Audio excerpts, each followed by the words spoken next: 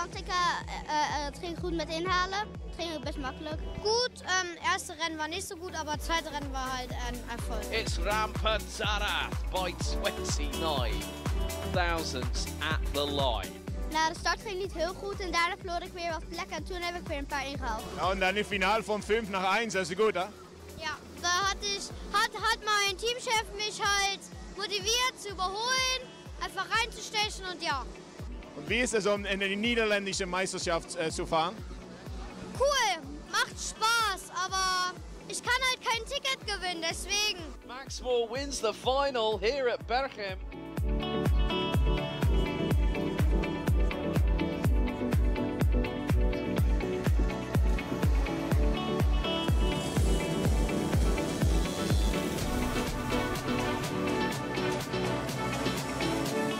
Race 1 bij mij was geweldig, dat was meteen 1. We hadden het eigenlijk precies net, aan het einde ging het niet heel goed, maar we zijn toch eerst geworden. Daar zijn we blij mee.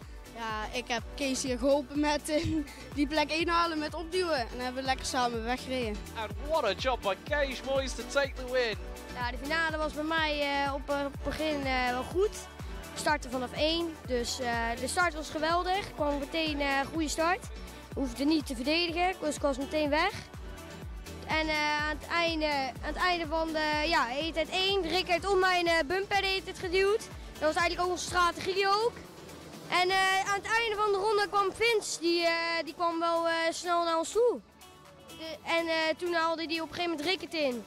Toen haalde hij op een gegeven moment ook mij in. Toen dacht ik, kon nog wel goed komen. Toen waren we op een gegeven moment weer 1 samen. Maar toen maakten we een foutje alle twee, dus toen kwam Vince Rick weer bij en ja, zo deed het verder. Ja, maar ik had jou nog wel mooi in de laatste ronde hoor. Ja, dat klopt. Dat was niet zo, ja.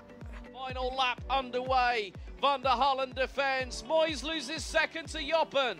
Through into turn 1. Van der Hollen does it again. And frustration. Right frustration for Rickert Joppen over the line.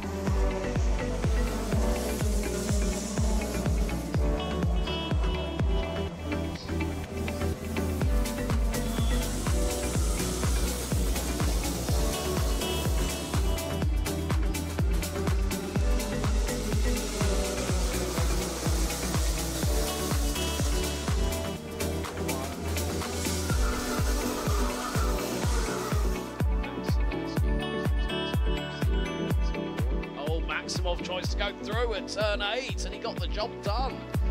I haven't seen big. Oh dearie me, Blankenberg gets turned around.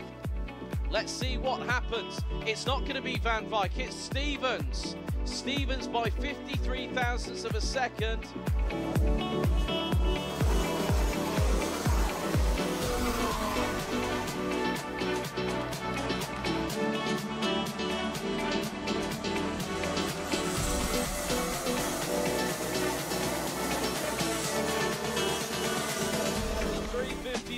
Does it again. It's a perfect score this weekend in Berchem. Jaden Teen, well done, buddy.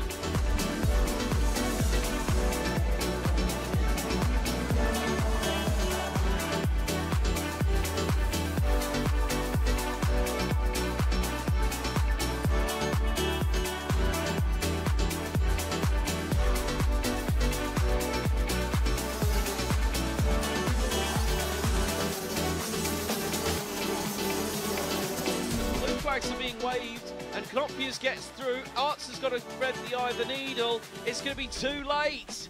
Too late. Out of the final corner, Sam Knoppius wins the final.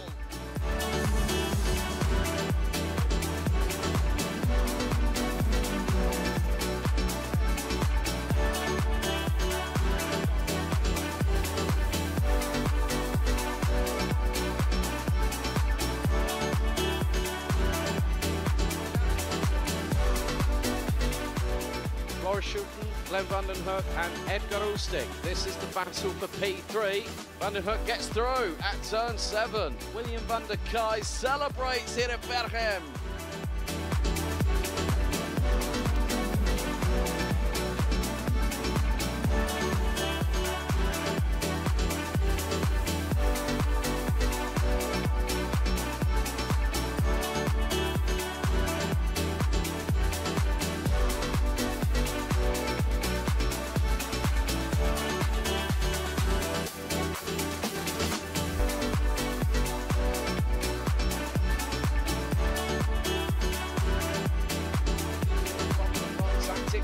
to do it here. He's got through.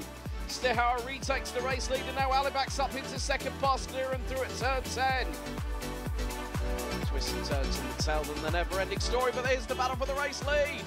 It's going to be down to the final 2 laps as Renzo Alibak sideways out of the final corner whilst leading. Renzo Alibak from 7th on the grid is now going to pick up the win in the KZ2 Final. Out of the final corner, the 214 does it.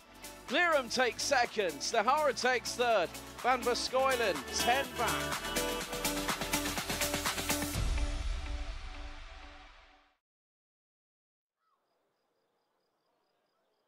Hello and a very good afternoon and welcome to Circuit de Landsard in Eindhoven in the Netherlands for the 4th round of the 2024 Dutch Championship powered by Chrono Karting. My name's Alex Goldschmidt and I'm going to be here along with you all for the ride for the next 14 races. Of course, we've already been to 3 different circuits over the course of the 2024 season, and at this point we hit the halfway point of the calendar year.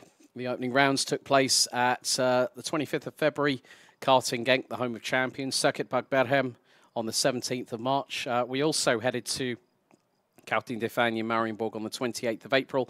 That was for all the classes apart from Micro and Mini. So for the Micro and the Mini Max drivers, this round is round 3. For everybody else, so juniors, seniors, DD2, DD2 Masters, KZ2 and KZ2 Masters. This is the 4th round of the championship. And there you see the timetable on your screens very shortly. In just a few minutes' time, we're going to be getting underway in about 5 minutes. 4 minutes time or so with Micromax for the pre-final. Then we'll go all the way through to around about 25 to 6 local time. We have to say a big thank you to the sponsors of the live stream for this particular round of the championship. As always, Karting Champions League. A big thank you to Henk de Jong and his team for their continued support. Also, Wagtechniek, who are the specialists in chip tuning, maintenance and engine overhauls for your vehicle. They're passionate about delivering high-quality technical solutions that improve your driving experience and optimize the performance of your vehicle. They are a market leader in chip tuning, which means that they're offered tailor-made tuning solutions that maximize power, torque and efficiency of your engine. We also have to welcome Dicker, who are based in Veldhoven, who deal with regards to sand, gravel, types of decorative paving and the like, and they also deliver sand and gravel to the locations that you supply. They're a flexible and customer-friendly company with excellent services and a good price-quality ratio. Also, Acer, who are a world-known brand that mainly sells laptops. They're extremely popular due to price-quality ratio. The notebooks from this manufacturer deliver very good performance at an affordable price. So, we've already had time qualifying out of the way this morning, and there is a rise in humidity around this 1,050-metre circuit.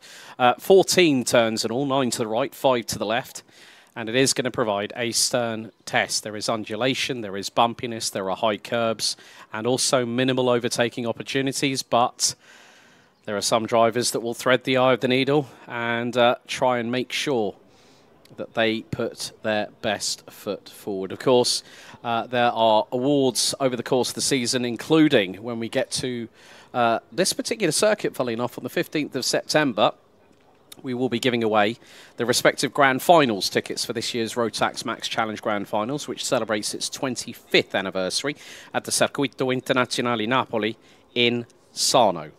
Only Dutch KNAF license holders can win a ticket, and also it is part and parcel that all drivers, with the exception of Micro and Mini Max, must compete in all races. Otherwise, the ticket will then be moved on to somebody else.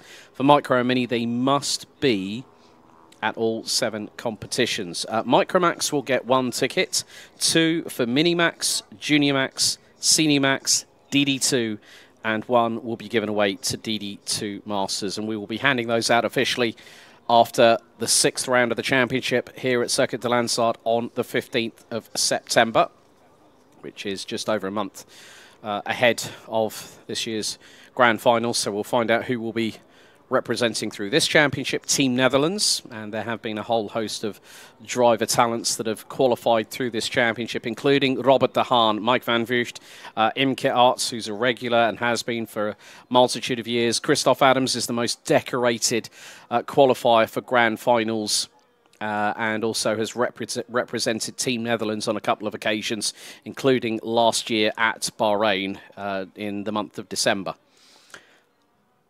So sunshine is... Well, we have got a little bit of blue sky up above. Of course, we do have to sometimes keep our eye on the weather. Humidity currently 88%. Eastern wind, 9 kilometers an hour. And according to the live weather that I'm seeing, according to the live timing, clouds and around about 75% of cloud cover. But the sunshine that is bathing the circuit at the minute as our marshalling team gets ready for our first race. Now, for those new to Chrono Karting, thank you very much for joining us on the official Chrono Karting YouTube channel. We did go through the highlights where we saw some really good racing at Circuit Bug Berhem as the green flag waves on the start-finish straight.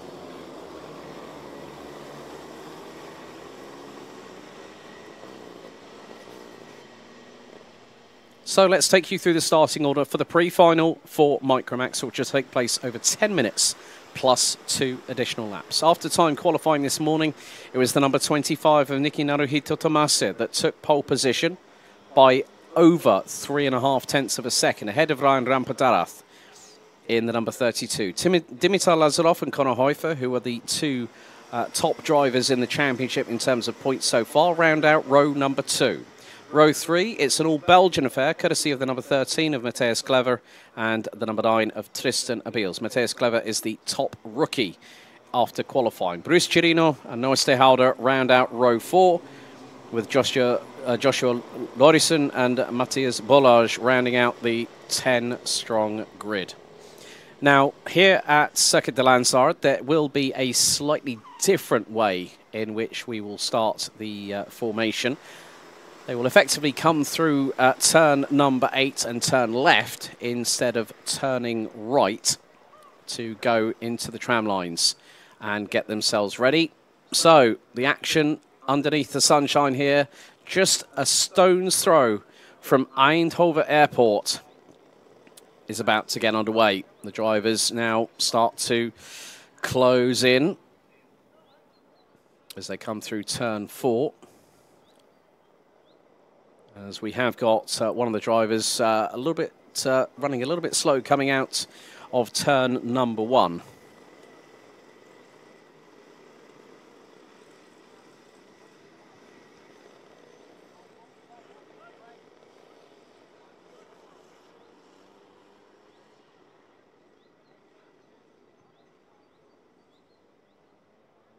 So red lights are on the starting gantry for the first time today. Get yourselves ready. Revs rise. Lights are on. Lights are out as the pre-final for Micromax gets underway as they run through into turn number 1 for the first time. And it's a long, long run down into turn number 2 at the edge of the triangle.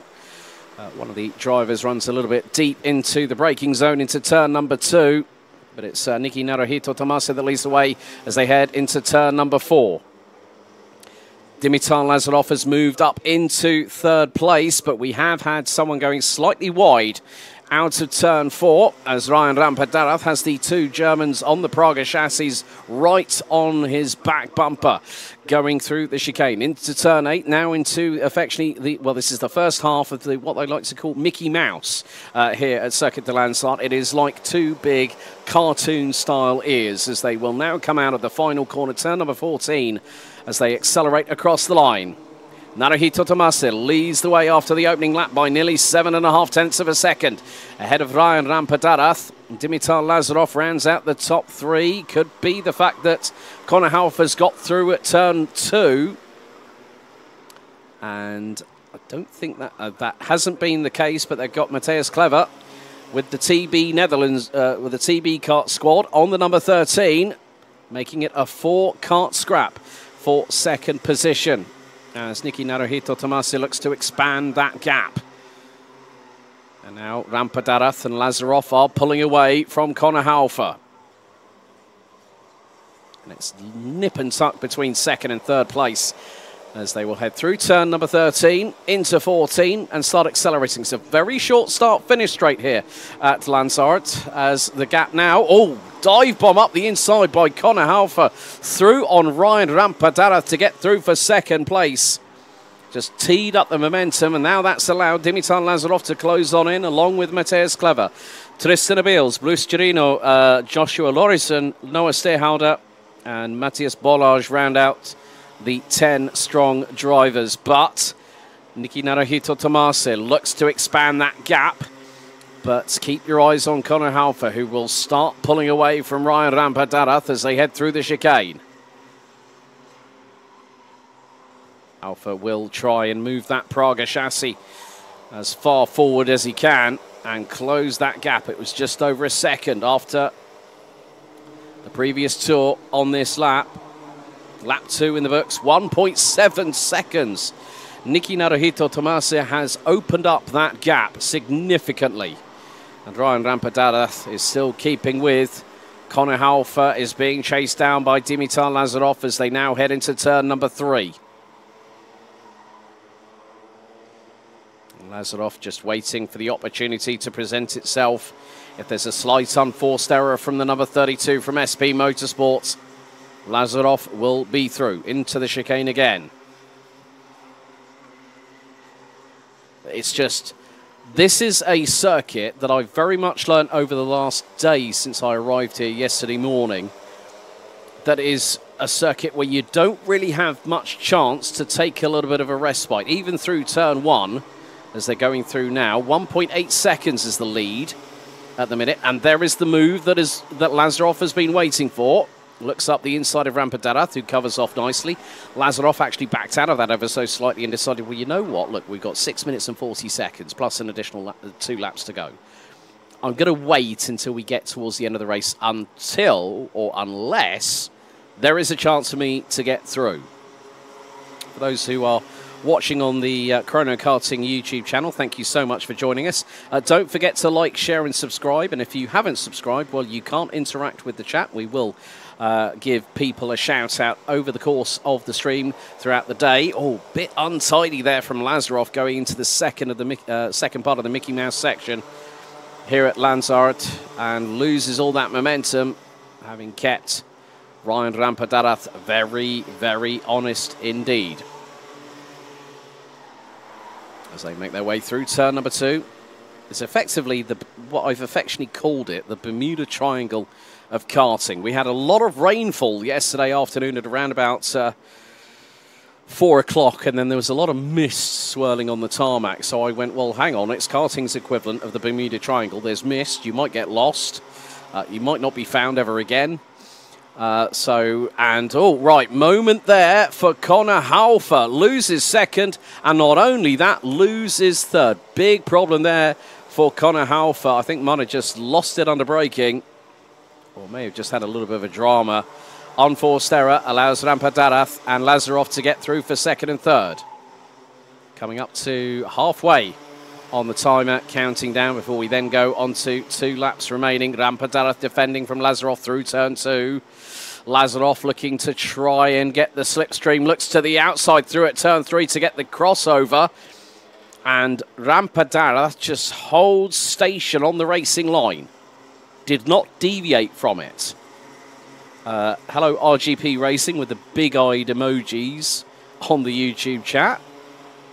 And if you are watching and subscribed to the channel, don't forget to show your support for who you're rooting for this week here at Circuit de Landsard. And a big thank you to the circuit for providing us with not just one, but it's going to be a second meeting later on this year on the 15th of September for us to host our midway point of the championship year here for 2024. Nearly 3 seconds is the advantage for Niki Naruhito Tomase. Rampadarath has now got the number 69 of Dimitar Lazarov and the number 78. Connor Halfer right with him. Rampadarath has just kept the blinkers on. Not really looked behind to see what's happening with the that are chasing him down.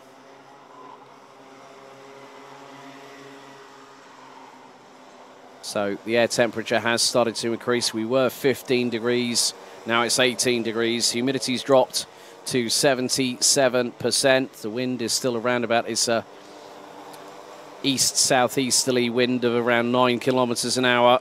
Cloud cover is reducing, but nice little battle a bit further back. That's Bruce Chirino in the number 83, battling away with Tristan Abils and Noah Stehauder. That's for 6th on the road, and Chirino holds his line in the CRG.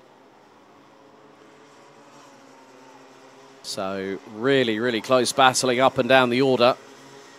As, oh, there's a little bit of a dive there from Noah Stehauder. Oh, Tristan Abils has to run wide to avoid. That was through turn 4.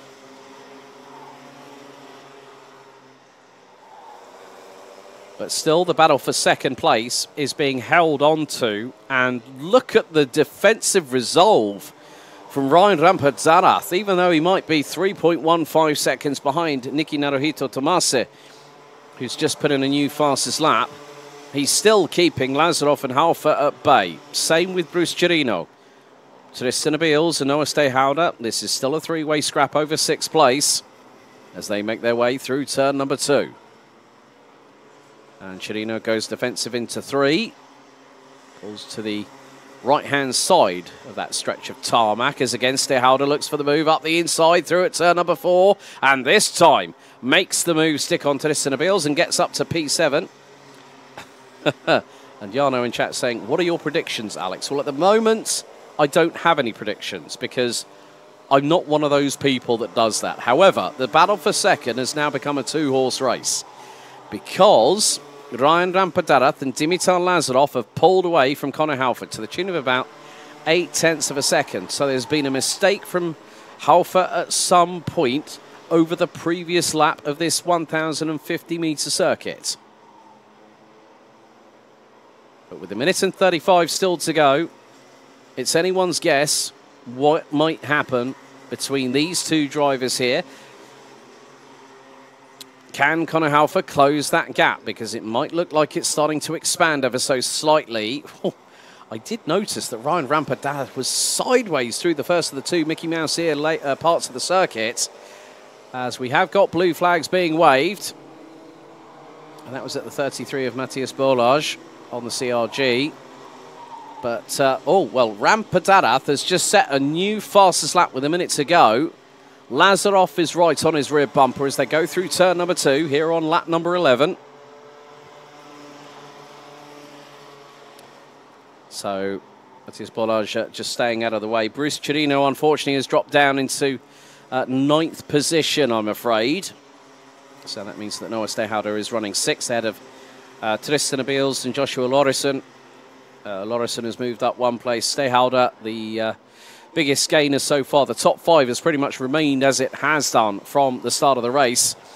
As we go on to our 3 laps to go, including this one. And what's more, Ramperzarath is literally lighting up the timing screens purple. New fastest lap, gap down to 2.6 seconds. And it's bringing Lazarov along for the ride. Timer has expired. 2 laps to go after this one. We're currently on lap number 12 out of 14. And Nicky Naruhito Tomase might not have the fastest lap, but has managed to stretch a convincing advantage in this early stage of the competition, and will provisionally put the number 25 on pole for the final later on today. Their final will be at around about 3 o'clock local time. So 2 to go. Naruhito Tomase, 2.568 seconds up the road from the battling duo of Ryan Ramperzarath and Dimitar Lazarov. That has not faded into obscurity. It has been pretty much burning bright red hot like lava in front of us all the way through this race. They make their way through turn number 4 for the penultimate time. Into the chicane they go once again. Great work by Ryan Ramperzarath just to hold his line, hold his nerve. And I know that family members will be watching away from the circuit, but it's going to be one lap to go. And so far, well, Nikki Naruhito Tomasi has led every single lap so far. Final lap underway. Lazarov, new fastest lap, 48.996 for the number 69 representing Germany as they go through into turn 2 for the final time of asking. And again, Lazarov trying to tee up that crossover. And even if you try to get that crossover through at turn number 3, it's going to put you out on the outside for turn 4. Gap is 2.4 seconds as Naruhito Tomasi makes his way through in towards turn number 8 for the final time. Just has been relatively unchallenged. On pace and also being on pole position, it gives you the distinct advantage. Out of the final corner, Nikki Naruhito Tomasi wins the Micromax Pre-Final, and it's going to be a run to the line. Ryan Rampadarath holds on to second by just over 0.16, ahead of Dimitar Lazarov, who rounds out the top 3 places. Conor Halfer, Matthias Clever, well, the top 5 finished as they started. There were a couple of changes in between during parts of the race itself. Noah Stehauder started 8th, finished in 6th, ahead of Tristan Abils, Joshua Lorison, Bruce Chirino, and Matthias Bolage rounding out the 10 finishers, all getting through to the checkered after that one. But Nikki Naruhito Tomasi, the number 25, leads every single lap to take victory in the Micromax Pre-Final and puts himself on pole for the final later on today.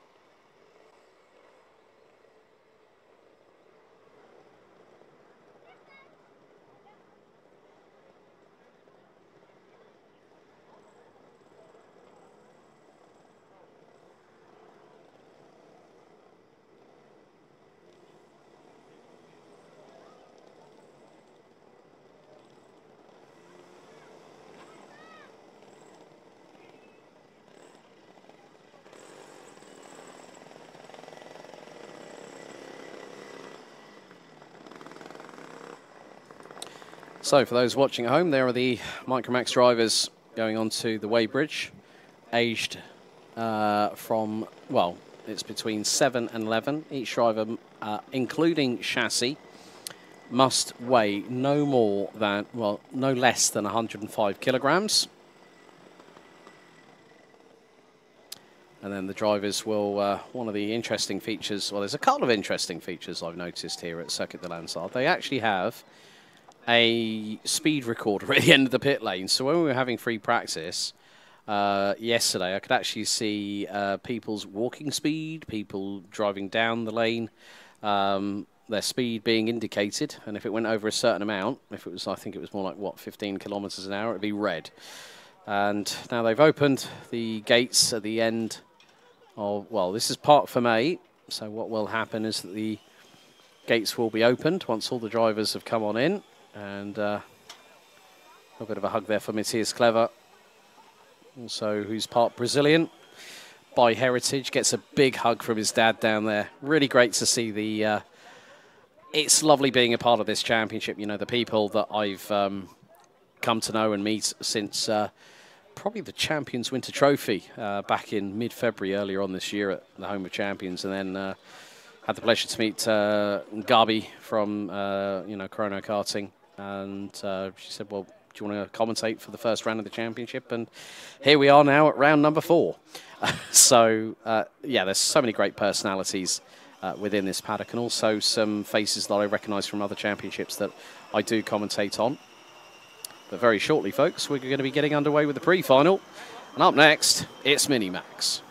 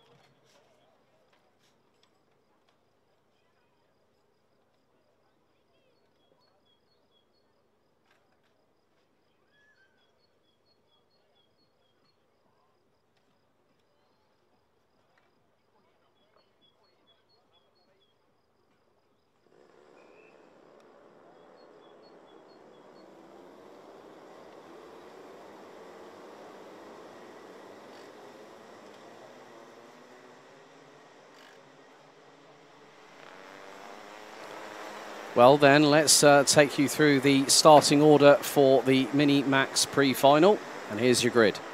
Vince van der Hallen will start from pole position. And alongside him on the front row will be Olivier Mazurkiewicz. Gage Moyes and Jarakiewicz Bosch will be on row 2. Tiger Holthausen and Duncan Knudsen will be rounding out row number 3, ahead of Julian Dummer, with Rickard Joppen rounding out row 4. Sebastian Brandt and Jeff Verbeek round out row 5, ahead of Sven Lindemann, James van der Poel, Didi Dodale, Devrim Yater, Mika Vonk, Lawrence van Vlaanderen, Jesse Andringa, Jens Kielster, Liam Bestedo, AJ Berggraaf and Milano Shiphorst rounding out the 21-strong grid. These drivers aged at least 9 to 13 years of age.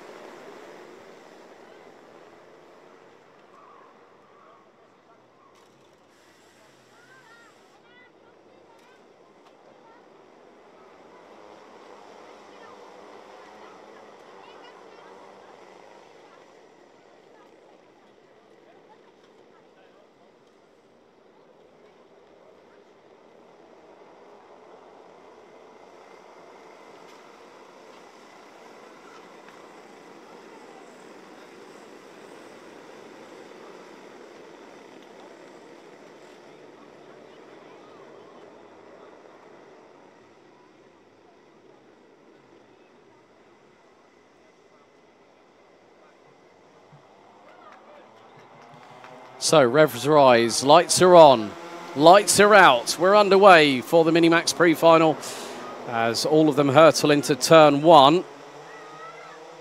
Now the rundown into turn 2. Battle for second really heating up at the front end of the field as it's 2, nearly 3 abreast coming out of turn number 2 for the first time.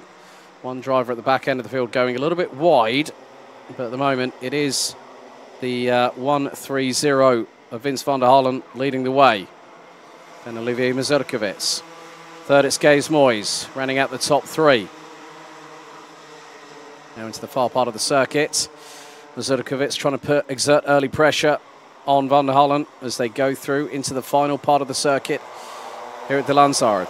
So after the opening lap, which has pretty quickly been completed,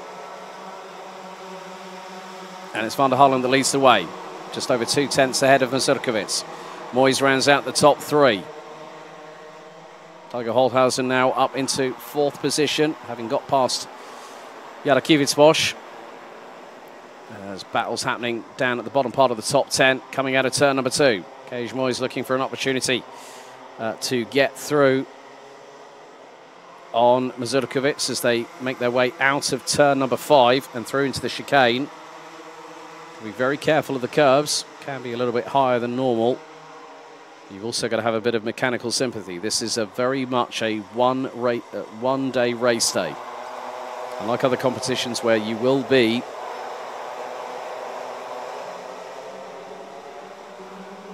you've got to make sure that your kart is at full speed,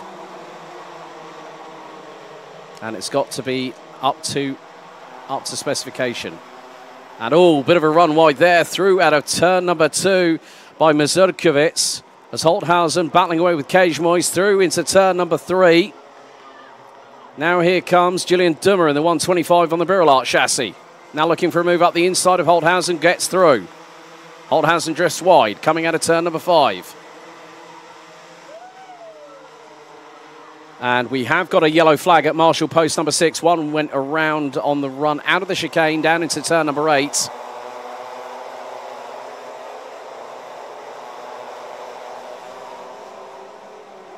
But the lead for Vince van der Hallen is now nearly 1.4 seconds. Gage Moyes up the inside through on Olivier Mazurkiewicz for P2 at turn 1.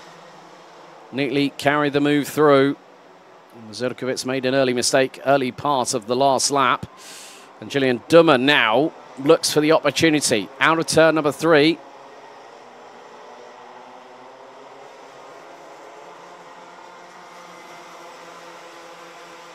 So battle really heating up for 2nd, 3rd, 4th and 5th. And then also you look at the likes of Duncan Knudsen, Sven Lindemann up 4 places already. Maybe even make that 5.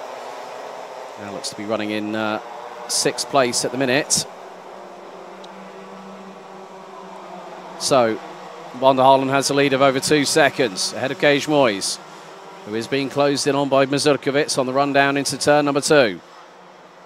Mazurkovic switched to the outside to try and get through at turn 2, but Gage Moyes held the racing line. There is the 141. Sven Lindemann now through on Tiger Holthausen. That is for 5th place.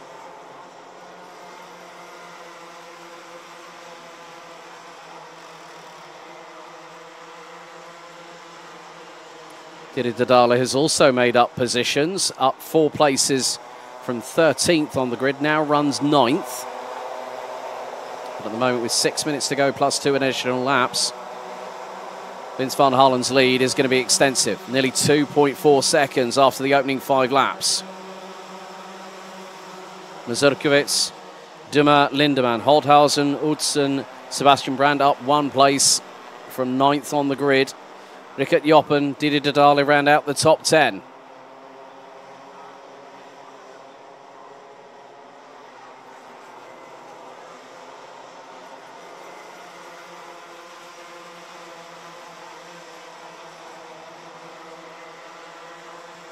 So all 21 drivers are running at the moment. Jarakiewicz Bosch, unfortunately, has dropped all the way down to 20th place from 4th on the grid as we hit half-time in this race. Sun continuing to beat down on this circuit here at Circuit de Landsard in the Netherlands. And Sven Lindemann with a great move up the inside through turn 2 on Julian Dummer. That's for 4th place for the 141. Tiger Holthausen still battling away with Julian Dummer. This could allow Mazurkovic and Lindemann to get away. Gage Moyes has a lead over 3rd and 4th position to the tune of probably the best part of about 4/10 of a second. But Vince van der Halen, who has been setting very, very fast laps at the moment, has the fastest lap of the race so far. Now it's another one, 47.211. Gage Moyes trying to close on in, but with 4 1/4 minutes to go, plus 2 additional laps. It is going to be a tall order for the number 134. Lindemann waiting for the opportunity to get through on Mazurkovic and is bringing along Dummer and Holthausen. So this is the battle for P3. So 3rd, 4th, 5th and 6th in a row. Going through out of turn number 5 into the chicane. Then up to the next right-hander. And instantly into another left, then into a right. Then a further 2 right-handers plus another left to go.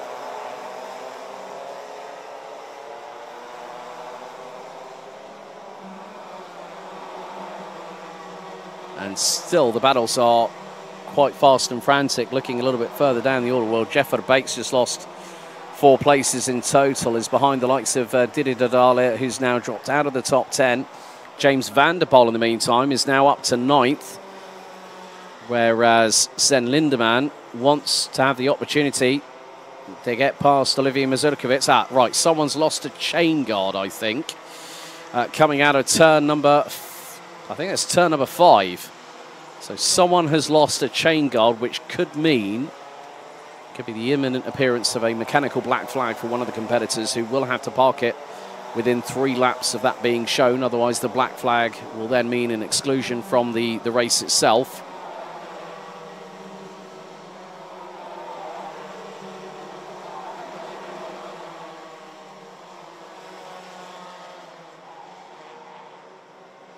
Lindemann still trying to get through on Mazurkovic for that 3rd place. As I said earlier on, this is a very difficult circuit to overtake at, but there are opportunities if you can make it work in your favour. Lindemann gets a good run coming out of turn number 4.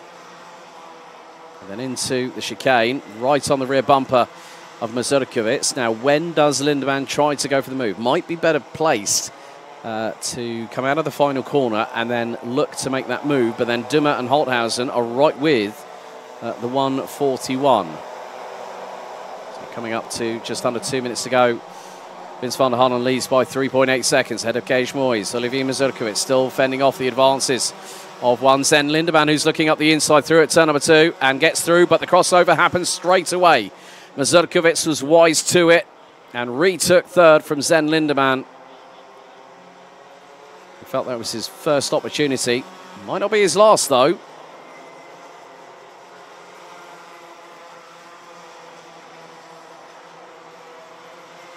Holthausen putting Julian Dummer under significant pressure once again.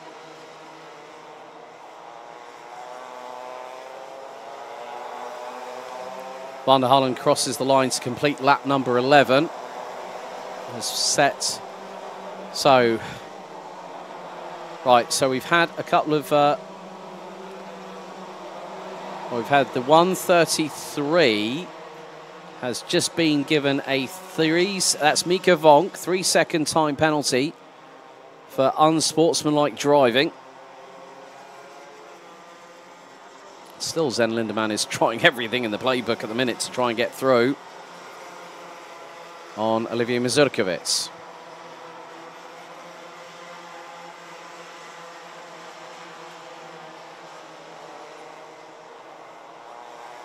So Van der Hallen and Moyes still running in first and second respectively. Oh, right, okay, that might have been... Wondering if that might have been... That is Kees Moyes. Kees Moyes lost his chain guard and has ended up retiring due to a mechanical black flag. That's a real shame for the 134. So now the battle between Mazurkiewicz and Lindemann is the battle for second on the road. So the timer has now expired. 2 laps to go, and Lindemann needs to do something soon. Can't dawdle, can't wait. Now through into the chicane. Both of them taking the same racing line.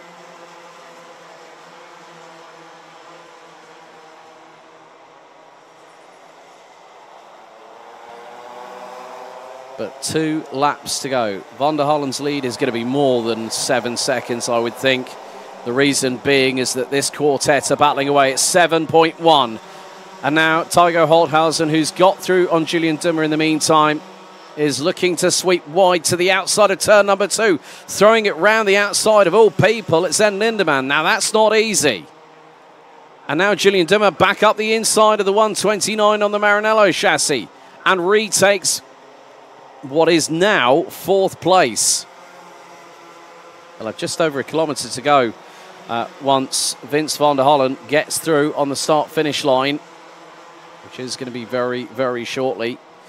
So van der Hallen crosses the line. Last lap underway. And now Zen Lindemann has a clear opportunity right here, right now, to get through on Olivier Mazurkiewicz, who's just holding to the right-hand side of the tarmac on the run down into turn number 2, and that's brought Julian Dummer, who has a slight touch with the rear bumper of Zen Lindemann. Holthausen fancies an opportunity and gets through at turn number 3 for what is now 4th place. It all started when Julian Dummer came out of turn number 2. Slight touch on the back bumper of Zen Lindemann. Might have unsettled the 141. But out of the final corner, Vince van der Hallen, from lights out to checkered flag, wins after 15 laps, and the lead is going to be extensive. Olivier Mazurkiewicz does a brilliant defensive drive and takes second, 9.765 seconds behind race winner van der Hallen. Lindemann up 8 places. Welcome back, Zen. Finishing 11th, taking 3rd place. Tygo Holthausen beating Julian Dummer for 4th place at the flag. Good run by James van der Poel in the meantime. 12th to 6th at the flag. Ahead of Duncan Hudson. Didi Dadale up 5 places to finish 8th. As we're just waiting for Jens Kielstra to come across the line. Rickert Joppen and Devrim Yater ran at the top 10 ahead of Mika Vonk, Milano Shiphorst, AJ Berggraaf, Sebastian Brandt, Lawrence van Vlaanderen, Jeff Verbeek, Liam Bestero, Jesse Andringa, Jens Kielstra, and unfortunately lap 12 we lost Jarakiewicz Bosch and Kees Moyes out on lap 11.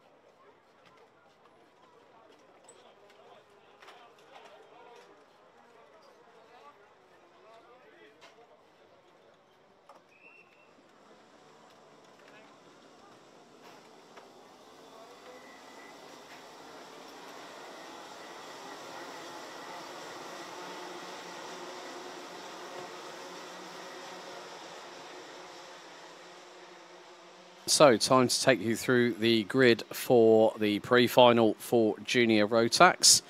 After qualifying this morning, Thijs van Wijk will lead from pole position. Alongside will be Rick Corporal in the number 244 Jim Back, and Dave Stevens will be on row 2.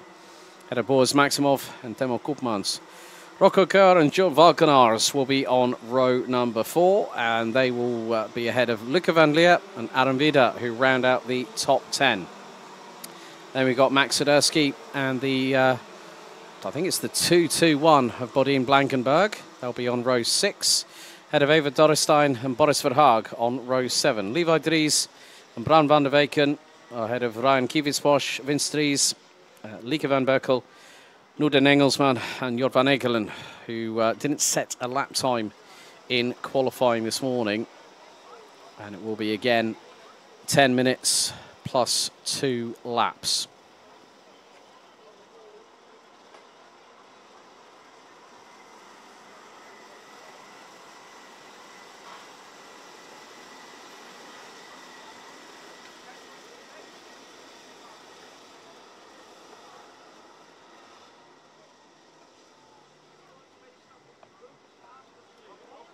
So, red lights on the gantry, revs rise, lights are on, full start is given, and it's going to be another tour around the circuit. Greetings to some of my friends from Camp Company GmbH who are at Kart Club Kerpen at the moment. Daniel Lampman and Dave Ritson, good afternoon. I know you guys are watching at the minute. So, we have got a restart on our hands. So, this will give the drivers an opportunity to refocus. Now, this is where the interesting part of the story comes in, reference to regulations. If there is a second full start, the timer will continue to count down. And that has happened before. We had that happen a couple of times, I think, at Berchem, if I remember correctly.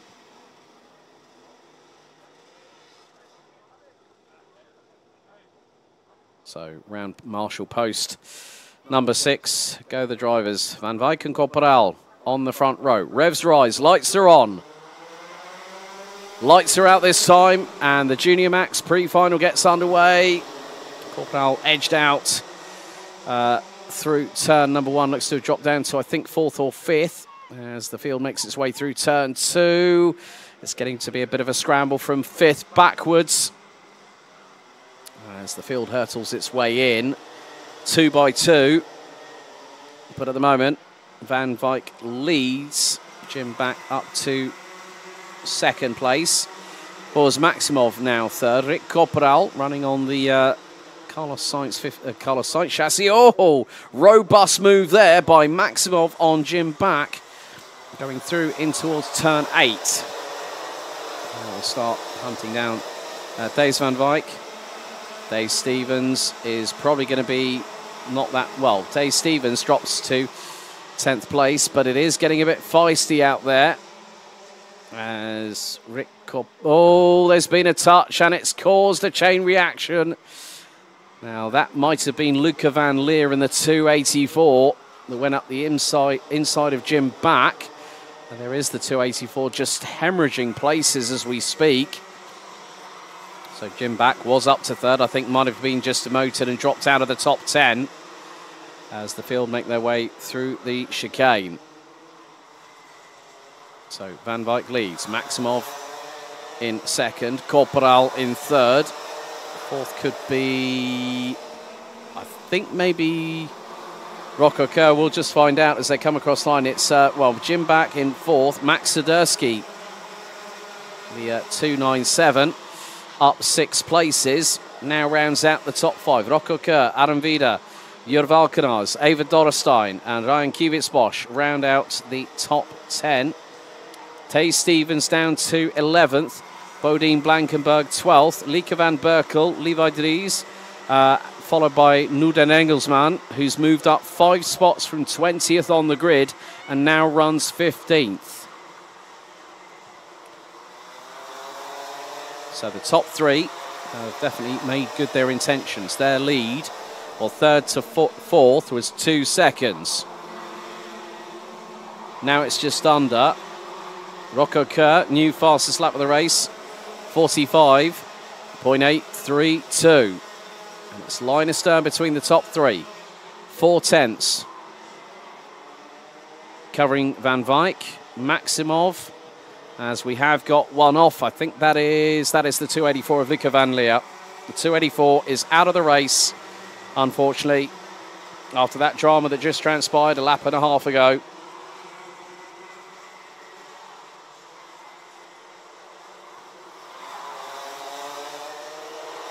The front end battle is still waging on furiously at the minute.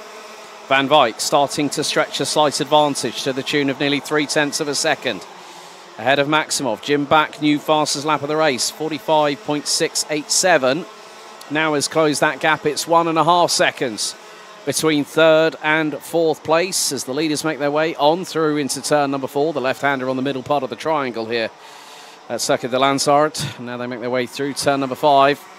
Rick Corporal looking to get through on Boris Maximov and also try and go for the race lead in his own right. 6 minutes and 20 seconds plus an additional lap to go. Nuden Engelsman is also out, I'm afraid. And Jot van Ekelen is currently in 19th position. The last of the runners in this field. So new fastest lap, Adam Vida, 268 in 7th position. Now up on a 44.980. Dave Stevens has just gone past David Dorrestein and is currently in 10th. Levi Dries past Lieke van Berkel. That's a change for 13th place. As now Rick Corporal senses an opportunity. As now Boris Maximov is starting to lose ground to Thijs van Wyk, who's leading the way.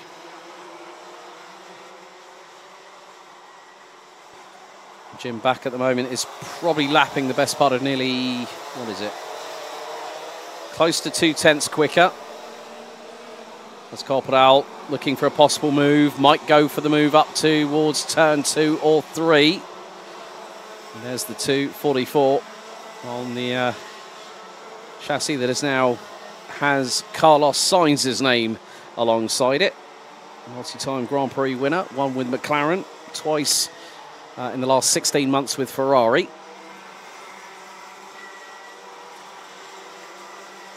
Jim Back, in the meantime, has got that gap down between third and fourth to about 1.3 seconds, give or take. But at the minute, that is it's going to be interesting to see how Jim Back pulls away from Rocco Kerr, and that is happening. Rocco Kerr battling away with Max Sidursky, who's up 5 places from 11th on the grid. And Adam Vida, who's up from 10th on the grid, now currently running 7th. Demo Gutmans has dropped from 6th place to 16th and is behind Boris Verhagen, the number 233, who rounds out the top 15 positions.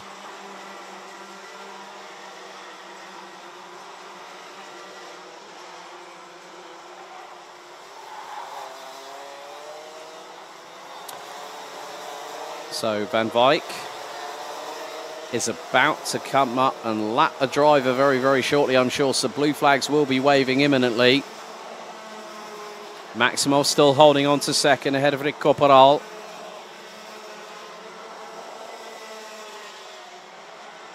The gap is about 1.5 seconds between Corporal and Bach in the battle for P3 and P4 respectively. Dave Stevens, new fastest lap of the race, currently running in 9th, 44.178.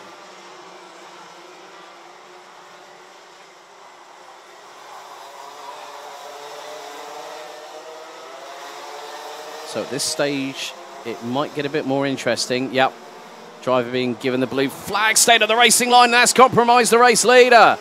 Oh, Thijs van Wyk had to nip through there very, very quickly. Maximov gets through at turn number 2. And that driver has just been told by Rick Corporal, come on, stay out of the way, please.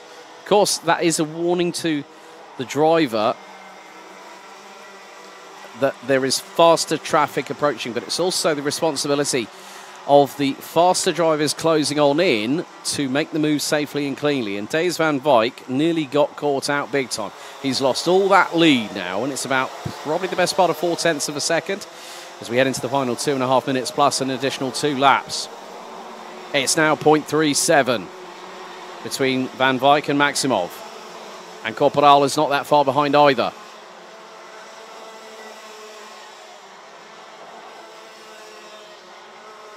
There's the battle a little bit further back.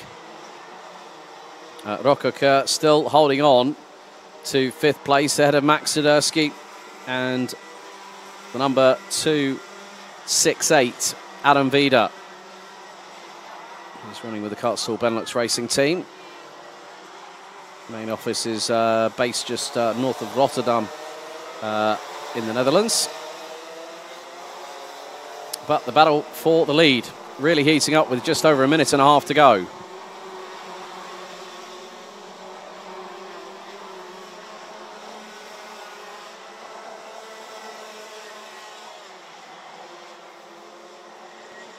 Dave Stevens, who's now got past Jur Valkenars, is on a charge and is also wanting to have the fastest lap of the race in the pocket.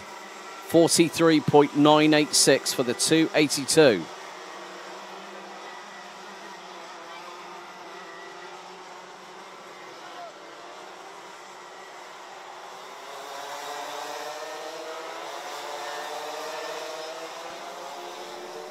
So 1st, 2nd and 3rd hotly contested.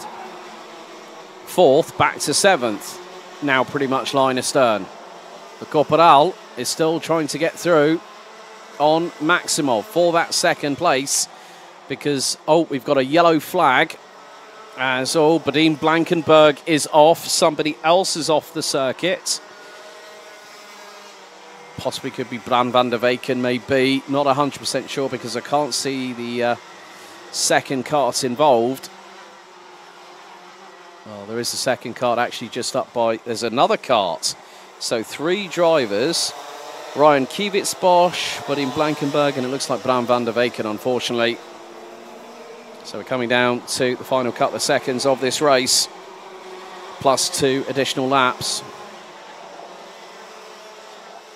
So timer has expired. Leaders making their way into turn number 3 for this plus 2 additional laps of racing.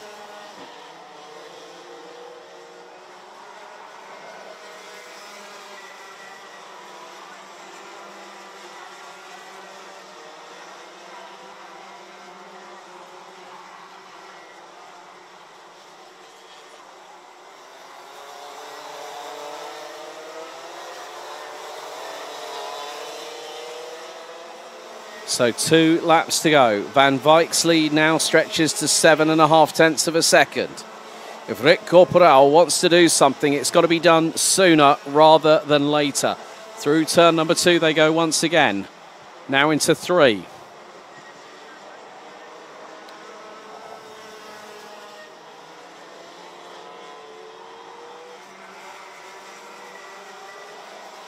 Corporal really is fired up to get through on Maximov for that 2nd place. After this, 1 more lap to go.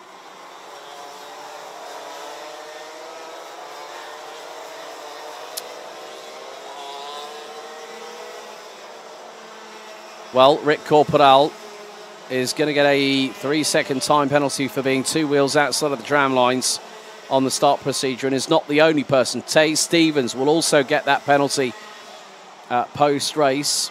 And then the 232, Ryan Kiewitzbosch, gets a 10-second penalty, even though Kiewitzbosch is out of the race. That's an additional penalty for not following stewards, not following instruction of the officials. But we are on the final lap in this Junior Max Pre-Final. So with the 3-second time penalty, that's going to dump Rick Corporal outside of the top 6. But it is going to be the win for Thijs van Wyk, winning by just over 8.5 of a second. Ahead of Boris Maximov with Rick Corporal on the road, 3rd. And will have a time penalty that will actually That will make it 3.983 seconds behind Van Wyk, which will put Corporal fourth at the end of that. Jim Buck will take third and inherit it. Max Sidursky will be fifth, having started 11th on the grid. Ahead of Dave Stevens, Adam Vida. Well, Dave Stevens will get a 5-second time penalty. That'll demote him down to 8th. So Adam Vida and Rocco Kerr will be ahead in adjustments post-race. And Rocco Kerr, Jules Valkenhaus, Eva Dorrestein rounds out the top 10 ahead of Levi Dries, Lieke van Berkel, Timo Koopmans, Boris Verhaag, Vince Ries, and Jod van Ekelen being the last of the classified finishers, finishing a lap down off the leaders. Badien Blankenberg, Bram van der Weken and Ryan Kiewitzbosch out on lap 10, with Lieke van Leer and Nu den Engelsman out on lap 2.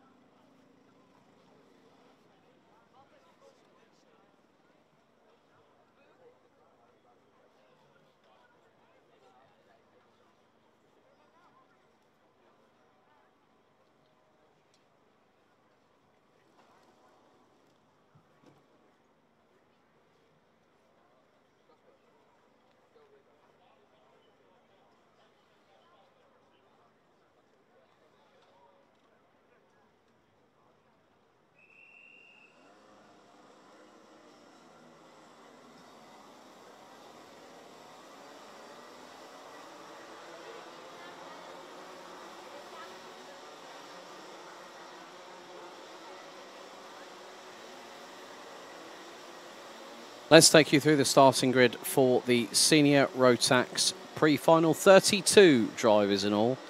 And it was very, very close in qualifying earlier on today. Jaden Teen, who is the championship leader coming into this 4th round of the season, starts from pole position. He'll have SP Motorsports Young Hotshot alongside on the front row. Mika van der Pavert. Kaz Boshuis and Devian Roos will be on row 2. Jod van Wijk and Sim van Vliet will be on row 3. Wood Kirstens and Tommy van der Stroys will be on row 4, with Wesley Eckhart and Mitch Hainert rounding out the top 10. Row 6, it's Krik Knoren and Bram Plomp, with Flynn Fitters, Benjamin Van Hees, Ralph van der Pavert, Steen Peters, Max Koster, Julian Klausman, Felipe Falk and Enzo van den Nickenberg rounding out the top 20. Completing the 32-strong grid are Luca Prima, Sven Slagmolen, Lars Venning, Dominic Scheepers, Taicho Mink, Milis Jostrand, Martin Snell, Martin Herrera, Mike Maastricht, Stan Goes. Then we've also got Gwen Bloxhill and Jay Zurveld rounding out the 32-strong grid. Again, it will be, for all the pre-finals, 10 minutes plus an additional lap of racing. 19 degrees Celsius. Wind has increased easterly to 11 kph. Humidity has dropped to 73%. So evolution has occurred over the course of free practice this morning, as well as time qualifying. But red lights on the gantry, revs rise, lights are on, lights are out first time. Good start by the pole sitter. Van der Pavert holds on to second as they make their way through into turn 1 for the first time. Now it's the run down to turn number 2. Bit of bumping. I think Mitch Hainert was on the outside through into turn 2, but has managed to make up at least 3 positions on the start. So a good way to get going for the 310, who started on the outside of the 5th row. So Jaden Teen leads the way ahead of Mika van der Pavert. So through out of turn 13 into 14, Jaden Teen leads after the opening lap. Now this is where things are going to get very, very crucial for these drivers over the next minute and a half or so. But Van der Pavert is not letting Jaden Teen get away at all. Through into 3, now into the left here at 4, before the short shoot up to 5, and it is getting very, very close for Jaden Teen. But what's more, Kaz Boshuis is on the back bumper of his SP Motorsport teammate, Mika van der Pavert. So a good first lap for everyone so far, as in they have all gotten through. Mark Snell has dropped down to 32nd, but over the line to complete lap 2, 45. Right, fastest lap has changed 4 times, and it's now in the hands of Bram Plomp, who's down in 9th position, 44.519. Van der Stroy's up 1 place now, P7, the 354. As there is going to be a change in front. So I think Wout Kirstens might, well, Wout Kirstens might have just made up another position. But look at the train from 4th backwards. It is starting to elongate as the top 3 start running away a little bit. Jaden Teen, Mika van der Pavert, Kaz Boshuis, Jort van Wijk. Could be running at the top 4.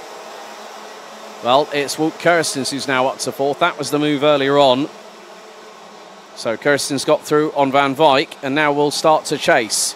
But there's Van der Stroys, like a whirling dervish up the inside of Jort van Wijk to get through. That is a change for position. That might have been actually on Devian Rust, who's running with the Kartstall Benelux Racing team.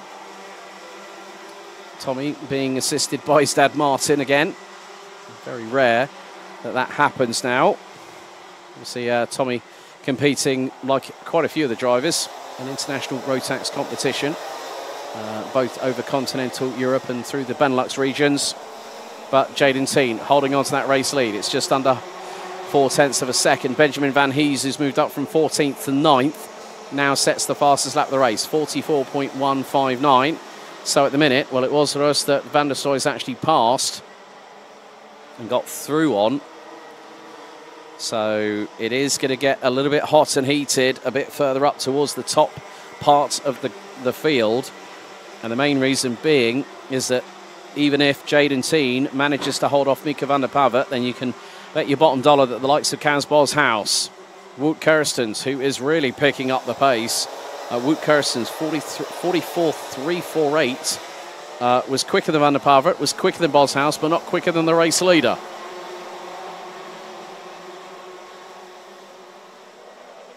Down into turn 2, hard on the brakes. Van der Stoys this time up the inside of Jort van Wijk. So Van der Stoys up to 5th place. 6 minutes to go plus 2 additional laps.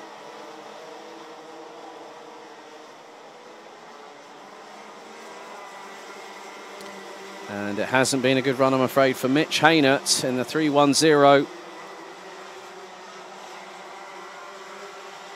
Real shame for the TB Netherlands, the TB Kart Netherlands driver. It just quickly shows how fast things can be going so well, and then something all of a sudden upsets the whole equation. Jaden Teen starting to expand a little bit of a lead over Mika van der Pavert. As now Wout Kirstens is closing in on Kaz Boshouse for 3rd, and with them not that far behind. Now they've started squabbling through at turn 4. That's the move for 3rd place. Kirstens through on Boshouse, and Van der Stroy sideways through turn 5, nearly looking for the opportunity to get through, but didn't quite make it. He knew he had the speed, he knew he had the carry through of momentum, and now the train starts expanding. Wout Kirstens now 3rd, leads Kaz Boshouse, Tommy van der Stoys, Devian Rust, Jort van Wijk, Benjamin Van Hees, Siem van Vliet, Bram Plomp. You might even also find Wesley Eckhart and Julian Klausman actually closing in on this train, and that is happening. That is very much the case. And now it's about deciding where you pick your spots. Where are you going to go for the move? Is it worth setting up for the move now? Or is it the case of, let's give it another lap or two and see what happens around me? If I can get through on the person in front, then I know I've got better pace.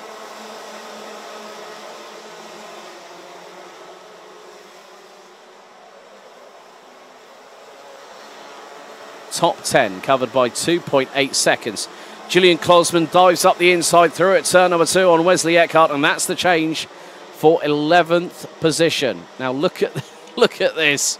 Mika van der Pavert is 2nd, leading 3rd, 4th, 5th, 6th, 7th, 8th, 9th and 10th. And very shortly you might also add 11th to that very soon.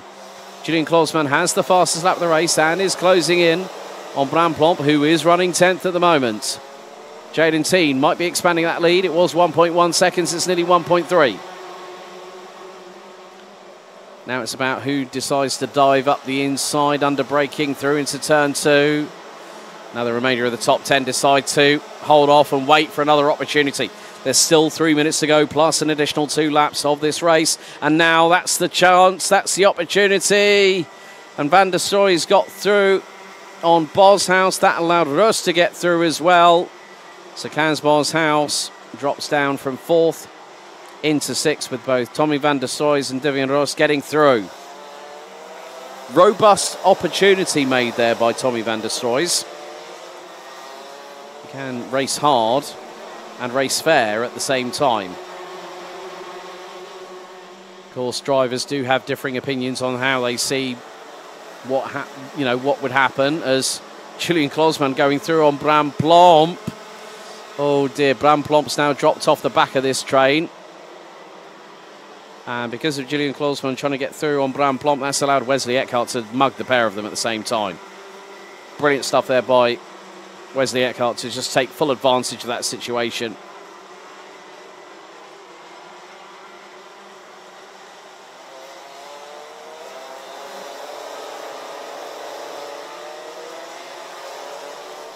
Jaden Teen takes us around for an 11th lap. now on to lap 12. His lead nearly 1.4 seconds over Mika van der Paver. Wout Kirstens has got 3 charges right behind in the form of Tommy van der Stroy, Devian Rust and Kaz Bos House. Benjamin Van Hees now up 7 places from 14th on the grid. Currently P7 ahead of Siem van Vliet, Jort van Wijk, Julian Kloosman, Wesley Eckert, Bram Plomp, Krik Knoren, Flynn Fitters and Ralph van der Pavert rounding out the top 15. But still, this battle is not over yet. 1 minute and 10 plus 2 laps to go, and it's anyone's guess who might win this one.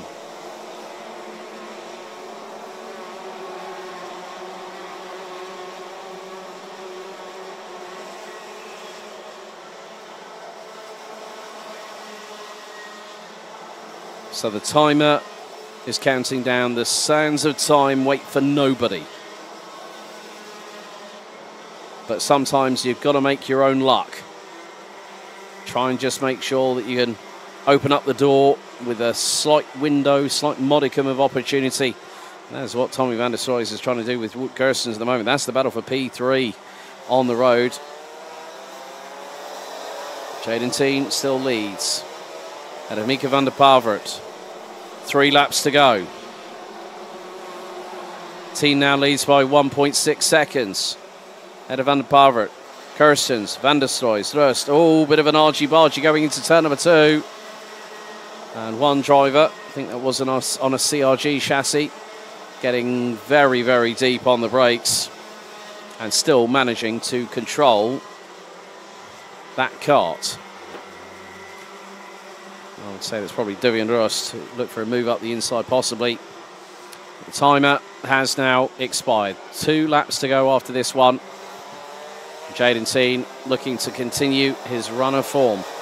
The only race he hasn't won this year, oh, and we got a mechanical black flag for 3:04. So that is 3:04 that's got to come into pit lane. Martin Herrera from Colombia, hailing from the same nation as Tatiana Calderon and multi-time Grand Prix starter, and also a very, very good car driver in his own right. Juan Pablo Montoya is going to have to park the Montfort Motorsports kart in the pit lane, I'm afraid. But 1 more lap to go. The gap was 1.7 seconds between Jaden Teen and Mika van der Pavert. We go on to the last lap of this pre-final. 2 seconds exactly is the gap between Jaden Teen and Mika van der Pavert. Wout Kirstens rounds out the top 3. So that was Jort van Wijk trying to get through, I think was trying to get through on Siem van Vliet in the number 357.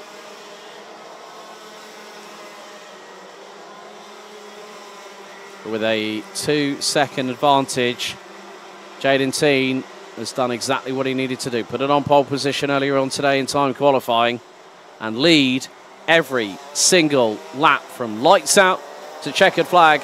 It's another win. The success rate continues.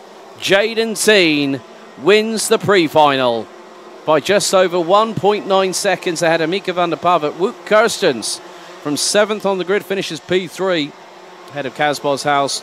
Great run by Benjamin Van Hees, starting 14th, finishing 5th ahead of Devian Host, with Tommy van der Stroy, Siem van Vliet, Julian Kloosman and Jort van Wijk rounding out the top 10. The 373 of Kloosman up 9 places by the checkered flag from 18th on the grid. Well done there. Wesley Eckhart, Bram Plomp, Krik Knoren, Flynn Fitters, Ralph van der Pavert, Felipe Falk, Sven Slagmolen, Steen Peters, Max Koster and Enzo van den Dickenberg round out the top 20.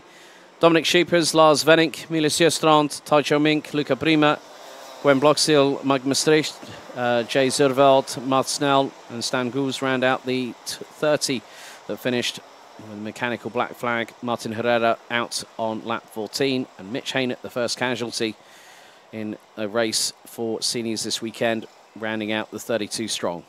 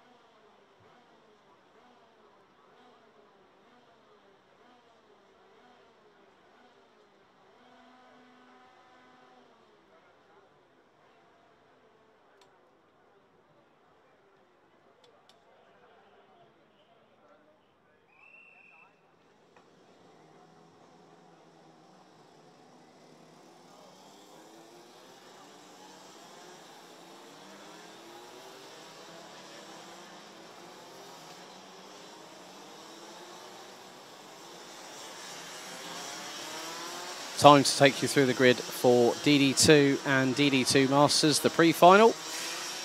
And Nicolas Guillaume will start from pole position. Sam Knopfius will be alongside on the front row. It's very, very close between them, less than 3/100ths of a second in timed qualifying this morning. Imke Arts will start from the inside of row number 2 with Axel Hoos alongside for close company. Bas van Vlimmeren took pole in DD2 Masters time qualifying this morning and starts from the inside of row number 3. We'll be joined by the 495 of Rick van der Straat. Row 4, it's an all DD2 Masters affair with Niels Böhler in the 522 and Christoph Adams in the 555 alongside. Rounding out the top 10, it's Brett Otters in the 410 with the 554 of Wim Rouleau rounding out the top 10. Dominic Hummels in the 577 and Mark van der Kamp in the number 474 round out row 6 with Derek van Kert in the number 416.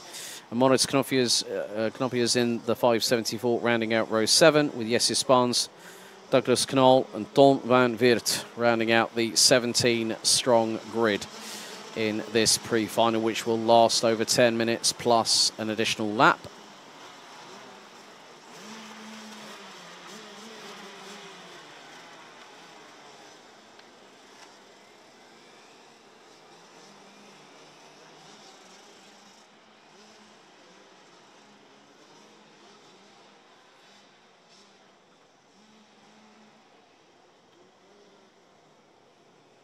Red lights on the gantry, revs rise, lights are on.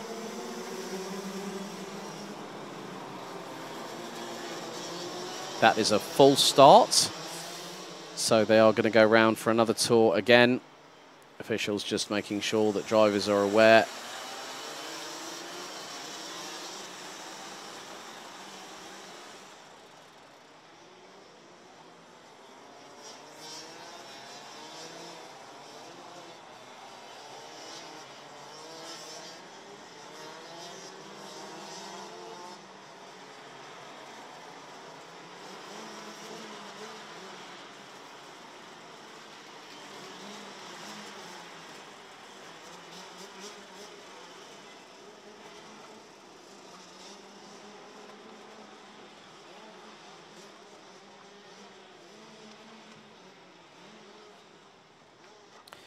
So red lights reignited on the starting gantry ahead of 10 minutes plus 2 additional laps of racing here at Circuit de Landsard in DD2 and DD2 Masters. Revs rise, lights are on, lights are out. This time we get underway as the field quickly makes its way through in towards turn number 2 for the first time. Imke Arts has already gotten up into second position and is chasing after Nicolas Guillaume. Looks like Sam Knoppius has dropped down to 4th place. Christoph Adams has made his way into 6th overall from 8th on the grid and is now currently running, I think, P2 in the Masters classification as they go through the chicane for the first time. Very, very close indeed at the sharp end of this field as they head into the far part of the circuit. But it is going to be Guillaume that leads after the opening lap. Second, Imke Arts, 2/10 behind in P2. Van Vlimmeren as Knopfius looks for the dive bomb up the inside of the 552. And Vlimmeren runs a little bit wide, loses a position. That was to Axel Hoos with the Combi Kart Racing team. And now the lead has changed in DD2 Masters. Ever the opportunist, Christoph Adams gets through on Bas van Vlimmeren. And now the top 2 have broken away. Oh, well, Nicolas Guillaume has been bested by Imke Arts already this season. Could this happen again? Could lightning strike twice, so to speak? Well, Arts is not going to let this one go out of the final corner and is right with the race leader, 64 thousandths. And now Imke Arts goes for the race lead. It's side by side, wheel to wheel. Arts is through at turn 2 and takes the lead from Guillaume. Great work there by Imke Arts. And now Zem Knopfius makes it a 3-horse race for the battle for the race lead. Axel Hoos from the Combi Kart Racing team, not too far behind either. So this could be a 4-way scrap that is quite literally going to set the fireworks alight. Christoph Adams is currently 5th in the running order, but running in the DD2 Masters lead ahead of Bas van Vlimmeren by about probably the best part of half a second, if that, or maybe even slightly more than that now. Van Vlimmeren runs a little bit wide. Well, Van Vlimmeren has now dropped behind Jesse Spans. Here comes the move for P2. Knopfler is up the inside, can't get the job done on Guillaume. Loses a little bit of momentum carrying out of that turn two. Axel Hoos now closing in for that third place. Well, I thought this might be a little bit of a firecracker in the making, and, well, Imke Arts definitely proved that point very quickly. Got through for the race lead on lap number 2. Good afternoon to Luca, watching from Italy at the moment. But Imke Arts now trying to see if she can bridge a little bit of an advantage early in this race, and looks to do so. Lap 3 completed. Gap now nearly 5.5 tenths of a second ahead of Nicolas Guillaume, as Zem Knopfler is trying to close on in on the run down to turn number 2. Here on lap 5, Rick van der Start, who's dropped all the way down to 17th place in the meantime, it looks like, has just put in the fastest lap of anybody, 45.034. That is nearly 7 tenths quicker than the race leader. Yes, Spans trying to go see if he can get past Christoph Adams, but between Adams and Van Vlimmeren is Spans at the moment as they come through out of turn number 13. And now the pace looks to be increasing once again. 6 minutes plus 2 additional laps remaining in this DD2 and DD2 Masters Pre-Final. Adams holding on, using all his skill, all his experience, and all his knowledge that he's gained. A man who's dedicated his life to karting and continues to do so, even with some slight health scares over the past few months. As well, yes, Spans looking to try and see if he can get through. Yeah, there was a little bit of bumper touching between Spans and Adams. Front of Spans on the back bumper of Adams on that particular occasion.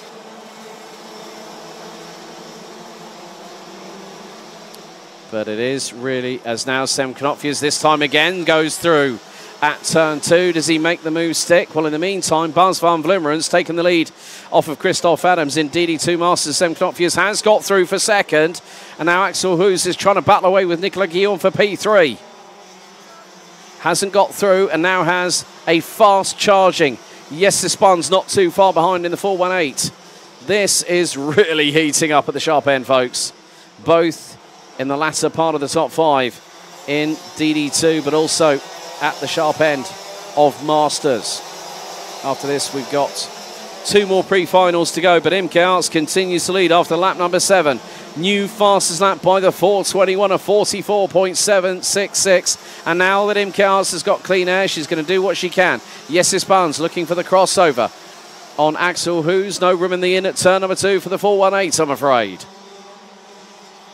However, they are still trying to close on in on Nicolas Guillaume. Sem Knopfler is the one that's going to now start charging with just over 4 minutes plus change to go to close on in on Imke Arts. The gap is 0.864 seconds.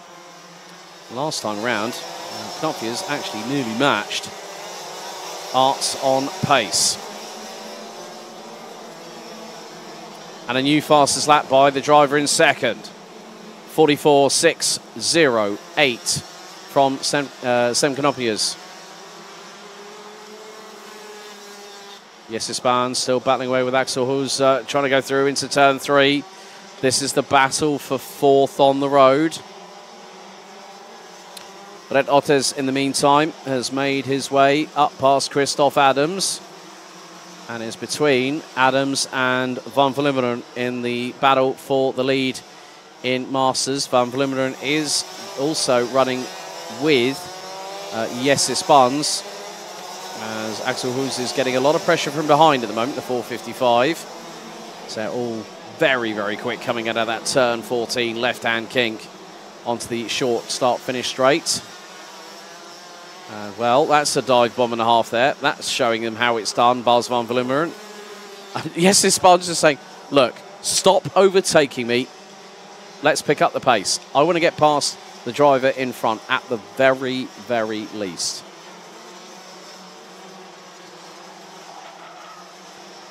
And well, there is a lot still to go in this race. 2.5 minutes might seem to certain people a little bit of an eternity. Then you add those 2 additional laps. These drivers, they are going away like nobody's business, but they have this innate skill to explain to the mechanics in the awning post-race, okay, this is what we need to change for the final.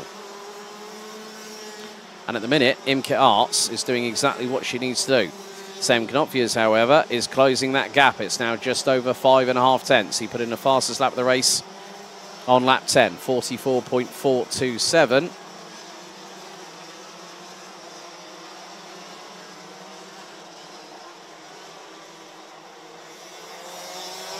So the gap last time round between Imke Arts and Sam Knopfjes was 0.56.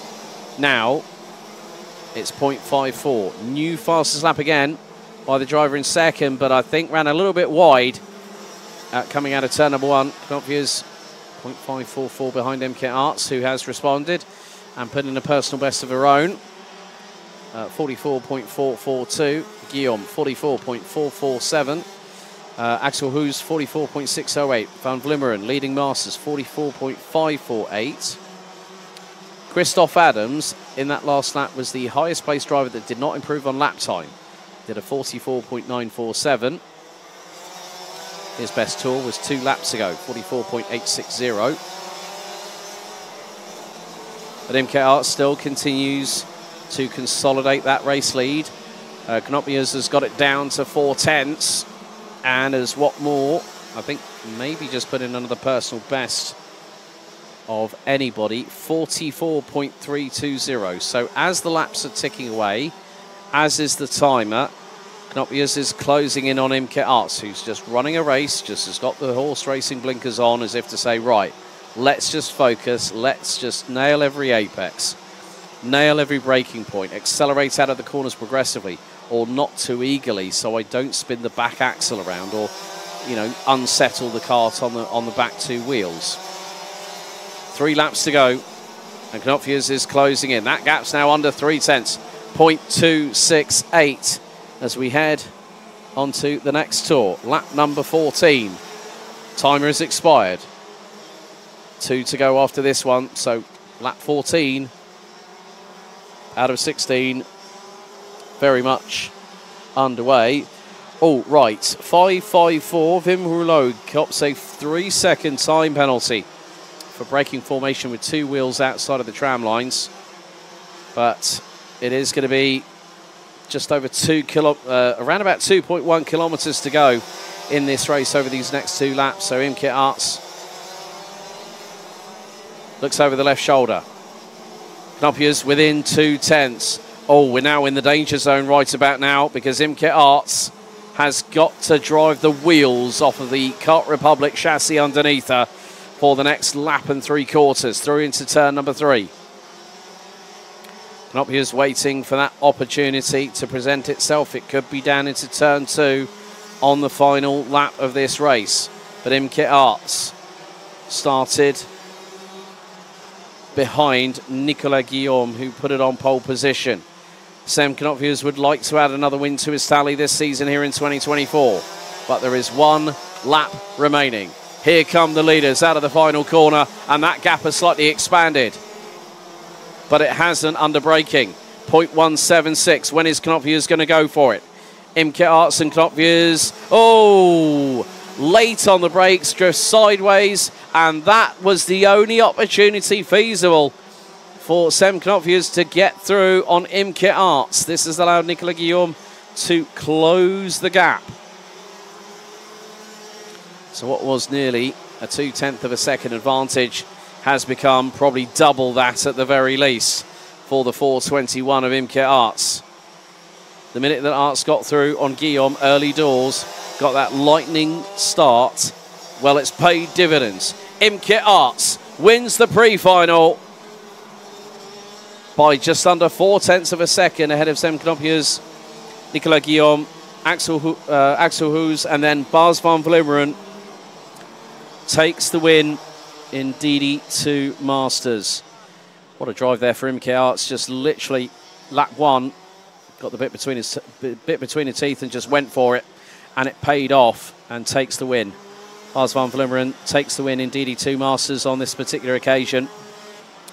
Jesse Spahns up 9 places from 15th on the grid to finish 6th. Well done to the 4182, at one point was nearly running as high as P3.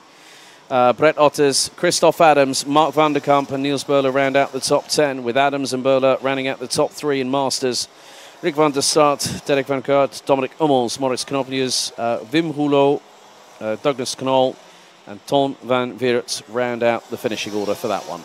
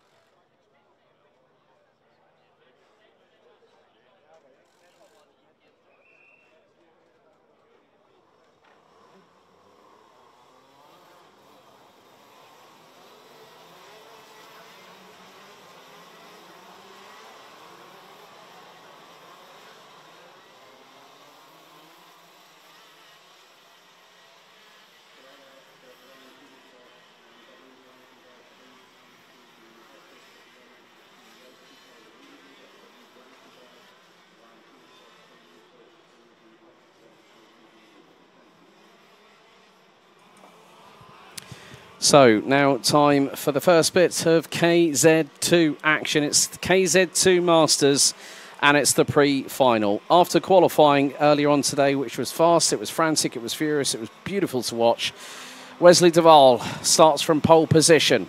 Glenn van den Hoek lines up alongside on the front row. The only two drivers in the session to break 43 seconds. Edgar Oosting, Bas Steen, William van der Gaai, Gert van den Brink, Danny Stockman, Mick Bertram, Mike Hendricks, Mark Verhoeven and Niels Costa round out the 11-strong grid. So with KZ2 and KZ2 Masters, it will be standing start only.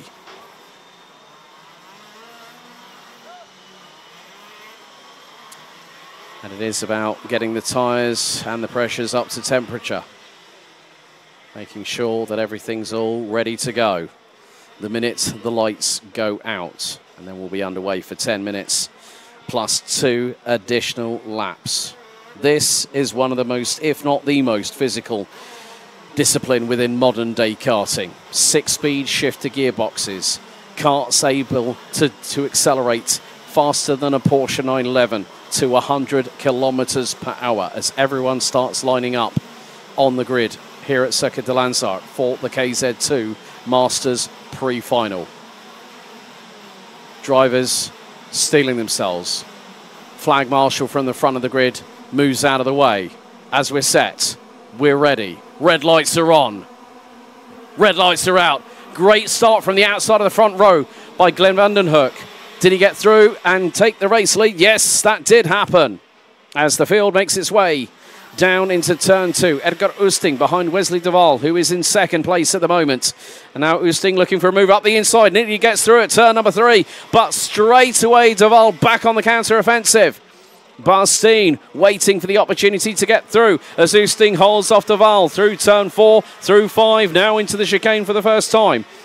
But this is allowing Glenn van den Hoek to get away early doors as they head into the far part of the circuit here on the opening lap of this race.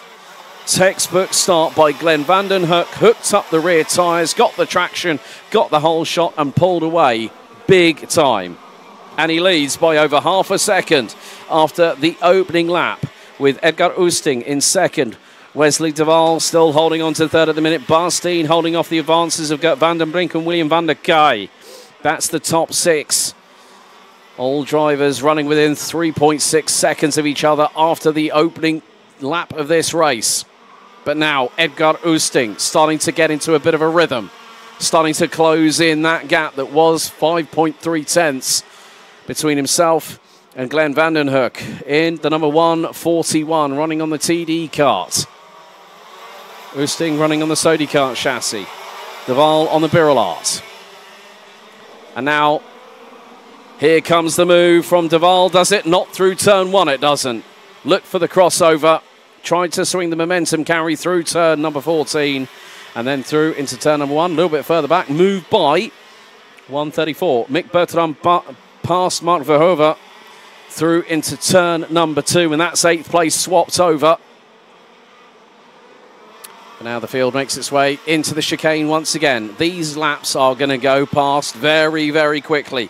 Wesley de Waal with the fastest lap of the race, 45.393, and is now swarming over the back bumper of Edgar Oosting, heading into the final section of this circuit here at de Landsard. 1,050 metres, 14 turns in total. And now look at the run that Wesley de Waal just got on Edgar Oosting out of the final corner, and he makes it through at turn number 2 to retake second place.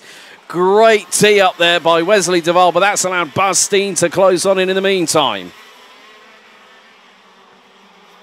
This is what I said about the fact it's physical. It's mentally challenging.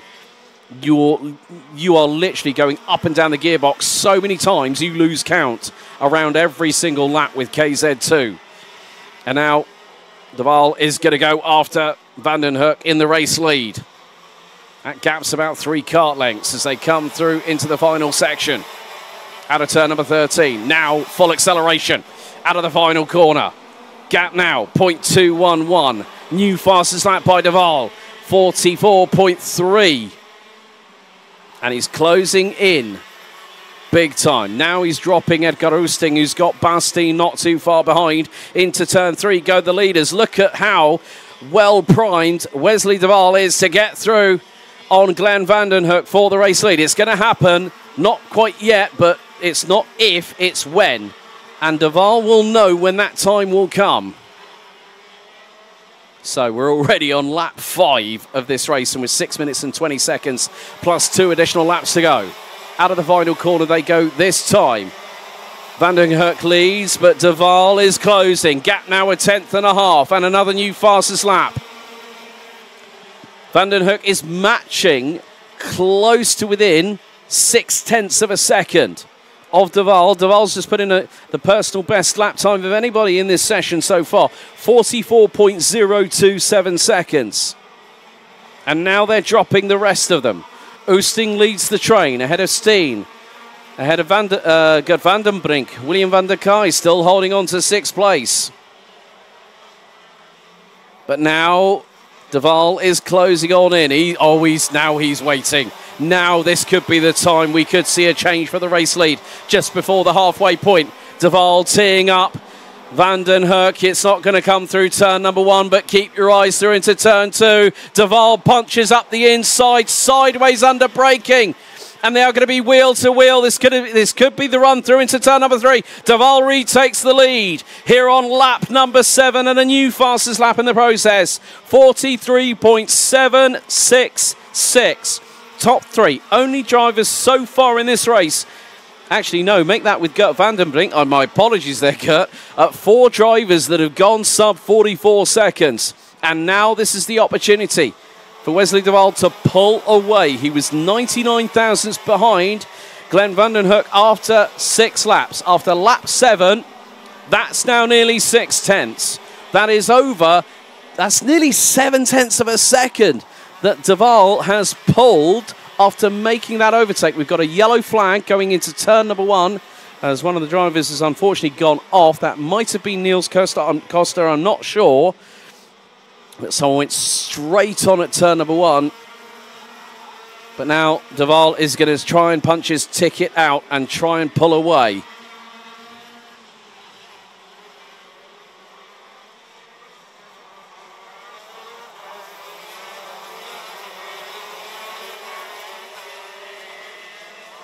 So we still have 4 minutes to go. 60% of the timer has elapsed. 40% to go, plus 2 laps. And de Waal now has a lead of 0.8 of a second. Vandenhoek in second. Oosting third. Steen fourth. Van den Brink. As a late dive up the inside there. That was more than likely, that was Niels Costa, I believe, on Mick Bertram going through into turn number 2. And Costa unable to make that happen. It was Mark Verhoeven who was the one that unfortunately went straight on at turn number 1 just a moment ago, which brought out the yellow flags at Marshall Post 1 on the start-finish straight. However, Wesley de Waal leads the way, 0.689 seconds ahead of Glenn Vandenhoek, with Edgar Oosting trying to see if he can close in on the 2 in front, but that is proving to be a little bit more difficult than he may have anticipated.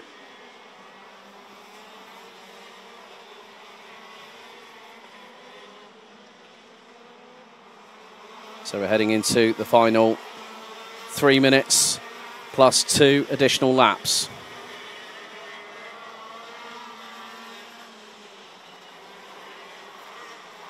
And de Waal just looks unfazed, looks completely focused. Comes out of the final corner at rocket-like speeds. Now expands the lead by over 2 tenths. And it's nearly 9 tenths between first and second position. And, well, unfortunately, Mark Verhoeven, a DNF, is up the... Oh, dearie me. Was that Niels Costa again? Trying to get through on Mick Bertram down at turn number 2. And still, Costa unable to make that happen. Started down in last position. As they're making their way through into the chicane. 2 minutes to go. And de Waal might have more than a second advantage. He crosses the line, completes lap number 11, and it's 1.1 seconds.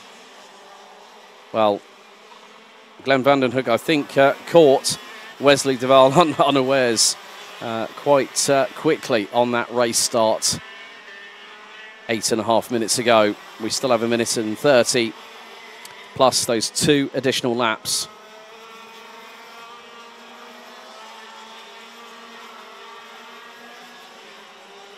Closest battle at the minute is for around about 5th place. Gert van den Brink and William van der Kai, that's 5th and 6th position respectively. And again, de Waal crosses the line after 12 laps and breaks 43 seconds in the process. And he's got a lead of 1.35 seconds. So de Waal leads after 12 laps by 1.35 seconds ahead of Glenn Vandenhoek, Edgar Oosting, Bas Steen, Gert van den Brink, William van der Kai, Danny Stockman, Mike Hendricks, Niels Costa finally gets through on Mick Bertram for what is 10th on the road.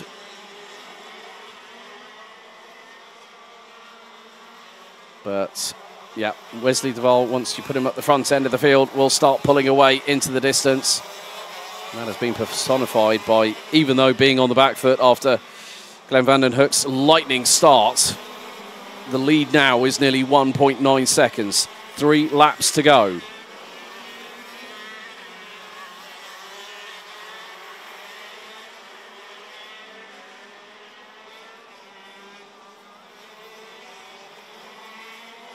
And there is a 3-way scrap happening.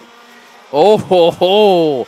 Danny Stockman just got through at turn 4 on William van der Kai. That is for 6th spot. Van der Kai, the man that braved the weather conditions at Circuit Park Berchem 2 months ago at round 2 to win the final. But now the timer has expired. We're on to our penultimate lap of the race. 2.1 seconds is the advantage for Wesley de Waal over Glenn Vandenhoek. Edgar Oosting still keeping Bas Steen at bay for 3rd place.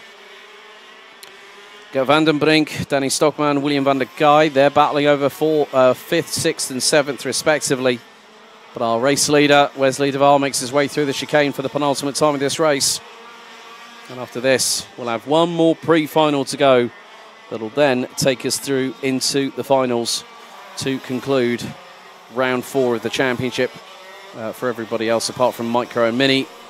So, last lap underway. De Waal has a lead. It's now 2.4 seconds. It's going to be north of 2.5 by the end of this race, I'm sure.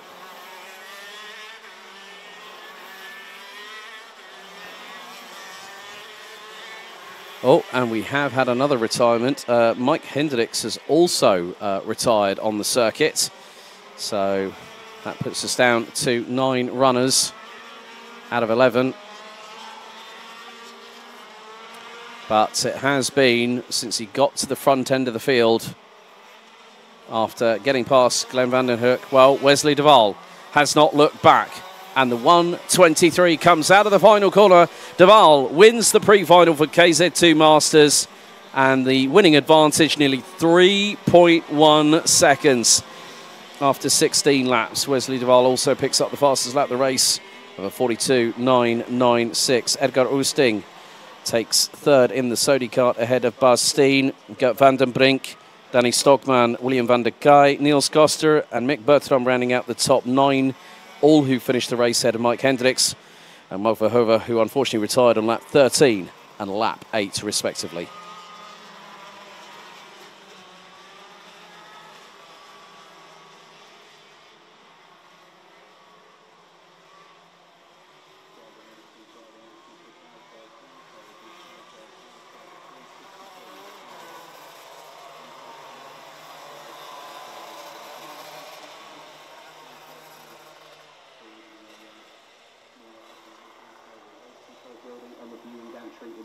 Thank you.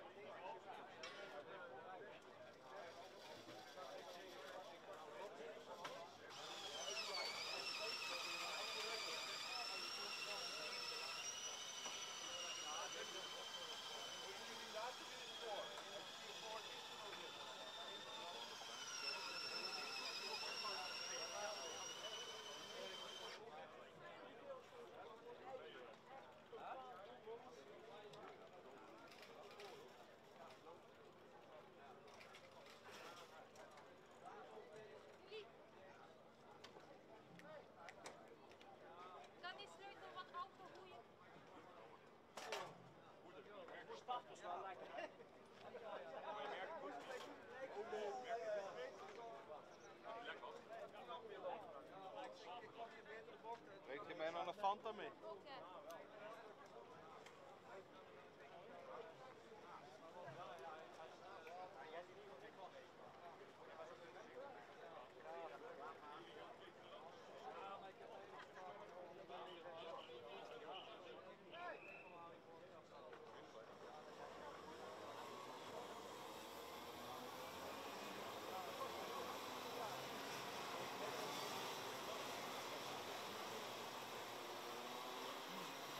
Now time for our last pre-final. It's KZ2, so let's take you through the grid. Enzo Boll, one of multiple drivers, the top 8, getting under 42 seconds in time qualifying this morning. Well, Boll starts from pole position. Robin Glerum lines up alongside on the front row. Good work by Quinn Winkel, who nearly got on the front row had it not been for Glerum's last lap push in qualifying. Winkel starts on the inside of row number 2. We'll be joined by Jens Streur on that row. Farin Mega will be joined by Daniel Tenbach on row 3. Bart Plug and Dirk van Silthout to round out the top 4 rows. Completing the top 10, Joey Hansen and Jeffrey Fixer. Row 6, Renzo Alibaks and Jarno Opmeer, with Gil Mertens, Dan Zopfi, Kevin Steyauer, Rick Mewers and Nigel Hendricks rounding out the 17 strong. Again, it will be a standing start. The wind has picked up to 13 kilometers an hour. 68% is the humidity right now, 20 degrees Celsius. And the cloud cover is quite significant, as for those that can see on your screens at home, just off of the tree line, just at the back of the main paddock area here at the circuit. Again, it's going to be 10 minutes plus 2 additional laps, and then we'll go into the finals. And each one will be over a duration of 13 minutes plus 2 additional laps. Also, one of the interesting things which I just saw Quinn Winkel doing sort of a slight practice start, if you will. There's so much torque going through the back axles of these karts when they launch them off the line. You've got to be prepared for any eventuality. And you've got to really hook up that race start, because that is crucial to your first part of strategy within this style of racing when you're in physical karts. So Enzo Boll lines up on pole position.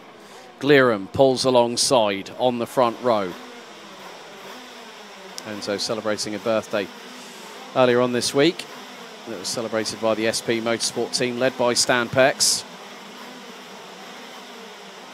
as the last three drivers, Stehauer, Mewitz and Hendricks, line up on the grid.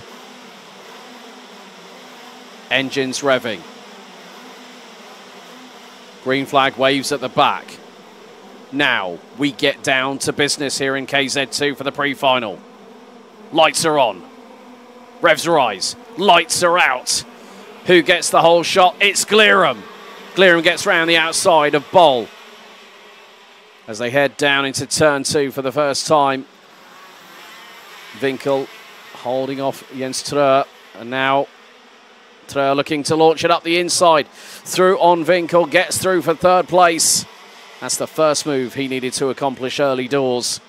As Glerum, look at the lead Robin Glerum on the Birlas has got after the opening half a lap.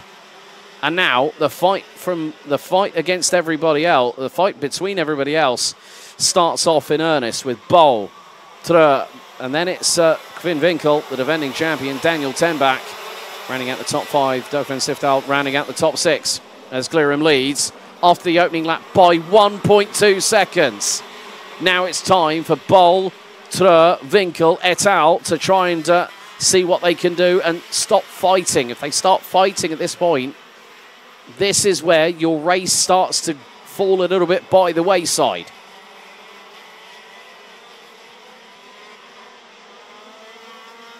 And now because Enzo Boll is trying to close on Robin Glerum, but Jens Treur wants to have nothing to do with being the second cart in the train. Winkel trying to force his way through on Treur, going through into the second half of the Mickey Mouse ear style section here at Circuit de Landsard, and that has cost him time. Glerum's got a lead of 1 3/4 seconds after the opening 2 laps. And now Jeffrey Fixer launches it up the inside of Daniel Tenbach through into turn number 2 and gets through for 5th. Now Boll, Treur and Winkel need to start working indirectly together. They need to close in that nearly 1.8 second advantage that Robin Glerum has built up over 2 laps. Yes, I'll repeat that again, over 2 laps. As, well, I'm not too sure if Enzo Boll was having a little bit of a drama of his own. The backhand stepped out to the left-hand side. Kart was sideways, and that's lost him more time. Oh, dearie me, this could be foreboding here. 2 seconds is the race lead after the opening 3 laps. Now Boll looks over his right shoulder. Treur looks up the inside through at turn 2. Has he got the job done? I think he has, and Boll was sideways. Completely sideways, and now Jeffrey Fixer gets through at turn number 3 on Quinn Winkel. So I'm not too sure if there might have been a little bit of a touch between Jens Treur and Enzo Boll for Enzo Boll to be completely sideways, unless Boll was completely flat chat on the throttle and was trying to select gears and get the traction down on the rear axle. So now Jens Treur on the CRG will try and close that gap, and he's just gone purple. Jens Treur, 43.314. Robin Glerum, your head better be on a swivel right about now, as Jarno Opmeer gets overtaken by Foreign Mega. That is for 9th place, so initially Opmeer getting 3 positions, and now Jarno Opmeer firing back at Foreign Mega through turn number 4. Great work there by the 207, running with the Kartstall Benelux Racing team on the CRG machinery. Their livery has evolved over the course of the past 3 rounds of the championship.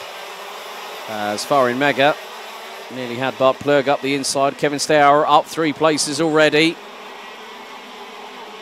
And now Robin Glerum is starting to respond to Jens Treur. 43.181 was the fastest lap by the 216 who leads the way.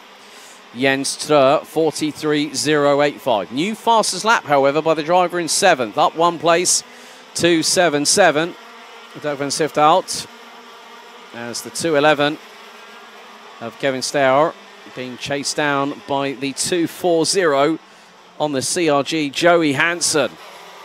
Let's see if this gets to be a little bit more exciting as the race develops. 5 minutes and 30 seconds. Plus 2 additional laps still to go here in this KZ2 pre-final. Treur is starting to work away at that gap. Kvin Vinkel, new fastest lap of the race, 42.509 for the reigning and defending champion, who's currently running P5 behind Jeffrey Fixer in the 205 on the Maranello chassis.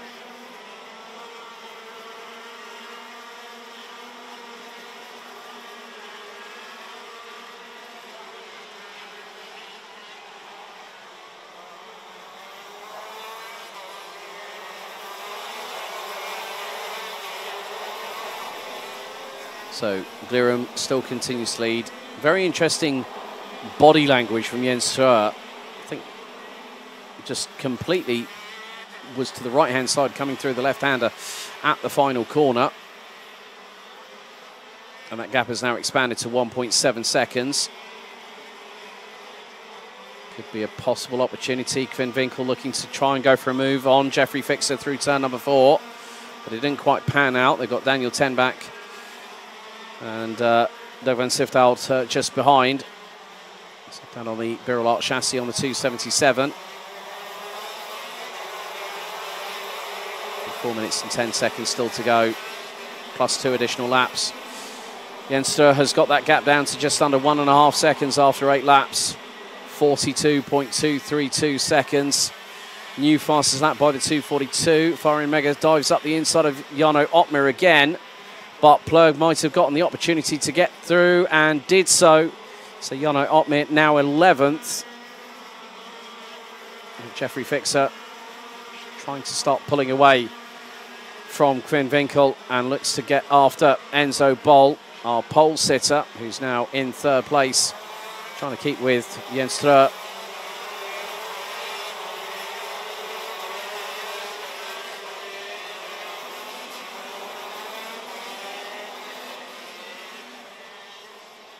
Top 10 covered by just under 5.3 seconds, following on from 9 laps of racing. We're on lap 10. And Jens Stroer is putting in fastest lap after fastest lap.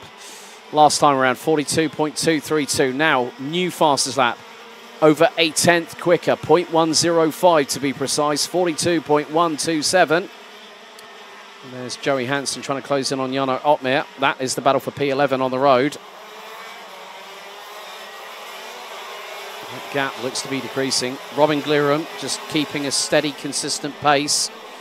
Gap now 1.163. Another new fastest lap. Jens Stroer is picking away at least a tenth of a second at least per lap over the last 3. And each time it's been a new fastest lap by the 242.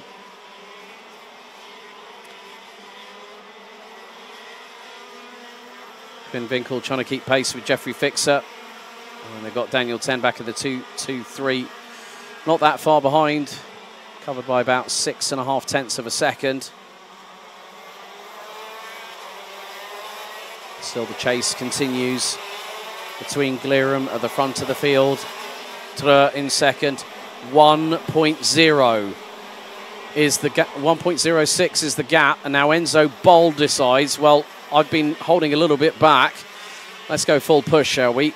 41.909 was the lap time just recorded by Enzo Bol. So top 3 covered by 1.5, top 5 covered by 3.1 seconds.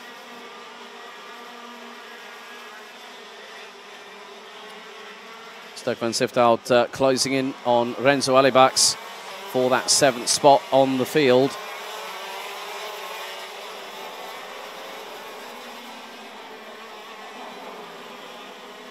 And now Enzo Bol is taking a leaf out of Jens Stroer's form book at the moment, because he's just gone purple again. 41.896 for the 255 with SP Motorsport. The gap now between the top 3 has gone from 1.5 seconds to just over 1.2. So once the timer hits 0, it'll be 2 additional laps.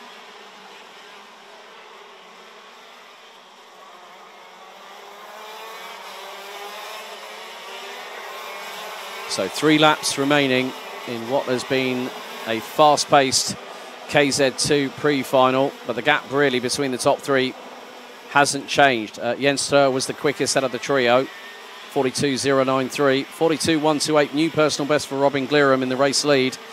Enzo Boll that time around 42.130.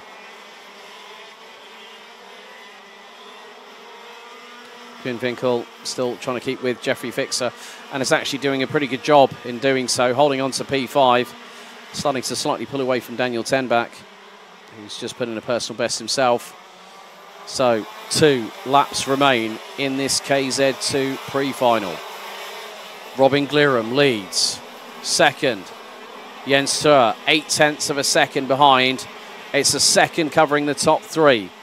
As Enzo Boll, that time goes quicker than the 2 in front. 42.0 for him. Treur 42.1. Glirum high 42.2.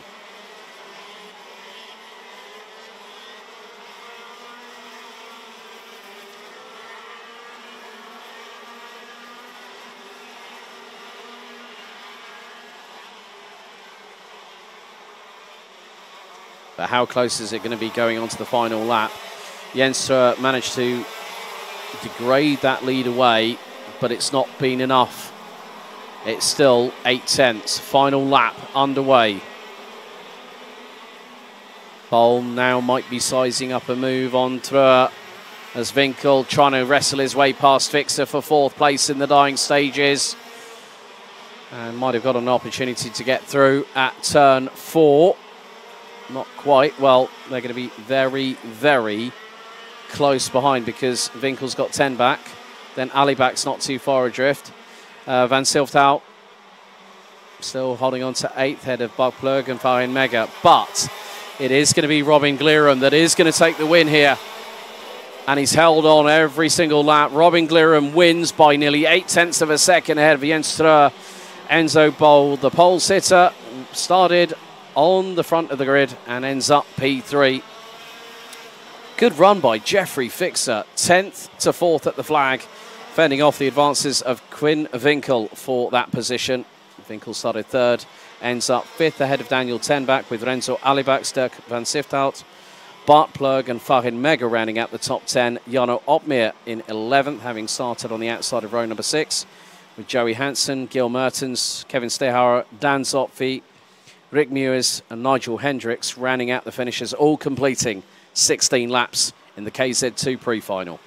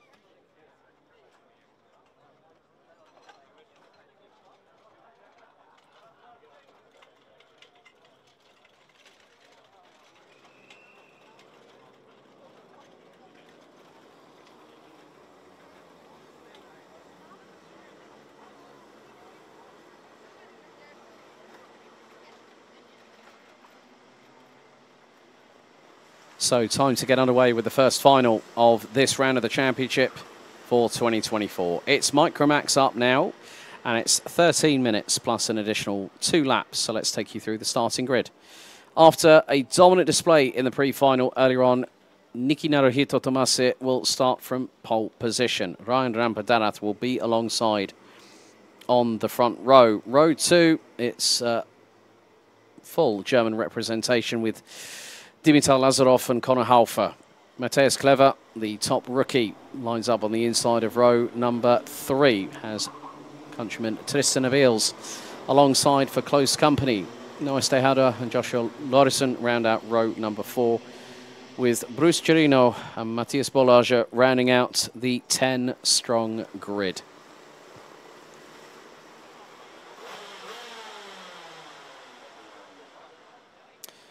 Oh, and Henrico Mazzaz, you definitely are you looking at your phone at the moment with regards to weather? I'm trying not to at the minute.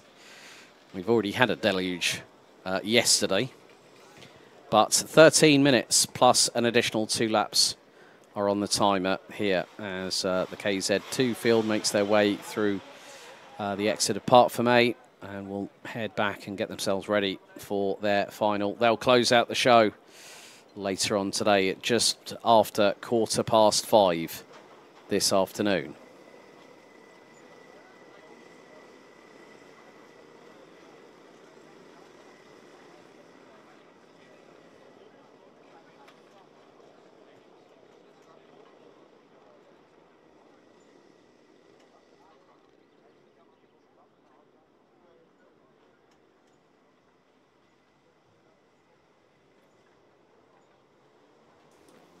Out of the shortened lap, here we go. Revs rise, and it is going to be a full start. The nerves have set in.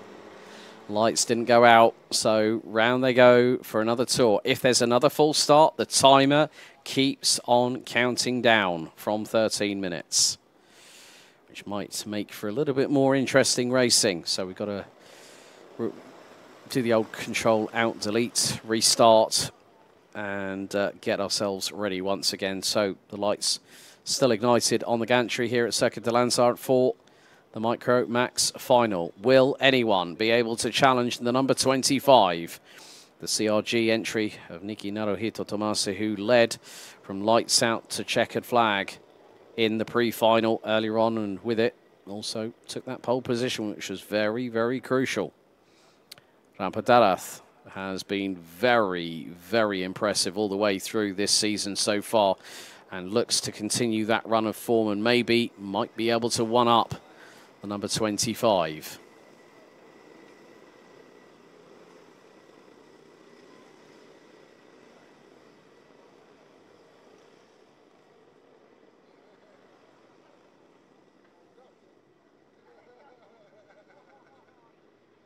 So the drivers make their way past Marshall post number 6. This is the second time of asking. Revs rise, lights are on. This time, lights are out, and the final for Micromax gets going right now. Rampadarat trying to wrestle with the steering, trying to go round the outside of Niki Naruhito Tomase, who still holds on to the race lead as everyone makes their way through turn 2 for the opening tour of this lap here at Circuit de Landsard in Eindhoven in the Netherlands. But, oh well, Rampadarat being caught out a little bit has just lost second on the run through from turn 3 and into 4. That's the number 69 of Dimitar Lazarov that has got through. Conor Haufer right behind the number 32 as they head through the chicane for the first time.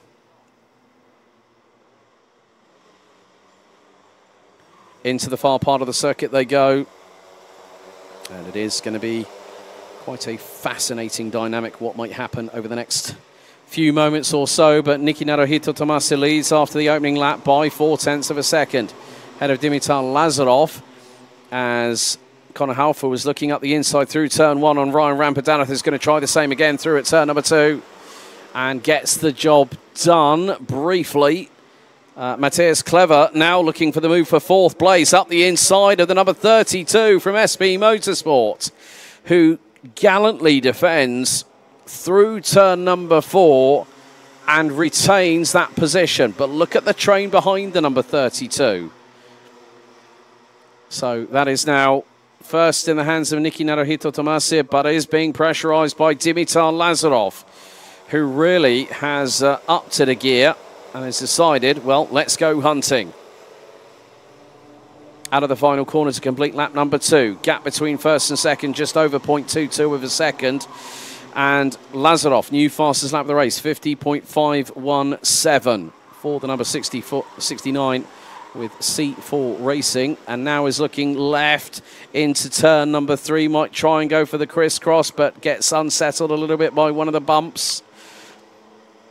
Turns the kart in to turn number 3, now through 4. Into the left-hander here at 5 before the short run and a very quick run to the chicane. Now through over to turn number 8 at this 14-turn, 1,050-metre circuit here, right across, well, literally Eindhoven Airport. If people are on the start-finish straight and looking at the circuit, it's to our left-hand side. And now Lazarov senses an opportunity. Gap after 3 laps, less than a tenth and a half.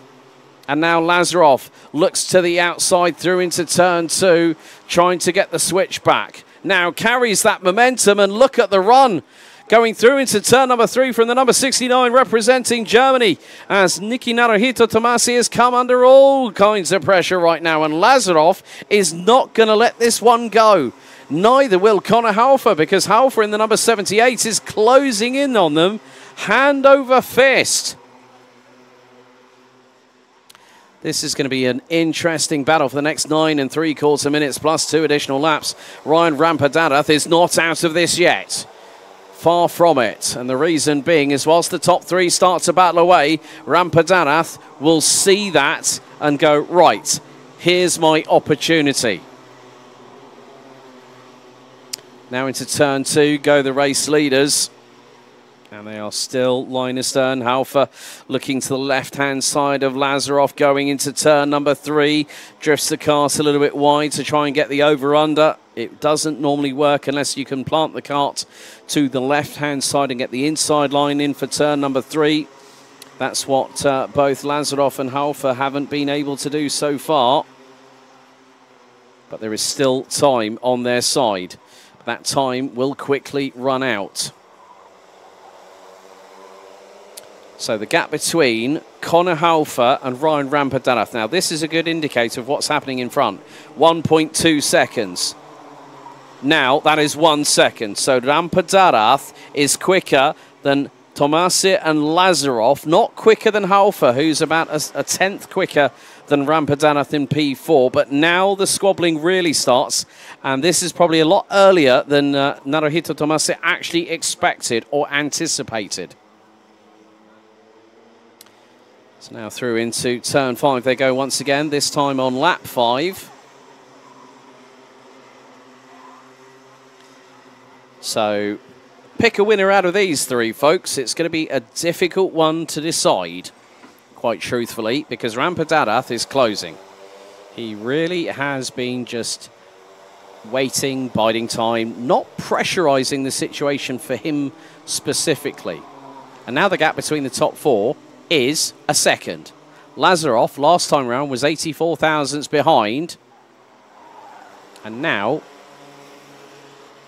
has that opportunity. It is going to be crucial how these drivers react to each other, because if they start battling away and it becomes a bit too much for one of the drivers, it will be the course of one driver being on the receiving end, and that's not what they want, because now they'll go like, oh, right, Rampadarath is right with us at the moment. Yes, he is, and that is exactly what they did not want to see. What they wanted to see was Rampadarath being as far away as possible, but now the squabble begins. Half a second. Oh, dear, this is going to be very, very close indeed. These 4 drivers are very much battling away here in this Micromax final. 4 of the 10 drivers really starting to do a fantastic job. They are battling. They are, again, just showing how capable they are. They are the superstars of the future, but the lead has been changed. Mistake coming out of turn number 5, and that has allowed Dimitar Lazarov to get through on Niki Naruhito Tomasi, and we've got a 3-second time penalty, and that's going to be to the pole sitter, Niki Naruhito Tomasi. That is going to be for 2 wheels outside of the tram lines at the start braking formation. So Naruhito Tomasi is second on the road, but that is... but I'm just waiting for confirmation that that is the case, that it is a 3-second infringement penalty for 2 wheels out of the corridor on the start phase. And that is going to be crucial to where Naruhito Tomasi finishes. Oh, lunge and a half there from Conor Halfer through at turn number 3 on Ryan Rampadarath, who reasserts himself and retakes that 3rd position. So that means that the 2 in 3rd and 4th on the road are effectively de facto battling for 2nd at this moment in time.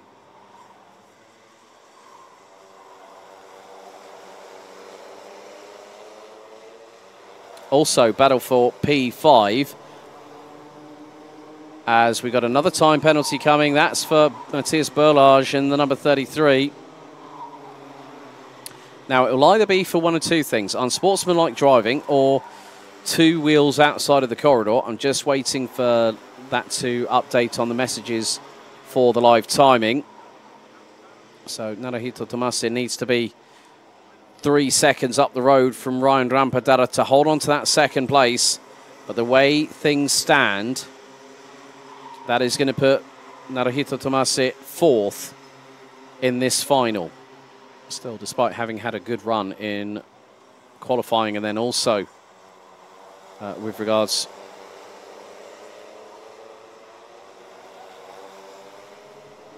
to the pre-final earlier on. But Dimitar Lazarov leads the way. 6/10 ahead of Niki Naruhito Tomasi. Ryan Rampadarath and Conor Halfer round out the top 4. And at the minute, well, Niki Naruhito Tomasi is over 3 seconds clear of Matthias Clever, who is leading in the rookie side of things, ahead of Tristan Abeels. Well, Abeels is not a rookie in this class, but Stehalder on the number 12. CRG is, and looks for the move up the inside into turn number 4. Can't get the job done. Can the number 12, as we've got 9 minutes completed, 4 to go, plus 2 additional laps, as we'll find out very shortly who will be our first winner of the final, of our finals here today at Circuit de Landsard. And now, well, Naruhito Tomasi has just put in the fastest lap of this race, 49.660. Has closed that gap to 0.369 of a second between himself and Lazarov. So if Naruhito Tomasi wants to be in front of Conor Halfer, the gap is about 2 seconds. So in the next 3 minutes and 10 seconds plus 2 laps, he has got to expand that rapidly. But also what he wants to do is try and get clear of Dimitar Lazarov and then start pulling away. At this late stage of the race, Lazarov on pace has been on a par for most of it with regards to Tomasi. But Tomasi, well, quite close between the 2 in the fact it's just under 0.3 of a second. Rampadarath has just put in the new fastest lap of the race, 49.599. Conor Halfer 4th. Matthias Clever still holding on to 5th and leading the rookie class in this race, ahead of Noah Stehalder in the number 12, who has got past Tristan Abeels in the meantime and is now gunning for the top rookie award.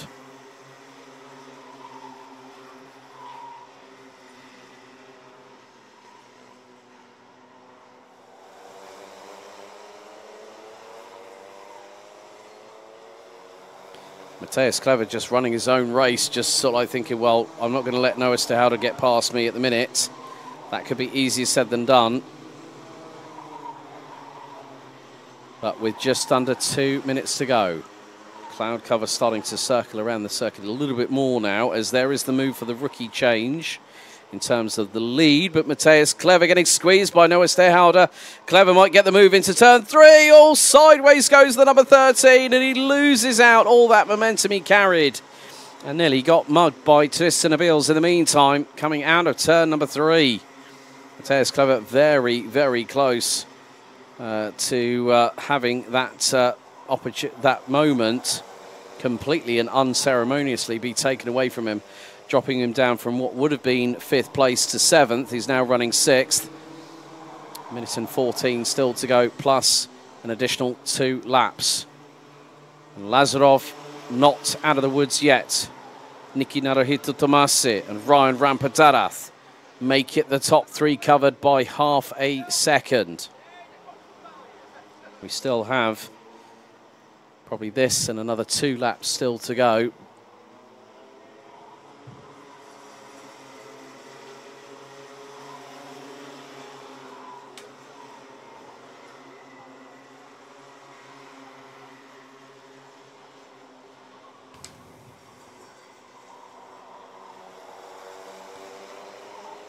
So 3 laps to go. Once they crossed the line, the gap was just over half a second. After 14 laps, after 15, it's 0.467. Fastest out of the trio was Rampadarath, as now Lazarov defends from Tomasic going through into turn 2 here on lap number 16. Tomasic again just trying to swing to the outside, maybe to get the over-under on Lazarov, but there is Rampadarath waiting in the wings. Timer strikes 0. 2 laps to go after this one. We're on lap number 16 out of 18.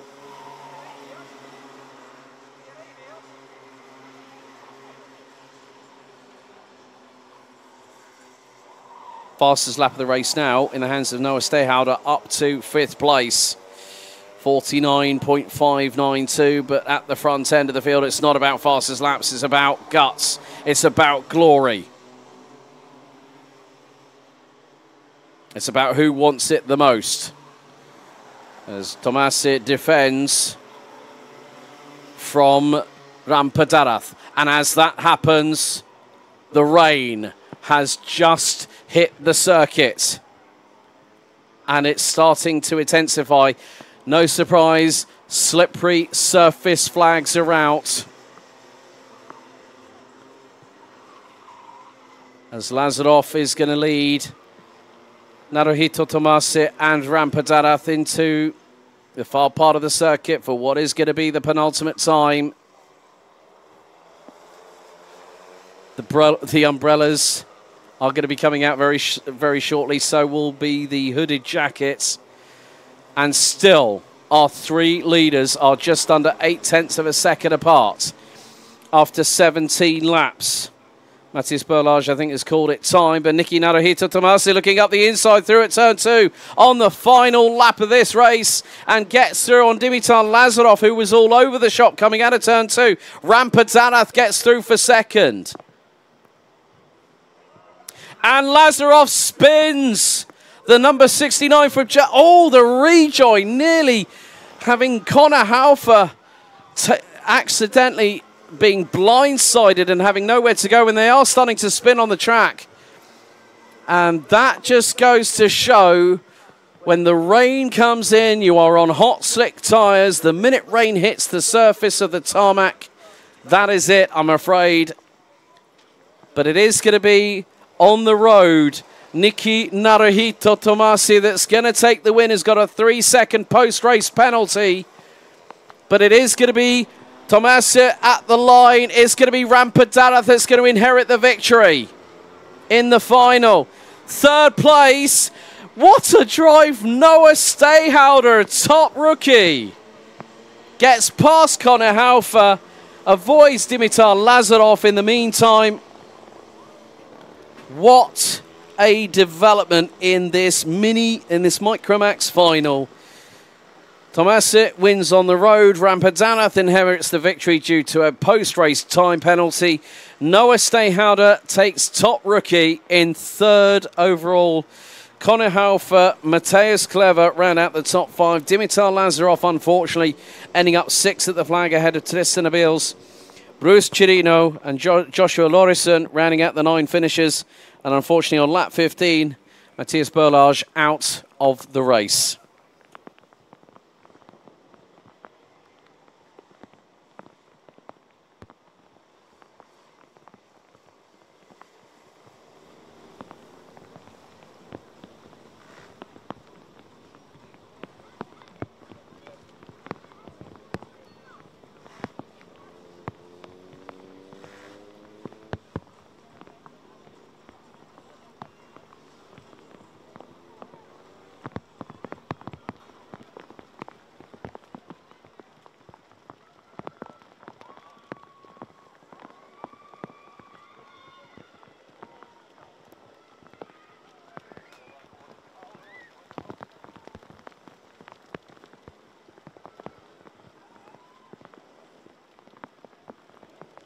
I ask the Cannesbell's House to report to the stewards on the left-hand side of the race control building immediately. Your presence is required again. As Cannesbell's House, please report to the left-hand side of the race control building on the viewing gantry immediately. Your presence is required again. Thank you.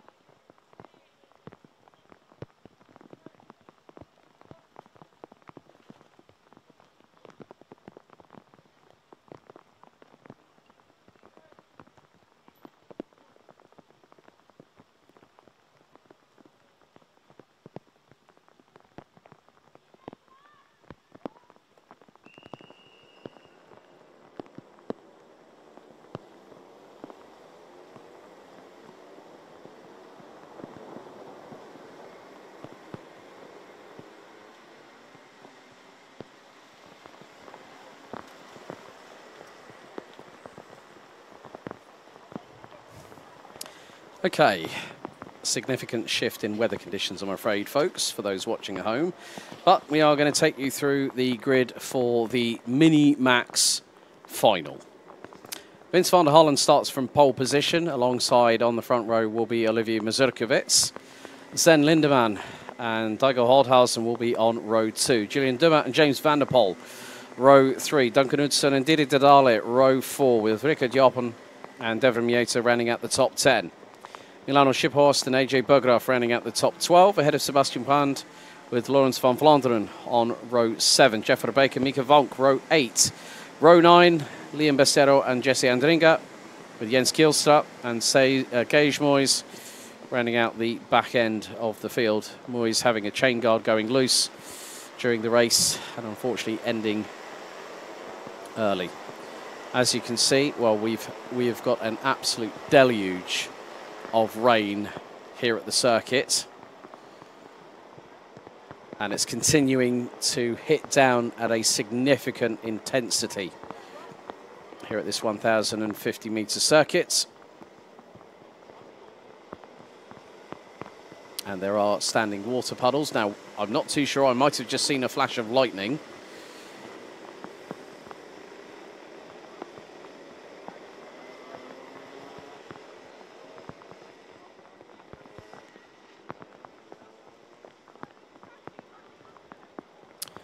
So, revs rise, lights are on, and it's going to be a full start.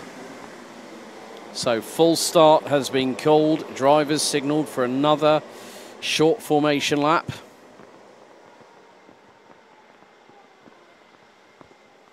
Oh, and we got one on top of another, caught up in the formation lap. It's not exactly what you want there. One of which I think was the... might have been the 133 of Mika Vonk, possibly. I did see a 3 at the end of it, but there is an absolute deluge of water on this circuit right now.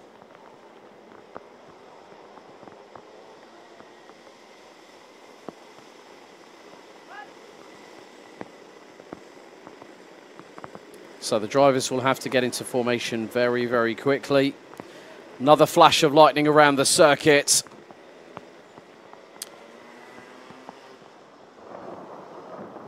And as you've just heard, a big eruption of thunder around the track. Red lights on the gantry. We go lights out and underway. And now it's time to see who gets through nice and neat and clean.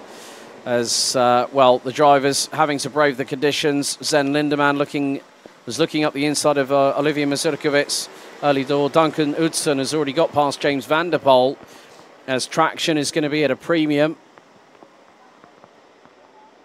As drivers taking differing lines, some swinging to the outside of corners, a couple going off coming out of turn number 3. But at the minute it's Vince van der Hollen leading the way. Second, Olivier Mazurkiewicz. Sven Lindemann in third. Fourth, it's Duncan Hudson. Fifth, Milano Shiphorst in the number 114. As they make their way through into the far part of the circuit. As there was a move that was by Duncan Hudson on Sven Lindemann. That was for third place. But the top two starting to move away, but a run wide coming out of the final corner by Mazurkiewicz. As you can see, drivers just leaning into the corners as they turn into turn 1. As some drivers looking to try and be a little bit braver on the brakes. Milano Shiphorst trying to get through on Sven Lindemann through at turn number 2. Other dives happening up the inside of turn 2 at the bottom end of the triangle. Milano Shiphorst unable to get through. And, well, no surprise, Gage Moyes, I think now has gotten up to 7th as the race leader. Vince van der Hollen spins it out of turn number 5. Watch the rejoin, nice and neatly gets back onto the circuit. And that means Olivier Mazurkiewicz leads the way and has a country mile of an advantage over Duncan Hudson and Sven Lindemann, who are battling over 2nd and 3rd respectively. 4th, it's Milano Shiphorst.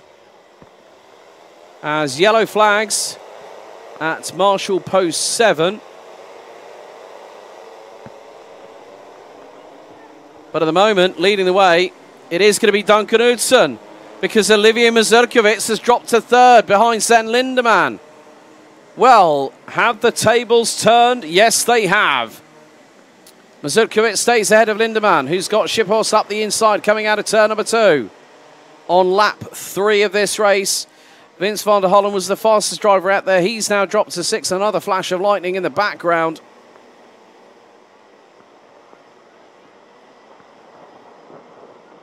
Another rumble of thunder to boot as well.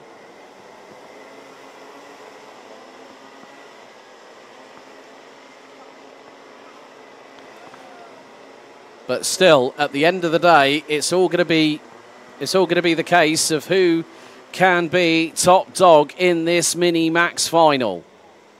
Duncan Knudsen is second at the minute. Oh, clatters the curbing, nearly unsettles the back end of that 177, nearly giving an opportunity to send Lindemann to get through. And Lindemann's going to look for the move up the inside through at turn 1. Sven Lindemann in the Birrellart on the 141 from Power Kart Racing. Manages to get through for the briefest of moments, but Knudsen has to run through. Runs a little bit deep, uses the momentum carry through that second corner.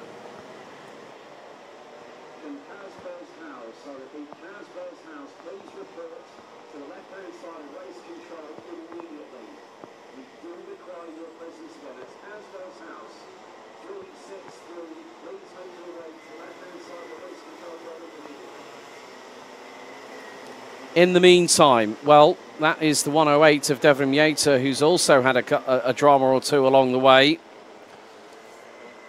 But now Olivier Mazurkiewicz has a comfortable lead in front of Duncan Knudsen, Sven Lindemann, Milano Shiphorst, Devrim Yater.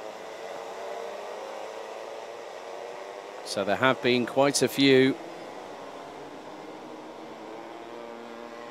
dramas in the meantime, and this just goes to show how quickly the weather can be a complementary equaliser. Gage Moyes, up from dead last, now is 7th and climbing. His next target, 1.5 seconds up the road, if that, will be Devrim Yater, who rounds out the top 6. Could this be a race where the drivers at the front end, including Vince van der Hollen, who is currently 5th. Oh, this could be the move that Sven Lindemann needed to happen and wanted to happen, and he made it happen. That is second place for the 141 from the Netherlands. So through into second he goes, but Duncan Knudsen retakes that position. And then Olivier Mazurkiewicz, I think, is just trying to get through as well as Vince van der Hollen, actually. Van der Hollen has had a surge of form after that spin whilst leading in front of Olivier Mazurkiewicz through turn 5 2 laps ago, and now he has that window of opportunity. Just try and make it work.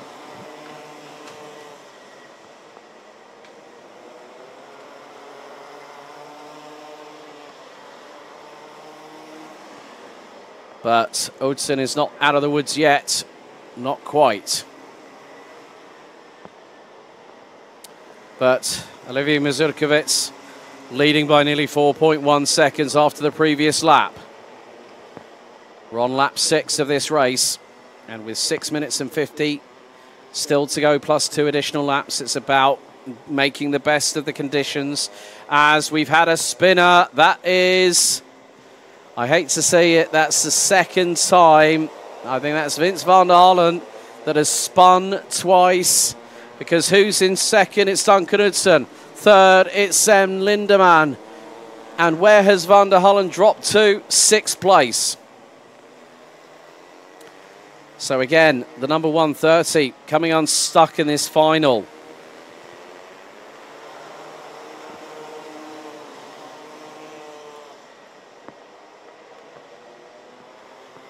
Oh, and I've just seen that Tygo Holdhausen has been given a 10-second time penalty. Overtaking during the start procedure after the red line. but look at the launch coming out of turn 5 that Vince van der Hollen had on Milano Shiphorst. Now, considering the fact that van der Hollen has been in this class for a couple of years now, Shiphorst is a rookie. So the poise, the concentration that they had at that point, well, in case of Vince van der Hollen, who's now up to 4th, drivers wiping their visors with their gloves. And you can still see, well, the misty tarmac has been revealed. You can see that along with the rooster tails, look, there's mist. Now, I made a reference yesterday to Tina Turner and steamy windows. I'm now going to make a reference to Circuit de Landsard, that when it's raining hard enough, look at the mist. There's mist lingering over the tarmac. And that's not incorporating the spray that you're seeing for the Mojo tyres, as there is the 108 of Devrim Yater closing in on the 114 of Milano Shiphorst, who is ahead. Things are starting to clear up a little bit at the far part of the circuit. You know, sometimes depending on where you go, it can be the case of it'll be raining in one place and not another, but look at the rain. It's still coming down here. Olivier Mazurkiewicz has a lead of 6.6 seconds. Vince van der Hollen just gets through at turn number 1 on Zen Lindemann for 3rd place, and then says to Lindemann, who probably can't see what van der Hollen is actually signalling, as if to say, right, move with me.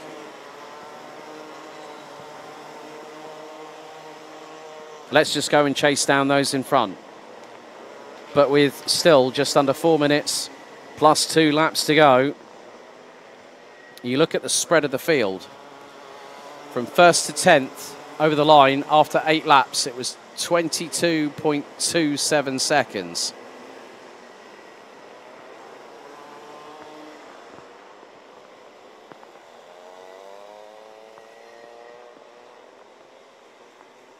But Mazurkiewicz has a lead. Oh, dearie me, Duncan Hudson loses it. Hits the curbs, loses 2nd, loses 3rd. And could very shortly lose 4th if he's not careful. Clipped the curb going to the 2nd of the ear-shaped corners around here at Circuit de Landsard, and just rotated 180 degrees. And now has Milano Shiphorst and Devrim Yater along with Tiger Holthausen. Well, Holthausen is going to be dumped outside of the top 10 if the race was to finish as it is right now, for that 10-second post-race penalty for overtaking during the start procedure after the red line. Once they go past the point of no return, you cannot overtake, you cannot break formation. As there is the 114 Milano Shiphorst on the CRG, leading the rookie side of things at this moment after Duncan Hudson's unfortunate 180-degree spin through, I think, was turn number 11. Olivier Mazurkiewicz continues to lead the way. And we wait, and 2nd place is currently Vince van der Hollen. 8 seconds is the gap. And then 3rd, Zen Lindemann. 4th, Milano Shiphorst, and then Duncan Hudson.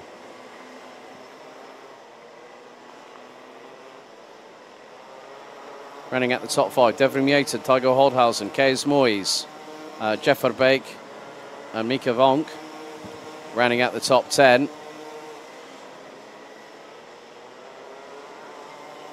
As we have had someone having a slight spin.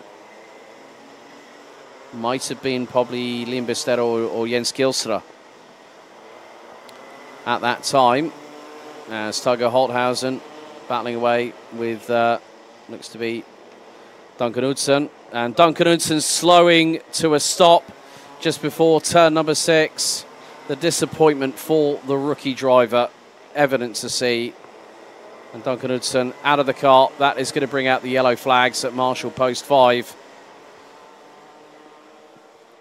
So what was a promising race for the number 177 has ended in a rather disappointing fashion. A technical DNF, as we've got a yellow flag at turn 2.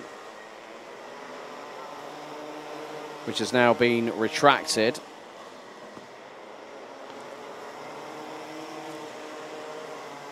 And now Devrim Yater looking for a move on Milano Shiphorst. This is for 4th overall, not for the rookie side of things, because Gaze Moyes, let's have a look at where Gaze is at the moment. Well, Gaze is approximately 2.5 seconds behind Shiphorst, as there is Zen Lindemann making his way through into the final sector. So 15 seconds plus 2 additional laps still to go in this Mini Max final.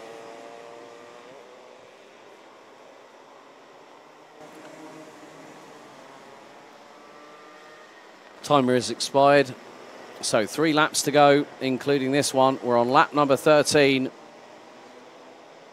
out of 15. And this is the driver at the sharp end of the field, Olivier Mazurkiewicz, managing to keep his head calm and cool. And unfortunately for Vince van der Hollen, 2 spins has cost him possibly what would have been a double victory here at Circuit de Landsard this weekend.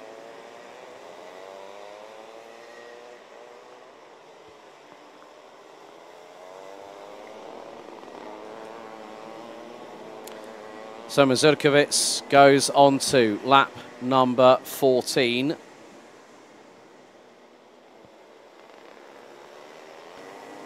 So penultimate lap underway with the race leader, the 116, the Dutch driver, also with Polish heritage. And just being very, very calm with the steering inputs, just doing exactly what is needed, when it's needed, and gets through on the 167. That's the the LN kart of Jesse Andringa, who's running 18th at the minute. But Mazurkiewicz has done exactly what's been required. Has weathered the storm, whilst everyone else has had their fair share of trials along the way. And this is where sometimes, as I said, the weather can be a great equaliser. Nothing could be further from the truth in this race, because we have 1 lap to go. Olivier Mazurkiewicz leads now by just under 4.1 seconds ahead of the Belgian wunderkind, that is Vince van der Hollen, who has been absolutely mighty this season so far. Zen Lindemann rounds out the top 3 as Mazurkiewicz goes into turn 3 for what is the final time of asking in this race, and also will give Mazurkiewicz a welcome boost and a motivation by being on the top step of the podium a little bit later on this afternoon, once we have the prize giving.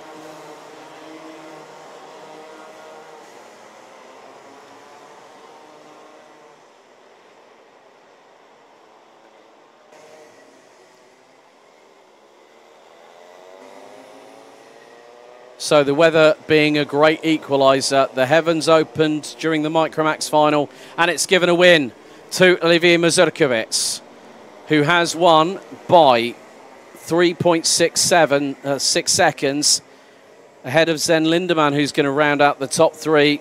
Look at the jubilation from Olivier Mazurkiewicz on that particular occasion. Zen Lindemann rounds out the top 3. What a return for the 141 with Power Kart Racing. Devrim Yater takes 4th ahead of Milano Shiphorst, who ends up being top rookie. Tiger Holdhausen, Kees Moyes, Mika Vonk, Jeff Verbeek, and Julian Dummer round out the top 10. Sebastian Brand takes 11th ahead of Jara Kiewiets-Bosch. Lawrence van Vlaanderen takes 13th. That could change by the flag. AJ Berggraaf 14th. James van der Poel 15th ahead of Didi Didale, with Rickert Job, Jesse Andringa, Jens Kielstra, and Liam Bastero rounding out the top 20. Unfortunately, Tiger Holdhausen will drop 2 places to 8th after that 10-second penalty being given. Duncan Hudson, unfortunately, the only retiree off of Marshall Post 6 on lap 10. But Mazurkiewicz wins here. at Circuit de Landsard.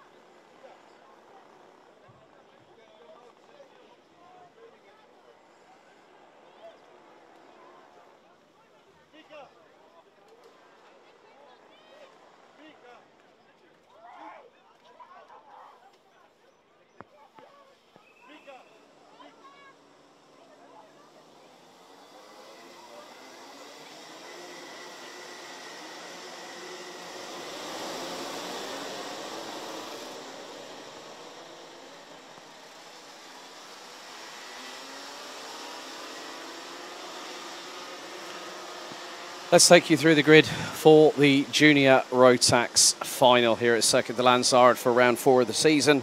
Starting from pole position, the winner of the pre-final earlier on, Daes van Wyk, will lead from the inside of the front row. Boris Maximov will join him alongside in the 2-3-0. Jim Buck and Rick Corporal will be on row 2 with Max Sadersky and Aaron Vida on row 3. Row 4, Rocco Kerr and Dave Stevens. Row 5 and completing the top 10, Jur Valkenaars and Levi Dries. Lieke van Berkel and Evert Dorrestein ran out the top 12 ahead of Timo Koopmans. Boris Verhaag, Vince Dries, Jor van Ekelen, Paulien Blankenburg, Bram van der Weken, Noor den Engelsman, Luca van Leer, and last but by certainly no means least, Ryan Kiewisbosch. 13 minutes plus an additional 2 laps will find out who will be our winner of round 4 in the final. Still a lot of standing water on the circuit, but the rain has subsided.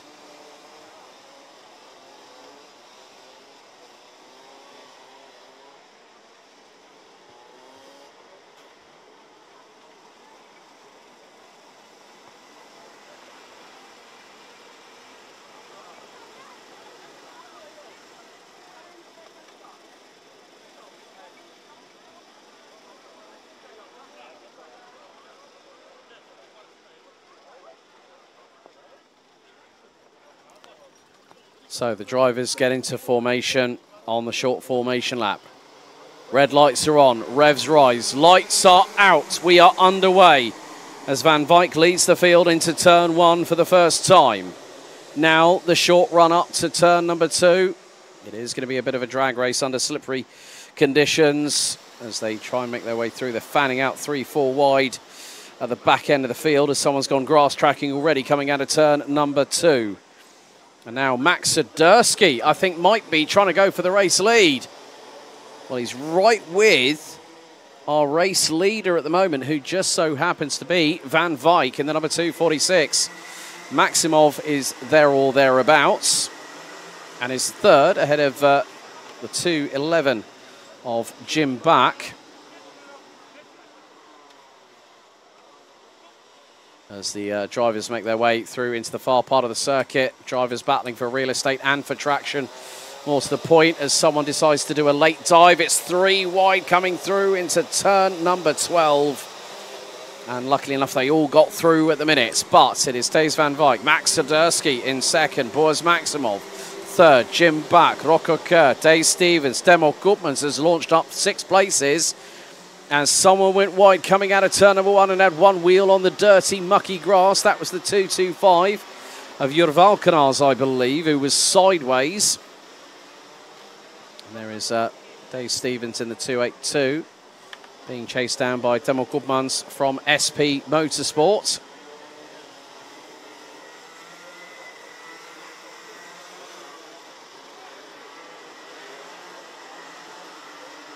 Jim Back trying to close in on Boris Maximov for that 3rd place as they use the curbing through turn 8, now into 9, 10, 11. They're all going to be using the curbing just to help rotate the karts.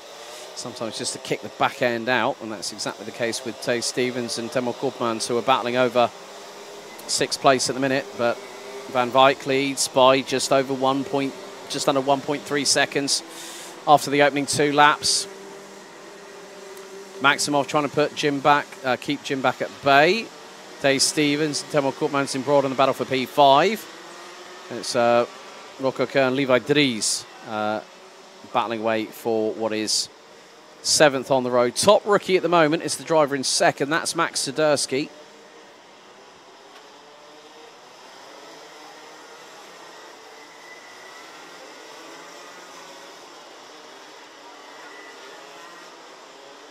But still, there's plenty of this race left to run. 10 1/4 minutes on the timer, plus those 2 all-important additional laps that could make all the difference.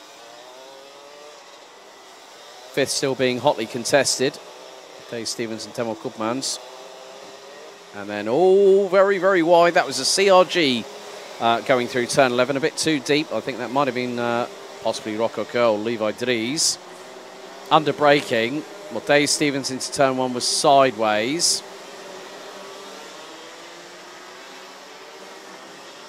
And some of the drivers are having to deal with chronic understeering, these wet weather conditions.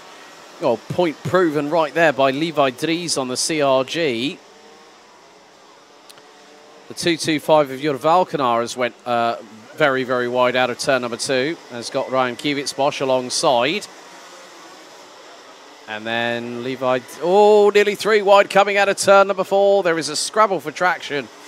And, well, Ryan Kiewicz-Bosch threads the eye of the needle into the chicane on Jur Valkenaars. Just textbook there from the 232. Just send it in deep, run wide, point it straight, and then hit the throttle and hope you can get through. And that's exactly what happens. But Kiewicz-Bosch loses a position through turn number 10, or turn 11. And there are drivers that are just being, you know, quite brave at the moment in terms of using very, very differing racing lines.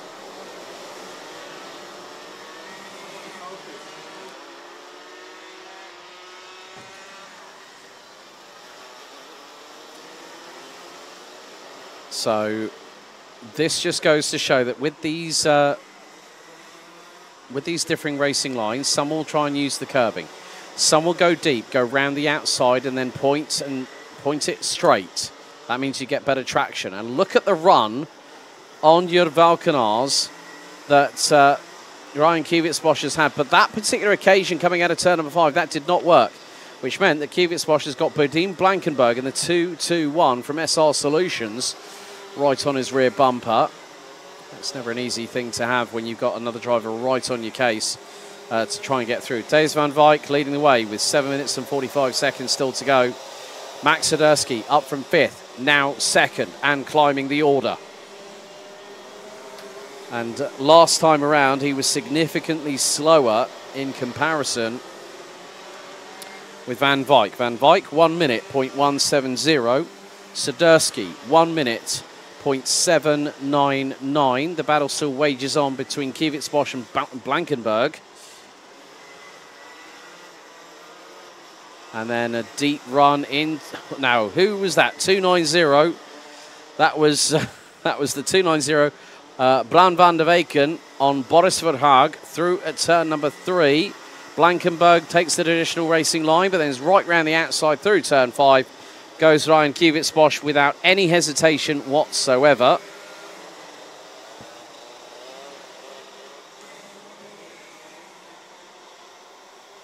And we just had a 3-second time penalty for all unsportsmanlike driving. That has gone to Boris Maximov as it was too wide. I think Kivitz-Bosch and Blankenberg have not ended their contretemps at the moment. So Boris Maximov gets a 3-second time penalty for unsportsmanlike driving, which at the minute will put him 5th. As the way things stand with 6 1/4 minutes plus 2 laps still to go. And Van Dijk's lead over Swiderski now stretches to around about the best part of nearly 3.7 seconds. All 21 drivers, including Vince Dries, are running at the minute as we are about to complete lap number 7 of this race. So Thijs van Dijk leads by 4.154 seconds ahead of Max Swiderski. Boris Maximov on the road, well, could hold on to 4th at this rate. He's 3rd on the road. He'll get a 3-second time penalty post-race for unsportsmanlike driving. And that will drop him behind Dave Stevens. Dave Stevens has made up already 4 places with the penalty now for Maximov. That's going to be 5. Timo Koopmans unfortunately falling a little bit behind Stevens. And it's now 2.3 seconds behind Jim Bach in 5th. Levi Dries, Lieke van Berkel, Rocco Keur, Bodine Blankenberg ran out the top 10. Bran van der Weyken, Boris Verhaag, Ryan Kivitz-Bosch, Jor Valkenhaus, Rick Corporal rounds out the top 15. Luca van Leer, Evert Dorrestein, Nuden Engelsman, Adam Vida, Jor van Ekelen and Vince Dries round out the 21 runners and riders as we have 5 minutes still to go.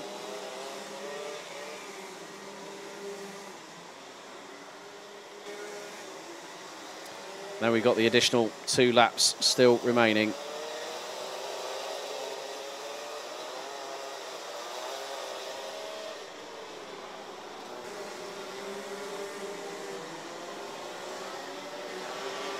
Still a lot of surface water on the circuit, as well, someone went very, very wide. That was behind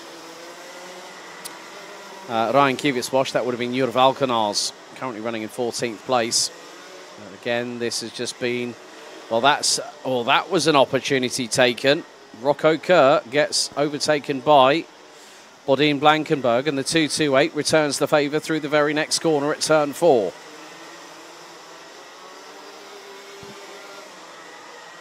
And, one's gone off and backwards and back onto the circuit. That is Lieke van Berkel, who was running 8th at that point. So Lieke van Berkel, that'll unfortunately put her outside of the top 10. It's not been an easy one for the 285. But with 3.5 minutes, plus those 2 additional laps, excuse me, still to go.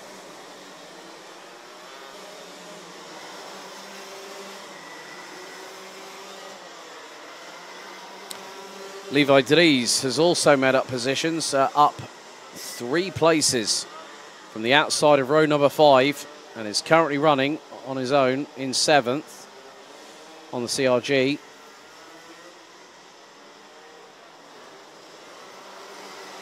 Dave Stevens at the minute has also got the fastest lap of the race so far, 1 minute .024, and is closing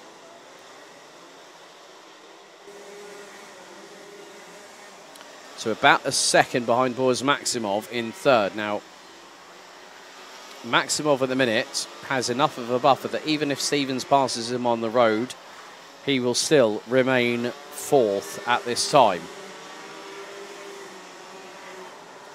So Maximov, if he wants to have a 3.1, 3.2 second advantage after the checkered flag, for that penalty to not really be taken into significant consideration, Maximov has now got to start pushing a little bit.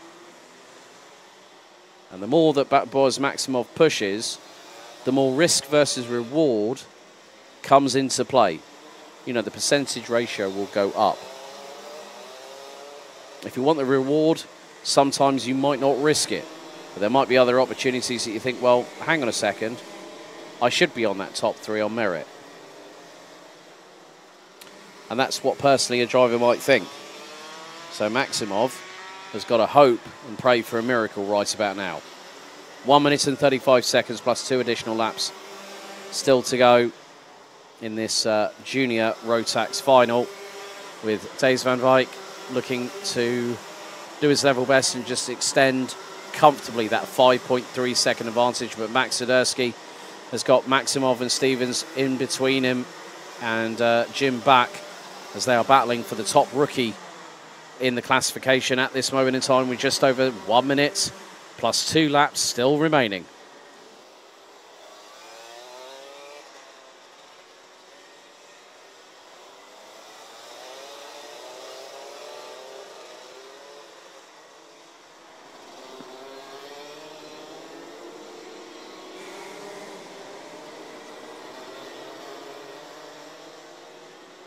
So Van Wijk now exits out of turn number 2, with Swiderski being closed in on by Maximov and also Stevens.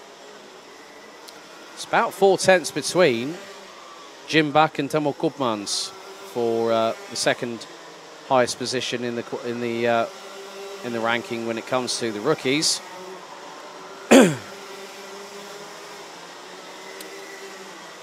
As well.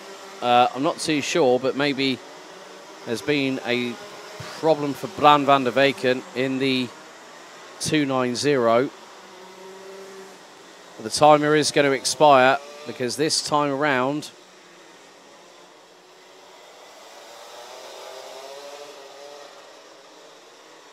it's 2 to go. For Thijs van Wijk, new fastest lap of the race, 59.7, 1-0. Leads by nearly 5.9 seconds. Battle for P2. Starting to heat up between Swiderski, Maximov and Stevens. More importantly, oh, we've got a yellow flag at turn 5. Well, Marshall Post 5 going in, and Marshall Post 6, there is a kart that is trying to jump on back onto the circuit as Maximov gets through on Swiderski, who's going to get back up the inside of the 230 at the chicane. Next time around, 1 more lap remains. Even if Dave Stevens gets through,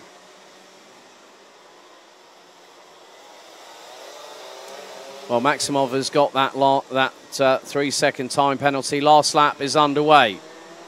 Swiderski second, 6.6 seconds behind Thijs van Wijk. Boris Maximov in P3. Dave Stevens fourth. Of course, it will not stay like that, but Maximov will have done enough, unfortunately not to hold on to third, but will take fourth behind Dave Stevens.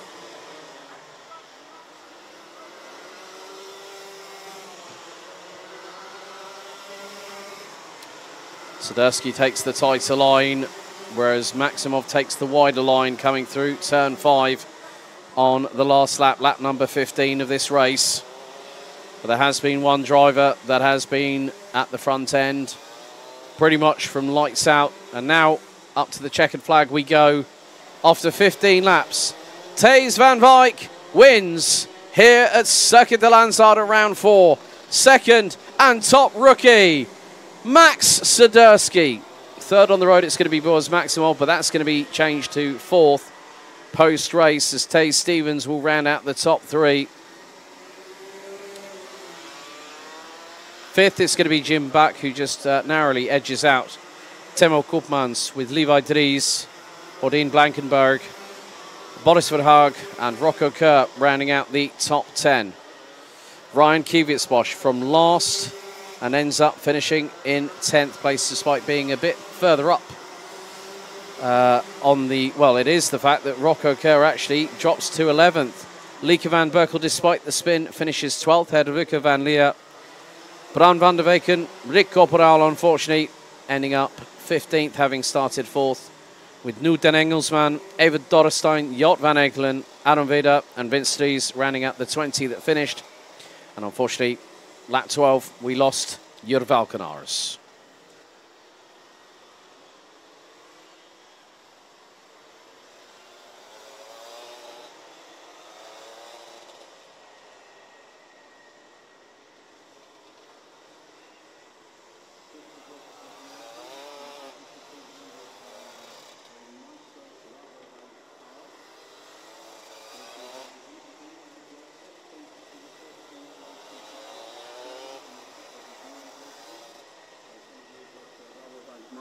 Card.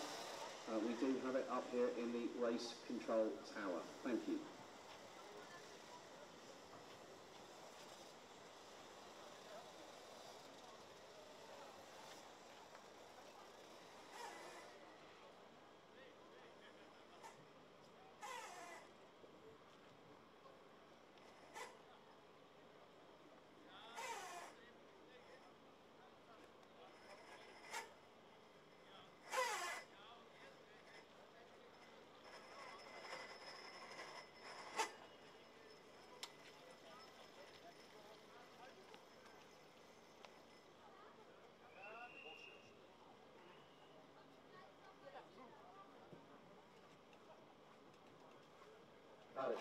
Paddock announcement.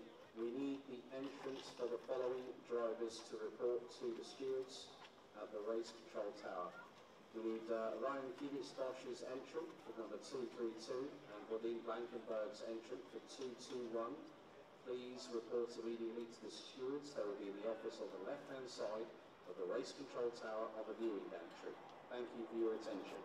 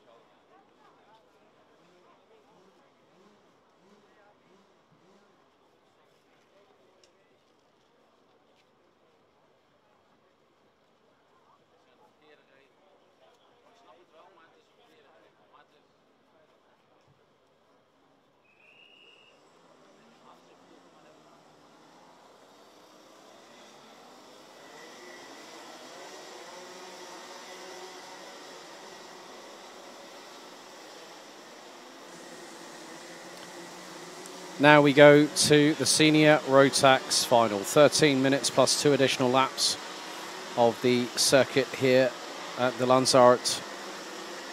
And here is your starting grid.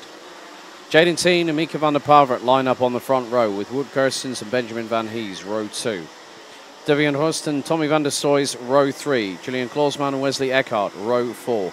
Siem van Vliet and Ralph van der Pavert round out the top 10 ahead of Jort van Wijk, Bram Plomp, Krik Knoren, Flynn Fitters, Kaz Boshaus, Steen Peters, Felipe Falk, Dominic Shapers, Taicho Mink, Sven Slagmolen, Enzo van den Dickenberg, Luca Brima, Lars Wenning, Miles Sjöstrand, Gwen Bloxhill, Jay Zurveld, Mats Snell, Magnus Recht, Stan Goose, and then we've got Martin Herrera, Mitch Heinert, and Max Koster rounding out the 32 strong grid.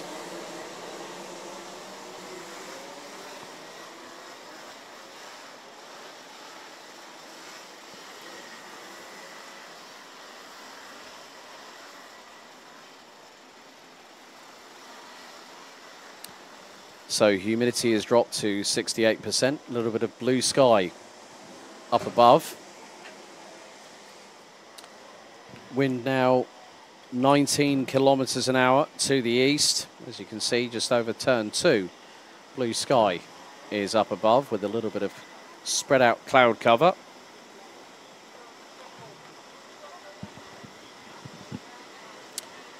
But Jaden Teen looks to continue his success rate. All bar one race he's won so far this season. Can anyone get the better of him on this race start? The form book says no. The unpredictability factor says maybe. Revs rise, lights are on. Full start. It's another tour for the short formation lap here at Landsard for the final time for these senior drivers. After this, we'll have 3 more finals to go. DD2 and DD2 Masters, KZ2 Masters, and then closing out the show for round 4 of the championship season will be KZ2. And we've already had one pull to the side on the circuit that is not going to take any part of this race. That was a TB Kart Netherlands chassis. Was that Mitch Haynert?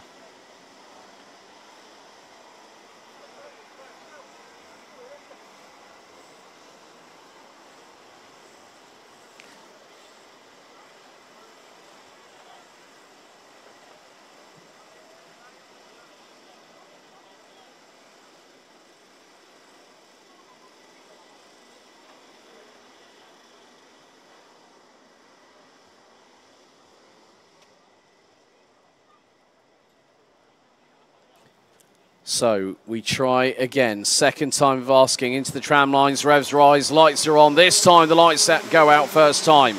And it's the run to turn 1.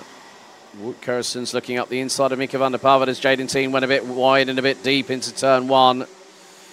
Now they're wrestling with the steering wheels, under braking into turn 2. It's getting a bit close for comfort down there, but Wout Kirsten's trying to sweep around the outside here at turn number 3 and gets a real good run on Mika van der Pavert. As all going around is the 301. Real shame for Milos Östrand from Sweden. And now Devian Rust has just gotten up the inside of the 366 of Wout Kirsten. So Jaden Teen has scarpered away like a scalded cat on a hot tin roof. And now Devian Rust gets his way up into second, having started 5th on the grid. And now Mika van der Pavert looks up the inside. Someone's gone straight on at turn number 10 and has gotten out of the kart already. Looks like Taicho Mink is going to be the next casualty. It was Mitch Haynert going off circuit before the start got underway. So you've got the likes of Van der Pavert, Van der Stroys in the mix there. Van der Stroys has now moved up, is going to be up into 5th place. Ahead of Mika van der Pavert is behind another car. Oh, it's definitely elbows out at the moment. 378 plays Felipe Falk versus 373. And Felipe Falk was sideways coming out of turn 4, battling away with Julian Klausmann. So the 378. Also proudly sporting the Brazilian colours. Of course, the Grand Prix of of Imola this weekend, they celebrated the 30th anniversary of the passing of Ayrton Senna and Roland Ratzenberger, and 2 have just gone off at turn number 11, and 1 was an SP Motorsport car. That's Kaz Boshouse, and looks to be, well, Jay Zerveld, I think, possibly. So it is proving to be a little bit tricky. It's like an ice rink at the moment here on the circuit, but with the sunshine now starting to break through some clouds and some blue sky up above. Sideways coming out of turn number 4. Oh! Completely sideways for Felipe Falk. That was full opposite lock and try and correct the big understeer and then has just gone into the back of Jort van Wyk. The elbows are sharpened. That's all I'm saying on that one. So Siem van Vliet out. Taicho Mink out. Mitch Haynert out. Wesley Eckhart out.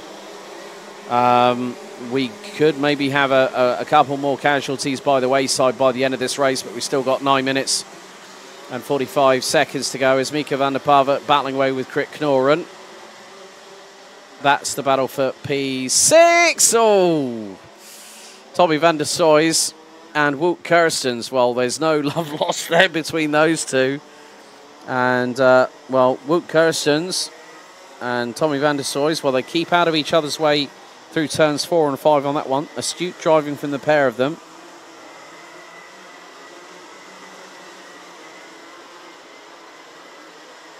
Now, Benjamin Van Hees, in the meantime, has got past Evian Rost for second. Rost has now lost third to Van der Stroys and has got Wout Kirstens right on his exhaust pipe at the minute, coming out of turn number 14.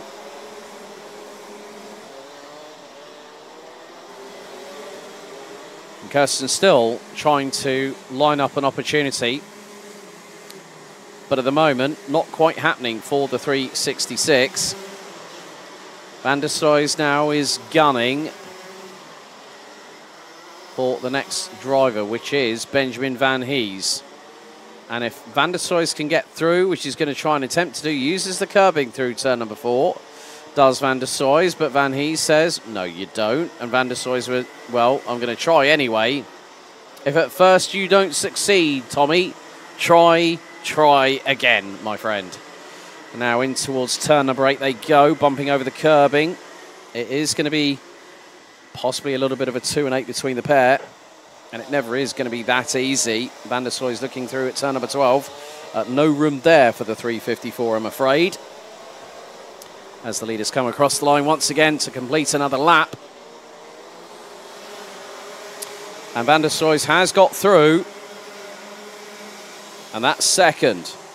Now Van der Stroys can start going chasing after Jaden Teen in the 359.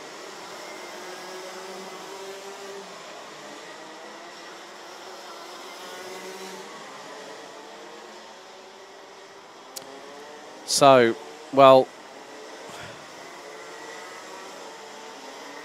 we have had our first black flag of the meeting at 3:12 was given. Oh, Krit Knorren. Krit Knorren, who is currently 6, has moved up 7 spots, has now been given the black flag for ignoring the meatball flag. So Krit Knorren now will now see it.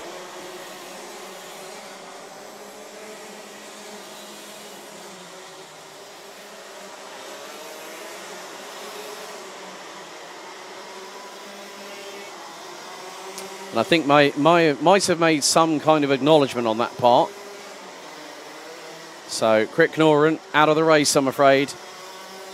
So Mika van der Pavet, so it might be the case that Krit Knorren, well, has let van der Pavet through for 6th place. And what's coming now? Oh, right. A new penalty. This one is for the 3-1-3. Gwen Bloxhill gets a 10-second time penalty from race control as Jaden Teen leads. Look at the way that Teen and Van der Stroys just literally yeeted it over the curbs through turn number 14.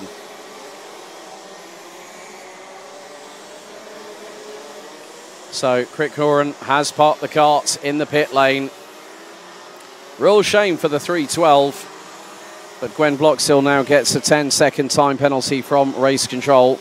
That, I would hazard a guess, is going to be a big infringement that has just been a case of a transgression.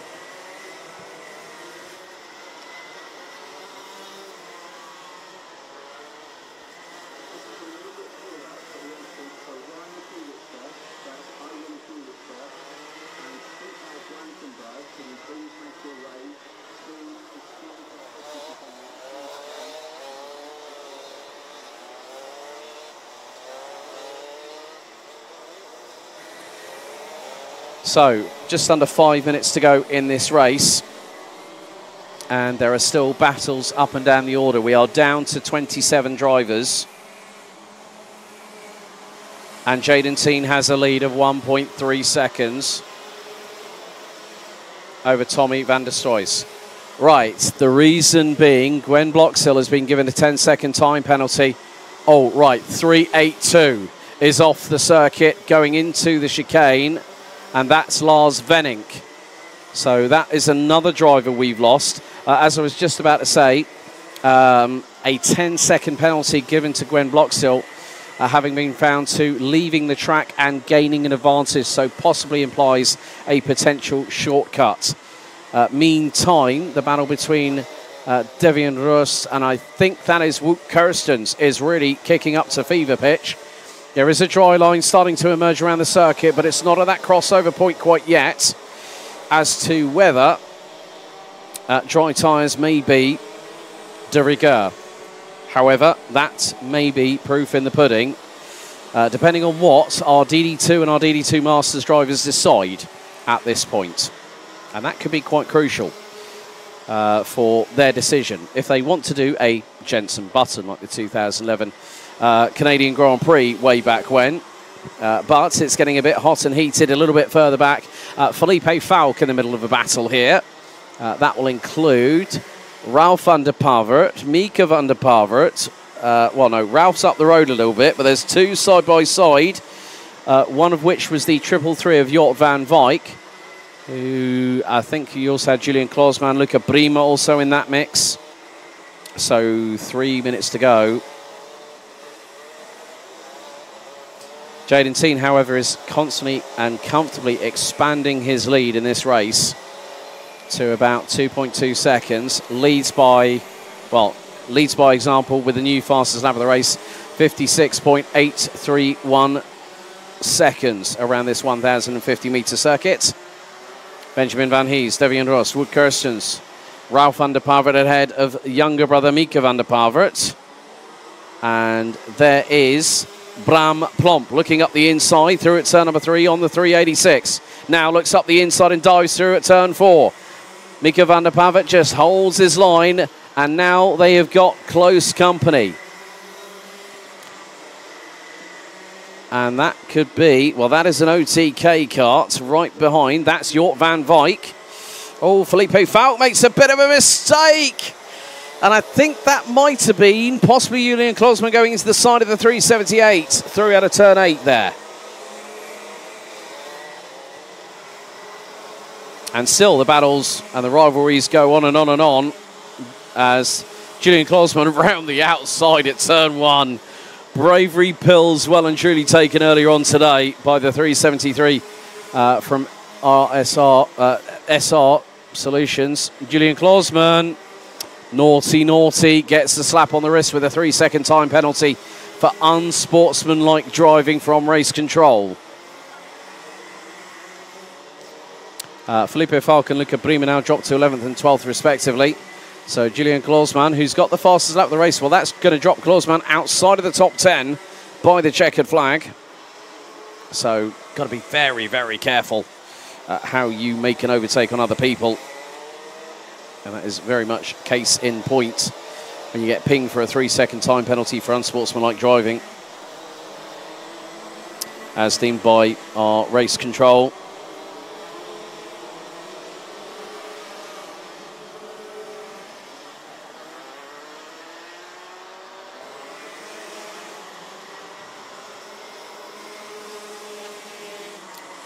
And still, the battle carries on between Devian Rust and that is Ralph van der Pavert.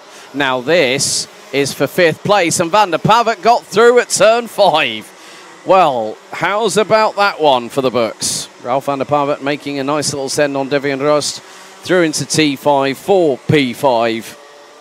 And that dry line is getting quicker and quicker. Jaden Teen, new fastest lap of the race. He's leading by nearly 3.7 seconds ahead of Tommy van der Stoys. And Jaden Teen sets a new fastest lap, 54.554. Yellow at turn 1. Yellow at turn 1. as, oh well, we've got one driver off on the left-hand side of the circuit. Let's just see. I'm going to keep my eyes on that one. Driver's out of the kart. Well, that is an OTK. I'm wondering who that could have been. Could that have been possibly Jort van Wyk? Not 100% sure. Let's have a look. No, it's Julian Klausman. Julian Klausman, 373. That looks to be the driver that has ended up on the left-hand side of the run as yellow and blue flags wave briefly at turn 1. So, no, don't tell me. I think there's a bigger twist in the tail. It's Tommy van der Stroys, our driver that was running second. That has put Benjamin Van Hees up to P2. I thought I recognised the race helmet. I wasn't 100% sure. It is Tommy van der Stroys. That means that we go down to 24 runners as we're on the penultimate lap of this race. That was a real shame for van der Stroys, looking very, very strong, looking very, very aggressive in his approach. So van der Stroys, unfortunately, out of the race. Jaden Teen at the moment will very shortly go on to the last lap. Here he goes. The 100% success rate is continuing at an eclectic and full throttle pace as our race leader makes his way down to turn 2 for the final time. More drivers still having to be very, very wary. No overtaking into turn 1. That will be a slam dunk penalty from race control if you are found to be overtaking under yellows. Jaden Teen now making his way through T5 for the final time on lap number 16. Julian Klausman, fastest lap of the race now, 52.669. This track in the latter stages is really, really ramping up. Still, however, there are battles up and down the order, a little bit further back from Benjamin Van Hees. Ralph van der Pavert looking strong and might be getting a podium. Jaden Teen wins the race and continues another victory. That is 7 out of 8 so far this season. Second, it's going to go to Benjamin Van Hees, and welcome to the rostrum, Ralph van der Pavert from 10th on the grid to finish P3. Walt Kirstens and Julian Klausman ran out the top 5. Klausman with the fastest lap of the race with on lap 14 ahead of Mika van der Pavert, Bram Plomp, Jort van Wyk, Devian Rust and Felipe Falk rounding out the top 10. These results are provisional pending technical and sporting checks post-session. Then we've also got Luca Brima, Dominic Shapers, Flynn Fitters, Sven Slagmoller, Entel van den Dickenberg, Stein Peters, Martin Herrera up 13 places. The Colombian finishes 17th, ahead of Max Costa, who started last and ended up 18th. Kaz Boshouse, Mike Maastricht, Stan Goes, Miles Jostrand, Marth Snell, Jay Zurvelt and Gwen Bloxhill rounding out the 25 that finished. Van der Stroys out on the penultimate with 2 laps to go on the run from turns 1 to 2. Lars Venink, Krik Knorren out on lap 7 and 6. Wesley Eckhard lap 1. And Siim van Vliet not even making it to the end of the first sector, with Mitch Haynett and Tycho Mink not making it to the start.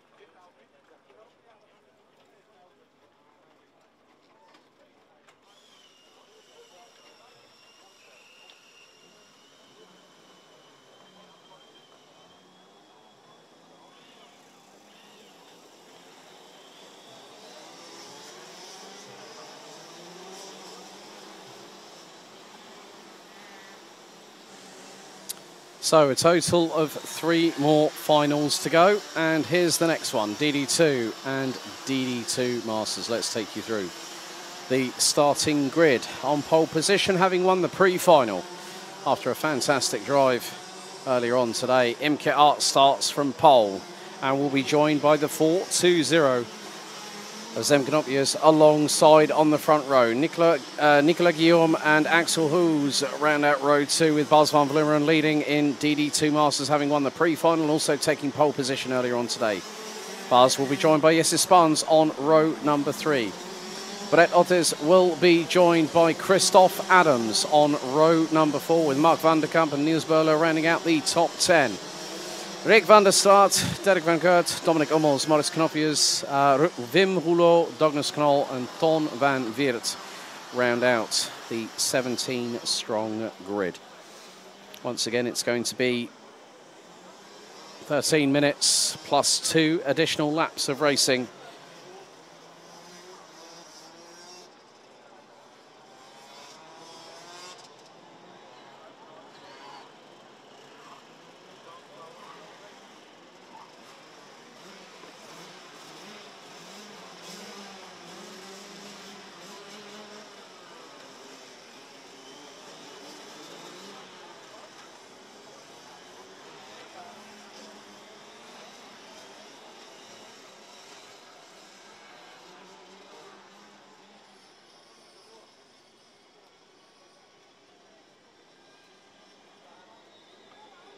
So the drivers head into the tram lines, revs rise, lights are on, lights are out first time. Arts leads the field into turn 1. Knopius slots in behind in second. As they head down to turn 2 for the first time, hard on the brakes. Axel Hoos trying to see if he can get past Nicolas Guillaume, but there might be an opportunity to go into turn 3, but Nicolas Guillaume shuts off the door. Jesse Spans loses a position, maybe 2 to Bas van Vlimmeren, and also to Brett Ottes, but Arts and Knopius leading the way, and they scarpered into the distance early. And what's more, I think drivers have opted to go for slicks, possibly. We'll see the respective lap times after the opening lap here at Circuit de Landsard, but look at the big dry line that is there. This is where the drivers will have probably have decided and thought about it and gone for it and decided, well, you know what, let's go slicks.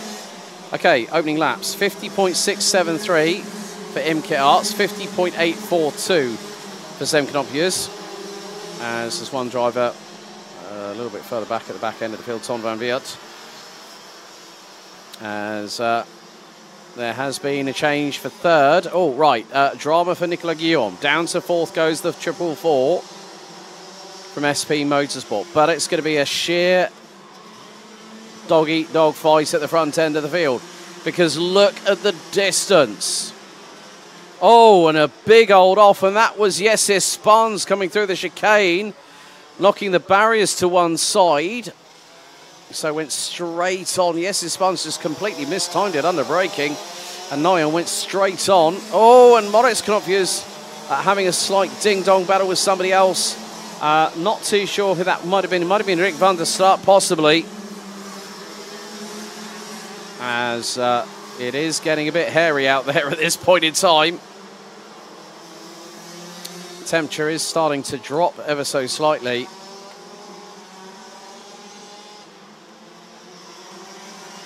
But Guillaume looking to try and get through on the 455 from Combi Kart Racing Team.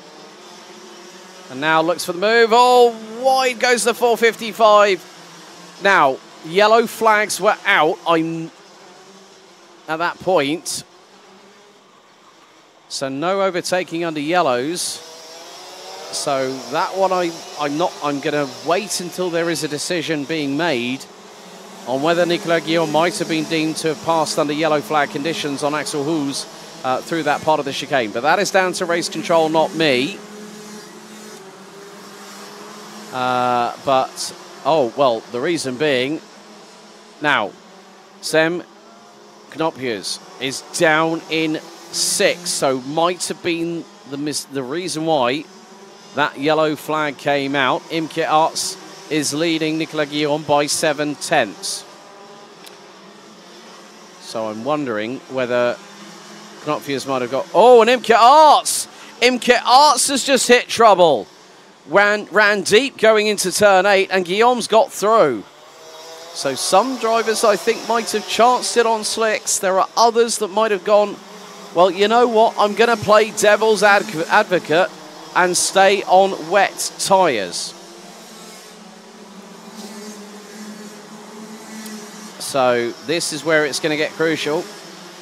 Bas van Vlaanderen gets up the inside of Axel Hoos, who's got a very, very different coloured right-hand side pod at the minute. So might have been all that muck that was kicked up going off at the turn 6 and 7 chicane.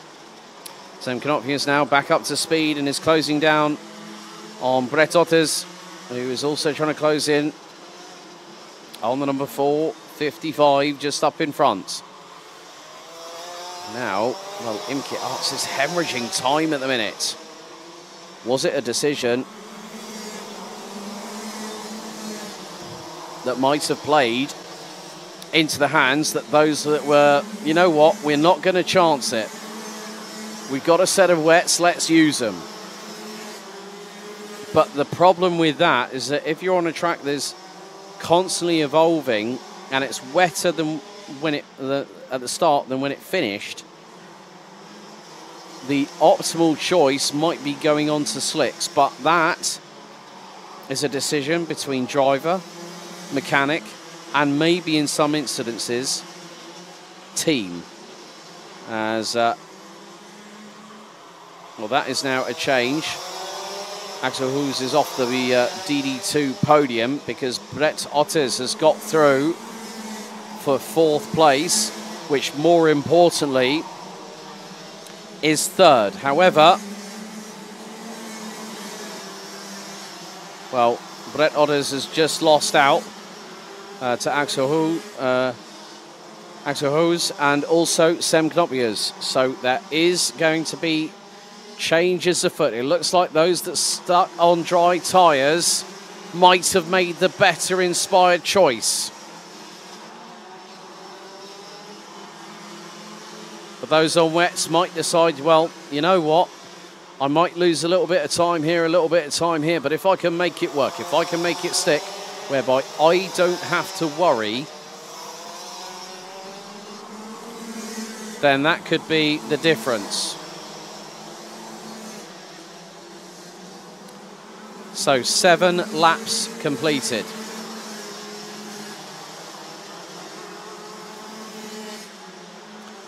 And Imke Arts is trying her best, trying to look for a window of opportunity to get past Nicolas Guillaume for the race lead.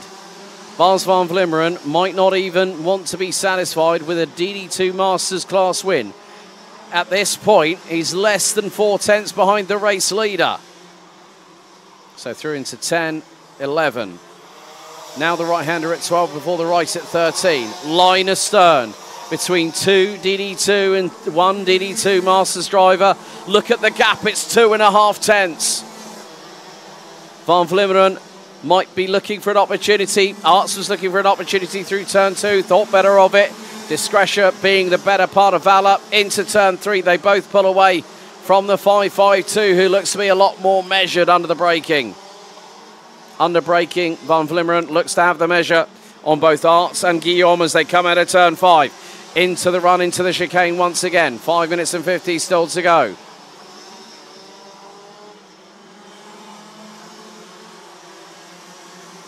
All it takes is one wrong error, one slip up, one incorrect steering input, one incorrect modulation on the throttle.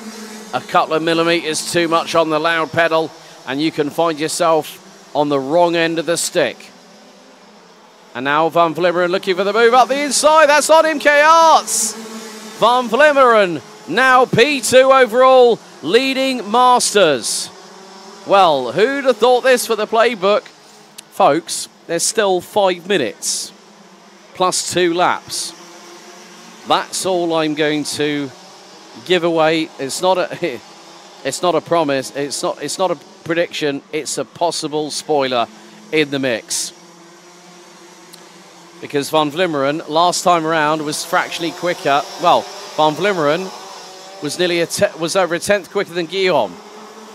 And Guillaume's going to be thinking, well, hang on a second. That's not Imkit, that's not Sem, that's Buzz behind me. And now the battle for P2 in DD2 really heats up. Knopia's looking for a dive up the inside through on Imkit Arts at turn number 2, but the 421 held a line and held a nerve at that point. And now through into turn 4. Knopia's gets through for 3rd overall, 2nd in DD2. There's still plenty left in this story to come, folks. That's effectively what is happening. What we are seeing is real time, right here, right now at Eindhoven, at Circuit de Landsard. And Van Vlimmeren has an opportunity to win this race overall. I'm not going to discount that. Far from it for me to discount someone who's got a ton of experience.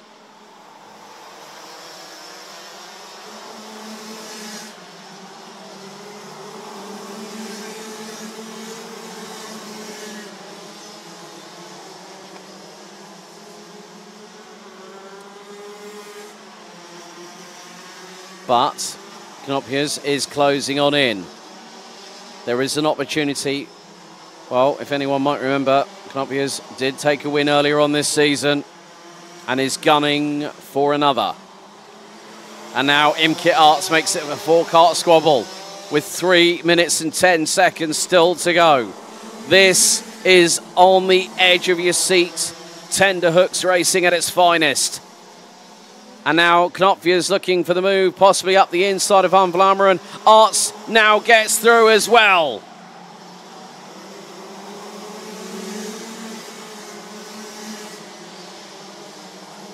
But in the meantime, now you've got to start pushing. Now you've got to start hunting after the race leader.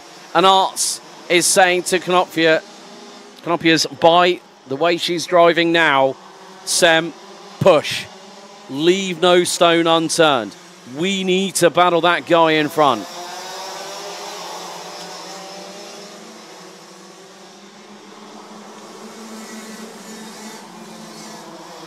And still, things could be further more exciting. The reason being is the number 455, Axel Hu's not too far behind either. So he could factor into this. Because at the moment, the podium looks this way in terms of DD2 with 2 minutes plus 2 laps to go. Guillaume, Knopia's and Arts. Masters, Van Vlimmeren, Knopia's, Moritz Knopia's and Niels Böhler. Christoph Adams is 14th and 5th in Masters behind Wim Rouleau. This is a cat and mouse game. This is about keeping your cars close to your chest and waiting for whether you have that aces and eights or royal flush. And then Van Vlimmeren decides, well, I'm going to dive up the inside of Imkit Arts. Well, that spoiled her opportunity a little bit. And, well, I don't think, well, Imkit Arts was not very happy about that. And Buzz Van Vlimmeren's actions there on circuit and his decided hand gesture was not exactly what he wanted, and well, that's cost him all his loss of concentration and momentum. Because Arts is clearly in the battle for the race lead overall. Van Vlimmeren, yes. But you have to look at this as mentally and physically exhausting over what is effectively a 15-minute race, not including the formation laps. And now all 5 of them, line astern, were 8.8 tenths of a second apart.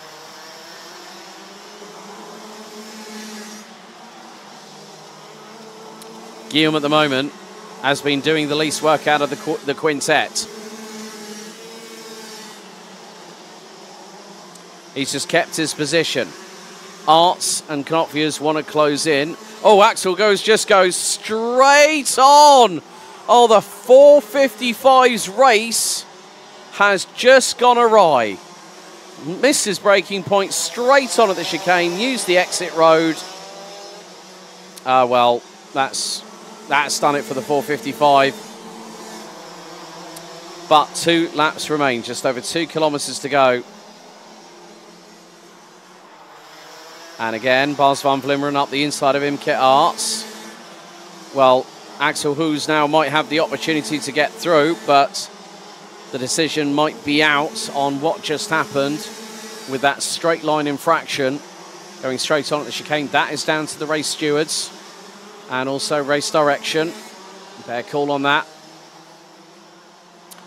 But Sam Knopfjes looking for a last lap opportunity to get through on Nicolas Guillaume. 14 turns, 1,050 metres remains in this final. 1.6 tenths of a second separates Knopfjes from Guillaume, and was sideways under braking, was the 4.20 going through turn 2. Now into 3. Knopfjes has got to go all out, all guns blazing if he wants another win this season.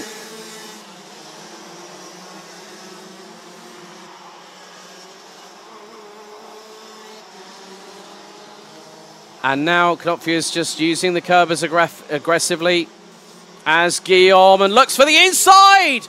Oh, and a clash between the pair. Guillaume hits the barriers onto the circuit. Knopfjes is going to take the win on the road here in the final. Guillaume might think otherwise. Van Vlimmeren takes the win in Masters. Axel takes 4th on the road, 3rd overall provisionally in the DD2 and DD2 Masters Final. Imke Arts started from pole, finishes 5th. That's 4th overall provisionally. Mark van der Kamp, Brett Ottes, Jesse Spans, and Niels Berler, who finishes 2nd in Masters, rounds out the top 10. Wim Hulot, 3rd in DD2 Masters, ahead of Maurice Knopfjes, Christoph Adams, Dominic Hummels. We're waiting for one more driver to cross the line. Douglas Knoll with Derek van Kurt and Tom van Weert, unfortunately retiring on lap 13 and lap 5, with Sam Knopfjes winning provisionally the DD2 and DD2 Masters Final. Overall here at Circuit de Landsard.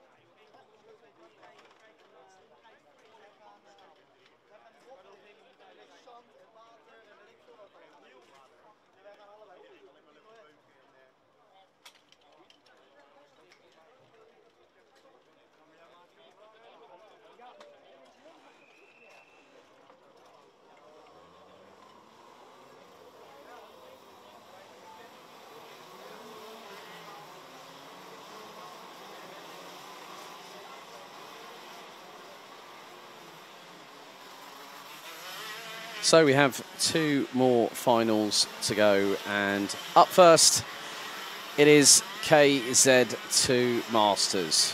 Well, Wesley de Waal, despite being on the back foot, courtesy of Glenn van den Hoek. For those wondering what that noise is in the background, it's a jet engine because there are planes still taking off from Eindhoven Airport, just across the road. So Wesley de Waal will start from pole position. Glenn van den Hoek might look for the same textbook start he got in the pre-final earlier on. Will line up on the outside of the front row. Edgar Oosting, Bas Steen, Gert van den Brink, Danny Stockman, William van der Kaai, Niels Koster, Mick Bertram, Mike Hendricks and Mark Verhoeven round out the 11-strong grid. So the drivers will be weaving from side to side to get some temperature in the tyres, ready to go racing one more time, and then KZ2 will close out the show, and then our next round of the championship will take place in a little while. Call it a month. 23rd of July, 23rd of June at Kerpen.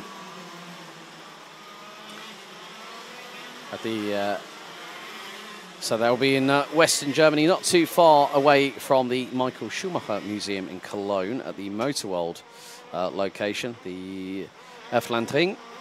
And then we return. Then we have a bit of a summer holiday up until the 15th of September, when the 6th round heads here to Circuit de Landsard, Circuit Park Bedhem, 13th of October, and the season finale at the Home of Champions on the 3rd of November at Karting Genk.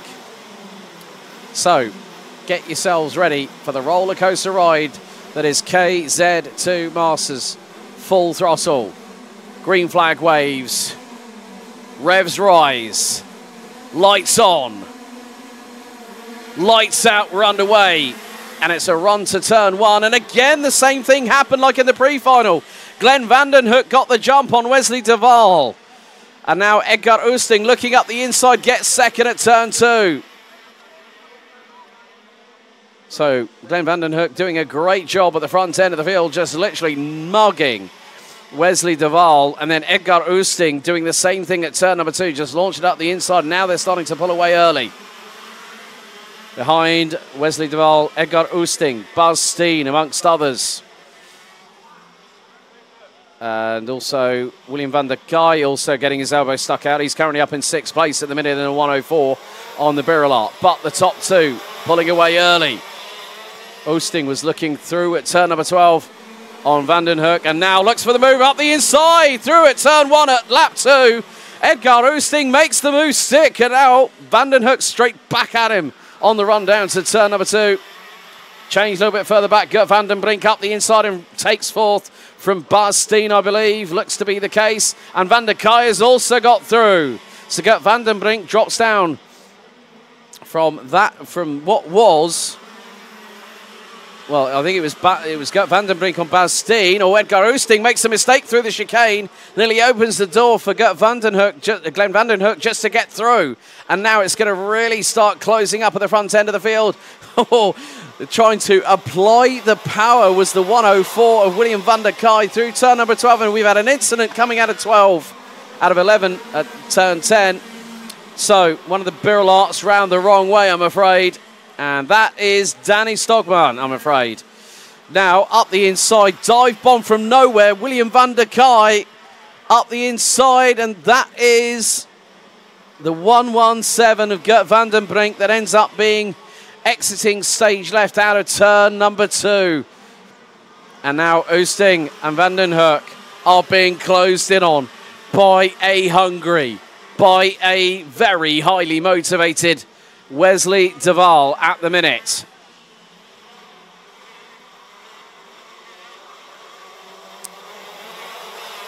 So it is going to come through to this lap. Lap 3 in the books. So Oosting, van den Hoek, de Waal, van der Kai, Steen, Hendricks. And now could be a change for the race lead. Van den Hoek through. Oosting gets hip checked a little bit by de Waal, and now van der Kai looking up the inside, possibly through into turn 3. No, not on that particular occasion. So, van den Hoek's move on Oosting opened the door for de Waal, and it's a resumption of what we saw in the pre-final earlier on.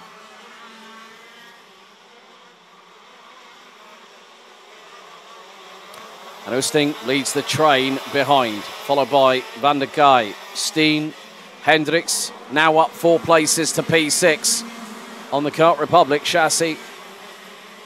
Has got Niels Koster in the 122, right behind. Van der Kai looking for 3rd. Not quite. Swore he was... oh, well. Now the gesticulation starts going in at earnest because Bas Steen ran wide coming out of turn number 2. Hendricks was up the inside quicker than a rat up a drain pipe. So now it just goes to show that sometimes you can be brave on the brakes, but it doesn't always work out your way sometimes. There's still 9 minutes to go. Mick Bertram was out on the opening lap, I'm afraid, so the 134 didn't get past the opening lap. But van den Hoek keeping at bay de Waal, who's 4.5 tenths of a second behind. Now it's the run down to turn number 2. Van der Kai this time decides discretion is the better part of valour as he's closing in on Edgar Oosting. William, a very, very tall individual. So he's having to hunch forward a little bit in comparison with everybody else and has more of a Formula style position. Leans back a little bit as well, so it's neck arched forward. Back as far back as you can in terms of how the seat is positioned on the chassis. Mike Hendricks still running out the top 5 on the Kart Republic chassis, the number 156. But still, there is an opportunity for one of these drivers to get the opportunity to maybe go for the race win. Now, of course, at Berchem, it was the man in 4th, Van der Kai, that took complete advantage of the situation and managed to win by quite a comfortable margin. However, this time the boot is on the other foot, so to speak, because Glenn van den Hoek is leading and is pulling away from Wesley de Waal. So de Waal might have taken a little bit too much out of the tyres. Oh, van der Kai having a great launch of traction coming out of that chicane. Nearly had the opportunity to go through turn 8 up the inside of Edgar Oosting, but might try the opportunity, whether he gets the run out of the final corner into turn 1 or whether he can use that momentum through turn 1, go into turn 2. They are literally next to nothing apart. Bas Steen looking up the inside of Mike Hendricks, and, well, is now having to battle away with Niels Koster. Koster tries to get through, but can't, using the outside line, and has to hold back. So, after 7 laps, the top 5 were completed by just over 1.9 seconds. But that is starting to change a little bit because Bas Steen has got through. Oh, well, straight on at turn 8 and onto the grass went Mike Hendricks. So now it's getting hot and heated under the collar. Look at the top four. Just over 5.5 tenths of a second. And there's still 6.5 minutes, plus those additional 2 laps. You tell me when something's going to happen, because something has got to give. Somebody's got to pull the pin on the grenade and start their attack. Because at this point, when you have these 4 drivers at the sharp end of the field so close together, it is really, really quite interesting how it all develops. And oh, but Duval tries to get through, and Oosting through at turn 12 retakes the lead. How's about that one? And now the floodgates have opened. Oosting leads. Oh, and Van der Kai's front bumper looks like it's pointing a bit further downwards. Yeah, it's nearly scraping on the floor. Yes, the clips might not be in, but that is at an astute angle. I think the same could be for the kart behind,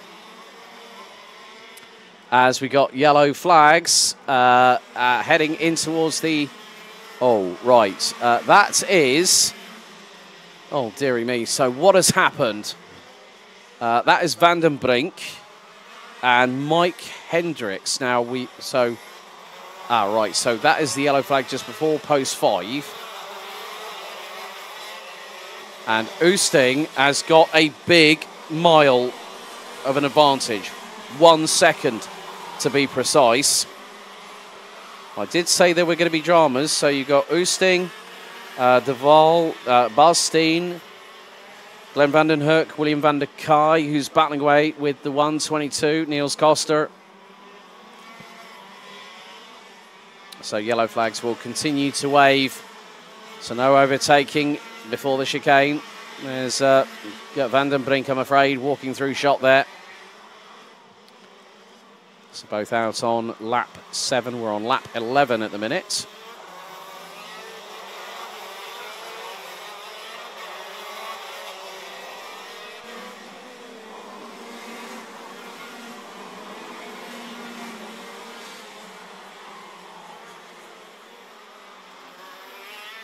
But there has been a development. Edgar Oosting now has lost the race lead, being chased down by Bas Steen.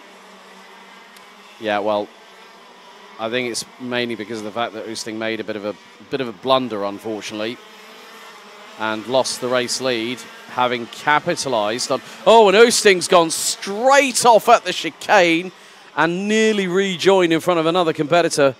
Oh, Edgar Oosting was leading, and now it's all gone Pete Tog. It's gone horribly wrong for the 106 on the Sodi kart.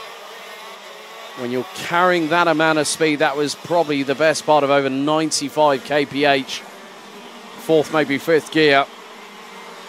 And Oosting has thrown, well, has lost not only just a race win, but has also potentially thrown away a podium in that kind of... you know, these conditions are still catching drivers out. We've still got one more race to go. And it's the KZ2 Final, and that is set to be an absolute howitzer.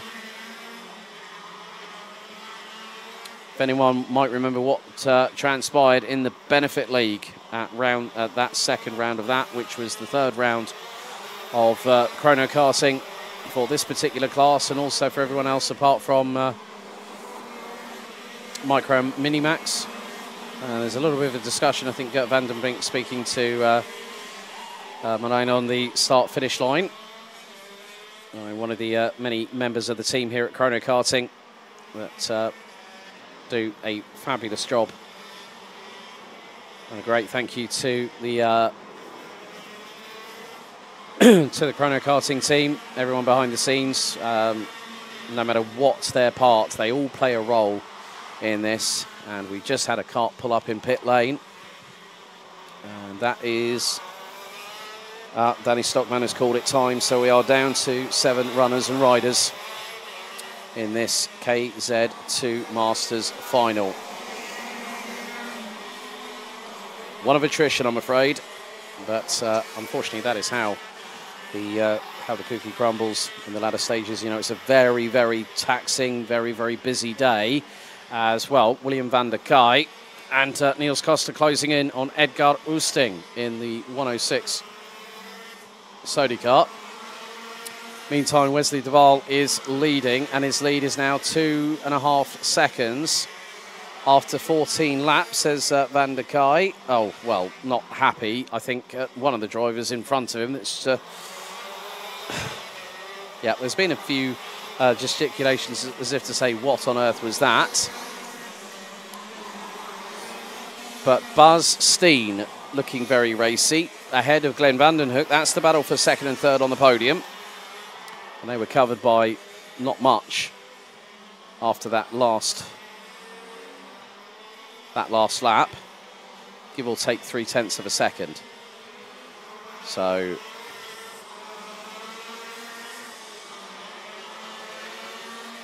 they are line astern going through the chicane once again. And Buzz Steen, actually, interesting enough, last lap 44.946. Glenn Vandenhoek 44.698.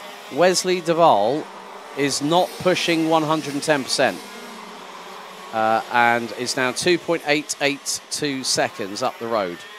Danny Stockman has the fastest lap of the race so far, 43.370. Real shame to see him retire. Mark Verhoeven is the last driver that we're waiting. Oh, well, someone has got a lot of steam coming. Well, that was from the right front brakes.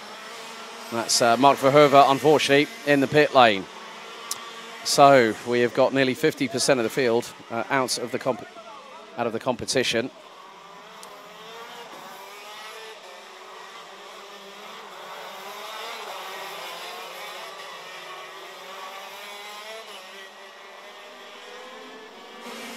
So 2 laps to go, and the lead for Wesley Duval is now 3.4 seconds.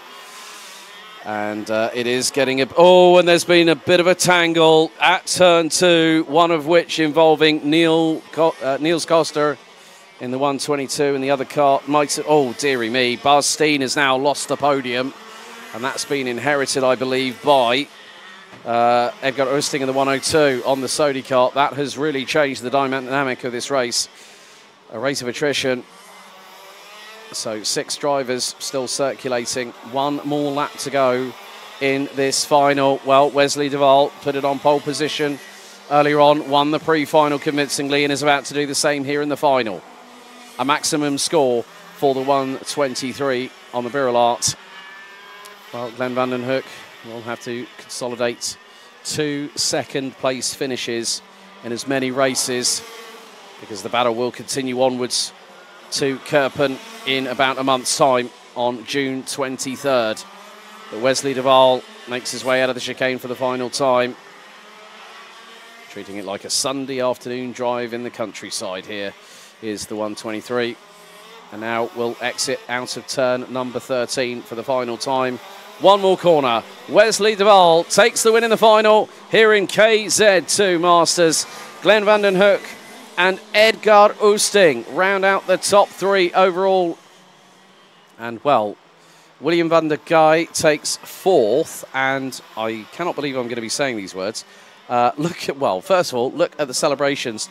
Wesley Duval saying, yes, folks, I'm number 1. Well done, well deserved, and great sportsmanship right there with Glenn Vandenhoek. They have been at each other's doors all day long, and Edgar Oosting even comes along to celebrate with the 123. William van der Kai takes 4th. Buzz Steen, Niels Costa ran at the 6th that finished all 19 laps. Mark Verhoeven pulled in with 15 laps completed. Danny Stockman on lap 12. Mike Hendricks and Gert Vandenbrink out on lap 7. And Mick Burtonham, unfortunately, out on lap number 1.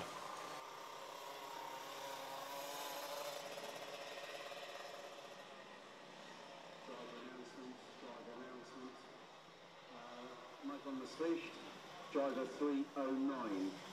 Mike van Maastricht, 309. Senior Rotax. Please report to timekeeping immediately. That's Mike van Maastricht, driver 309. Senior Rotax. Report to timekeeping immediately. Thank you.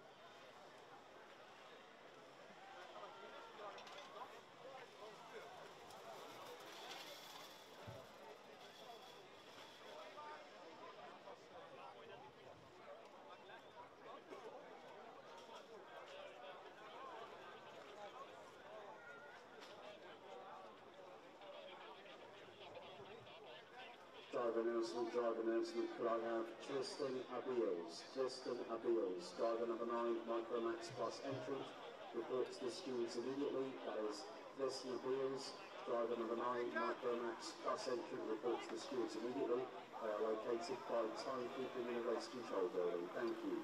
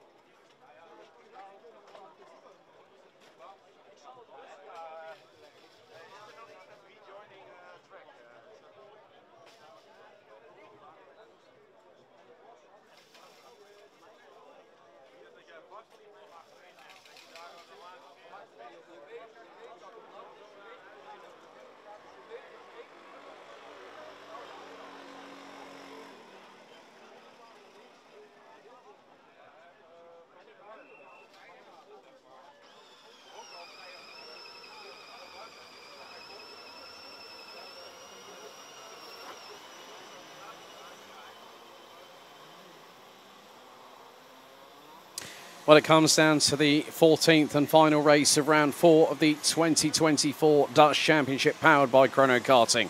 It's the KZ2 Final. Here's your starting grid. 17 competitors set to go into battle over 13 minutes plus 2 additional laps. Robin Glirum starts from pole position. We'll be having Jens Trö alongside on the front row. Enzo Boll will line up on the inside of row number 2. Alongside will be Jeffrey Fixer in the 205. The defending champion, Kvin Winkel, starts on the inside of row number 3 in the 201 and will be joined by the 214 of Renzo Alibags. Then next up, row 4, Bart Plug in the 281, joined by Germany's Fahin Megger in the 245. Rounding out the top 10, the 207 of Jano Opmeer and the 277 of Dirk van Sifthout.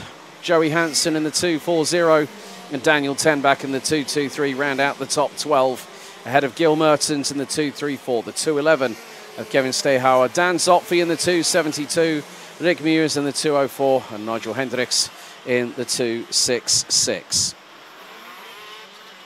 So the drivers weaving from side to side, getting the temperatures and the pressures up to specification. And then it is going to be one blast from the line.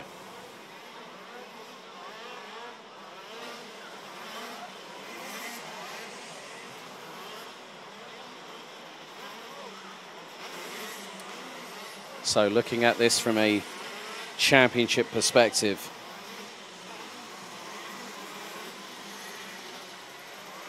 well, Gil Mertens, who leads, get this, the top 2 in the championship are lining up 13th and 14th. That's Mertens and Stehauer. Trö is on the front row. Boll is on the inside of row 2. Mega outside of row 4. Tenbach outside of row 6. Alibaks outside of row 3. This could be a defining moment in the championship. We're at the halfway point of this 8-round calendar. And the drivers are psyched up, ready and willing to put it all on the line here at this tight, technical 14-turn, 1,050-metre circuit. Drivers are revving their engines. Okay, we're going to get another tour of the short formation lap. Race director not happy.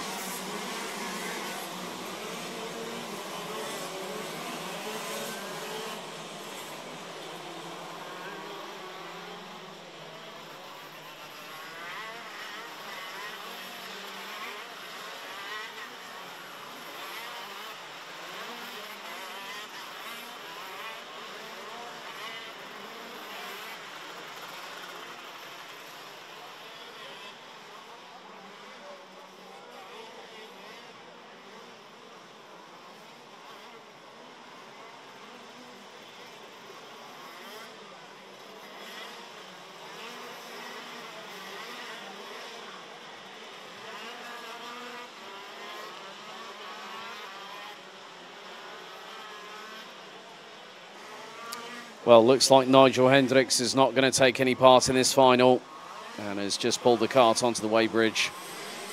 So we will be down to 16 drivers. This could set the tone for how the second half of this championship unfolds. And Glirum is already on pole position, waiting for the rest. Jenstra pulls up alongside.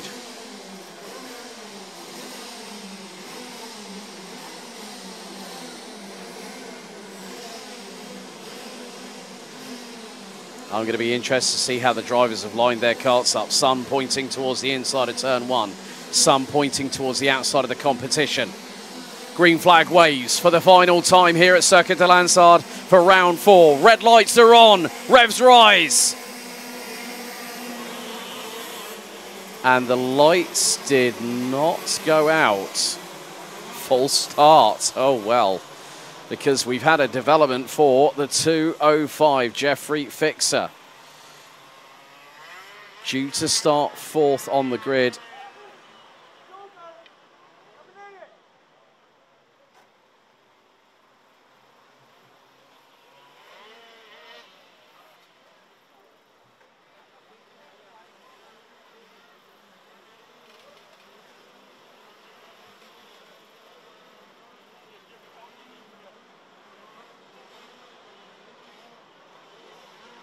So does that, right, let's see.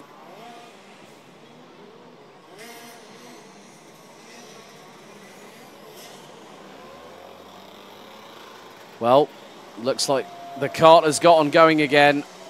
And a cheer from some of Jeffrey's friends. So this will give Jeffrey Fixer the opportunity to go back, I hope. Let's see if he gets it up to speed. He's going down the gearbox into turn 2. Let's see if he accelerates. That's going to be, see if he seems happy with the kart.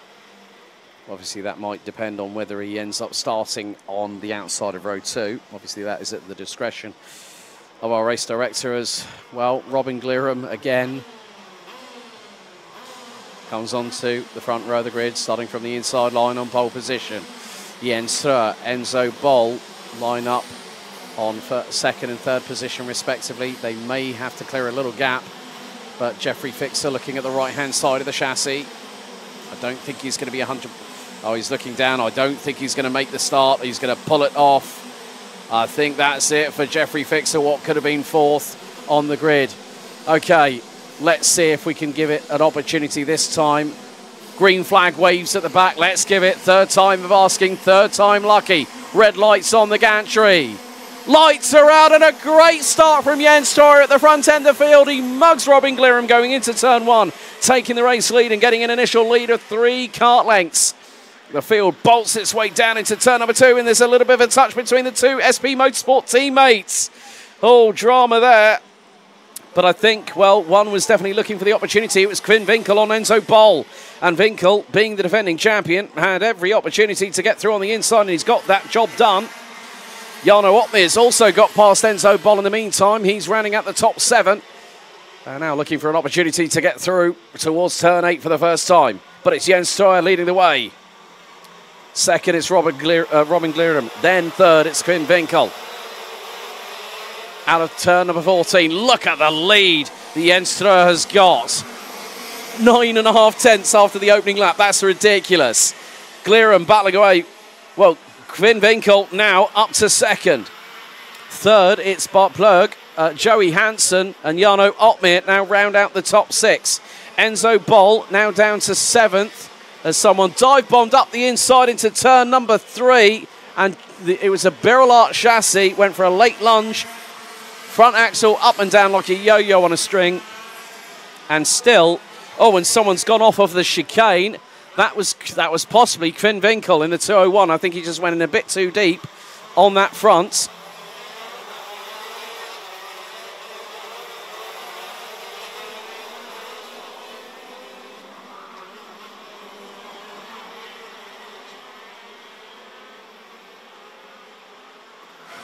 So 1.265 seconds is the distance between first and second position. Quinn Winkel finds himself down in 6th place behind the likes of Bart Plug. Joey Hansen, who's made the most gains in this race so far. 7 spots from 11th, now 4th. And he's got Jarno Opmeer about 4 to 6 kart lengths behind. So Opmeer, you know, great to see him back in a kart after multiple years away. But there's a challenge for 3rd place. Joey Hansen was menacingly looking towards the inside through turn 10 on Bart Plug, but that's brought Jarno Opmeer into the fray. Opmeer not that far away, 2 spots away from at least 2 spots away from a potential podium for the 207. A man who's contracted as a factory esports driver for Mercedes-Benz, and has recently been doing a lot of F1 sim racing in terms of representing the squad. Also has his own YouTube channel, so good to see him as part of the grid. But Jens Strøyer is not getting away. Robin Glierum is closing. Gap last time was 5.5 tenths. It's now being closed down by about a tenth. Renzo Alibaks in the meantime has closed on in. Quinn Winkel finds himself down in 11th position behind Germany's Farin Mega. Daniel Tenbach is 9th behind Enzo Bol, who started P3. But there is still going to be a lot of opportunity in the next 7.25 minutes for anything between the top 5 to happen.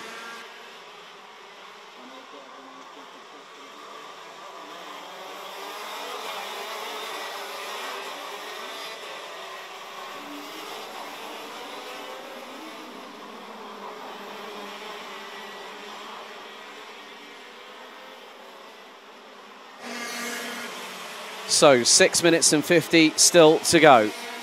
And the fastest driver out of anybody so far, Renzo Alibaks in 6th place.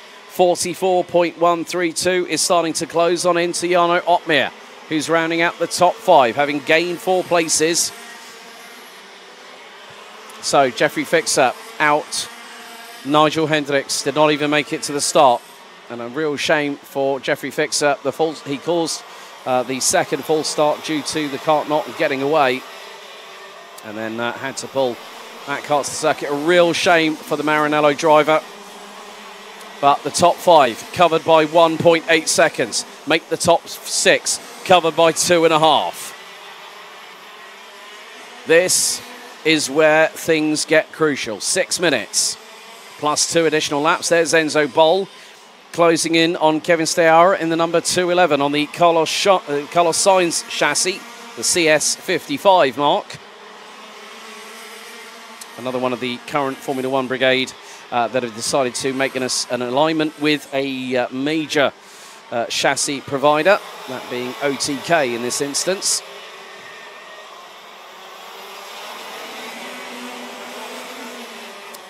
And Joey Hansen goes purple and is within 9 and a bit tenths of a second of the race lead.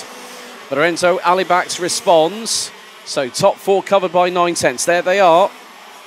A little bit further up the order, up the road, I must say. And now with the fact that all of the top 6. Okay, so we've got CRG leading. Birlar second.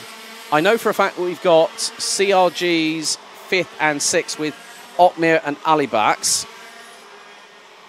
Gil Mertens makes the move on Rick Mewitz for 14th place, so gains a second place, a second spot in this race so far. So let's see what happens. Bart Plug rounding out the top 3. Alibax, another new fastest lap of the race, 43.012. I think there is a little bit of strategy being brought into play, I think, by Otmir and Alibax. Sometimes it's better to just wait to see if anyone gets a bit desperate in front of you. There's that sense of urgency, and then there's also that sense of desperation when it comes to the latter stages of a final. And this could be an important one for the 2024 season. At the moment, Jens Stroer looks to possibly make his mark and, for want of a better term, more than likely be leading the way out of this round and heading to West Germany next month.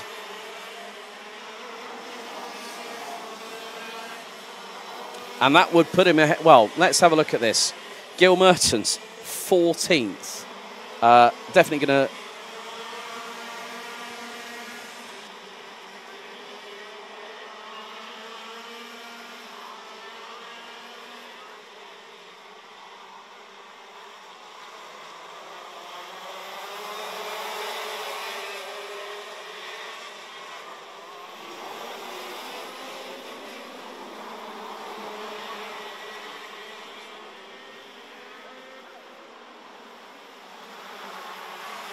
So 3 minutes and 10 seconds still to go. Things are closing in between 2nd, 3rd, 4th, 5th and 6th.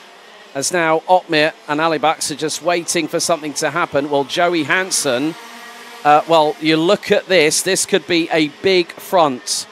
A big bit of planning here, okay? The 3 drivers at the back end of this top 6 are all CRG drivers. So is the driver leading, Jens Stroer. Jens Stroer wants to win this and take the championship lead. But with this top 6 running in this formation, Alibax is trying to give Otmir the hurry up now. Down in towards turn number 2. Alibax looks for the move. Otmir does not fight it. Good call there by Jarno. Very good call. Like, okay, I knew he had possibility of cleaning everything up. Clearing past me and getting off into the distance.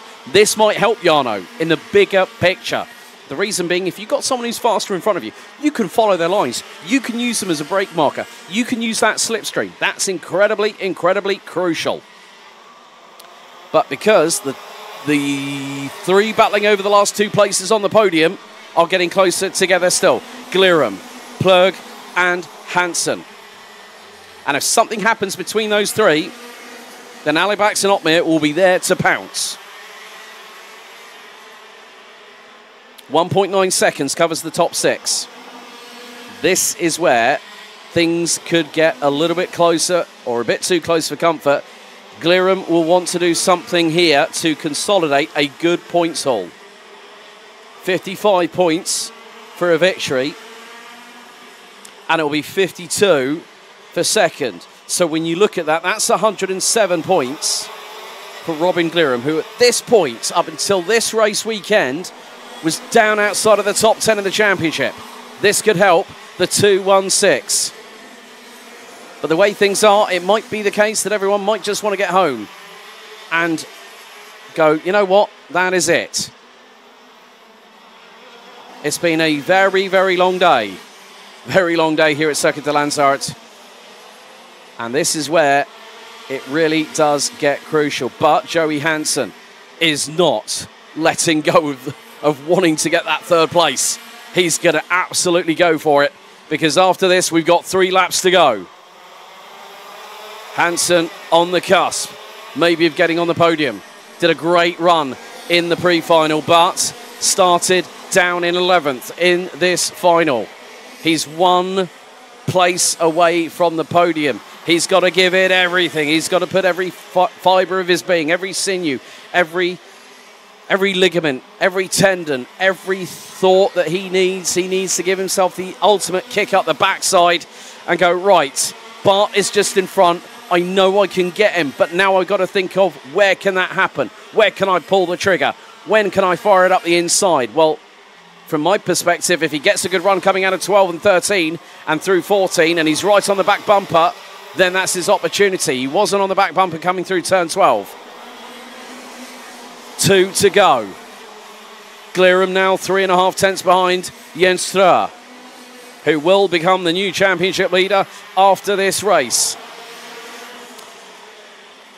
So Strø, that'll be interesting. Both of them picking up 107 points apiece. And Gil Mertens, disaster for the championship leader, out on lap 14. I've just seen the dreaded blue mark against Gil Mertens' number on the timing. But now it's going to be 1 lap to go. 1,050 metres, 14 turns to go.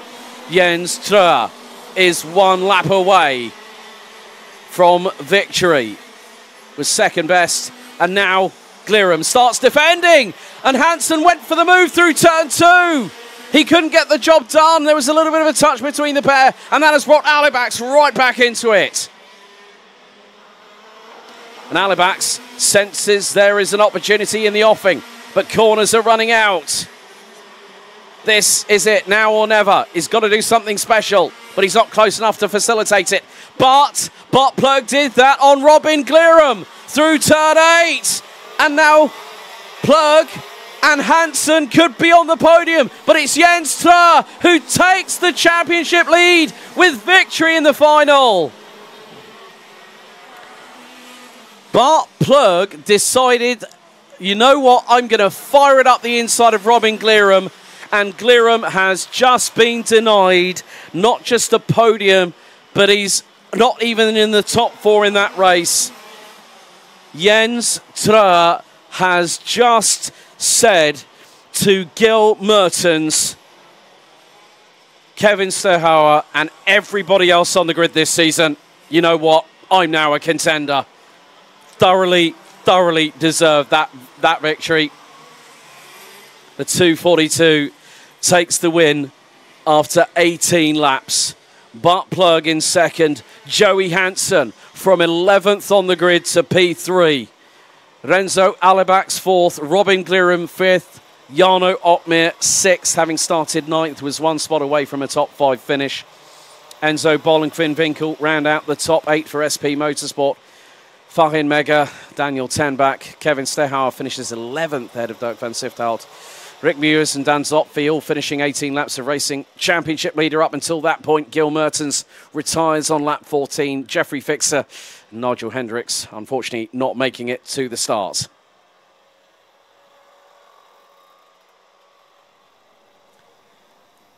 Well, what a way to conclude the 4th round of the 2024 Dutch Championship powered by Chrono Karting. Big thank you to the sponsors of the live stream, to Dikker based out of Eindhoven, who deal with sand, gravel, decorative paving and the like. They also deliver sand and gravel to the locations you specified. They're flexible, they're customer friendly, and they've got an excellent service with a good price-quality ratio. Acer, who are a well-known, globally recognised brand that mainly sell laptops. They're extremely popular due to their affordable price, their great performance and good quality. Also, VAG Technique, the specialist in the nearby area for chip tuning, maintenance and engine overhaul for your performance vehicle. They are passionate about delivering high-quality technical solutions that improve driving experience and vehicle optimization when it comes to performance. They also offer tailor-made tuning solutions that maximize power, torque, and efficiency of your engine. A big thank you also to Henk de Jong and the team at Karting Champions League for also backing the live stream. Well, that is it for round 4. Round 5, we take a trip over the border once again. We head to Western Germany on June the 23rd to Kaupen to the Eflandring for round 5. A big thank you to everyone behind the scenes, our stewarding panel, live timing, administration. We've also got streaming, stewards panel, park for May, scrutineering, live streaming as well. Also, everyone over here at the Circuit de Landsard, a big thank you to you also. Tot snel op de baan. We will see you for round 5 on the 23rd of June at Kerpen in Germany. Until then, good night.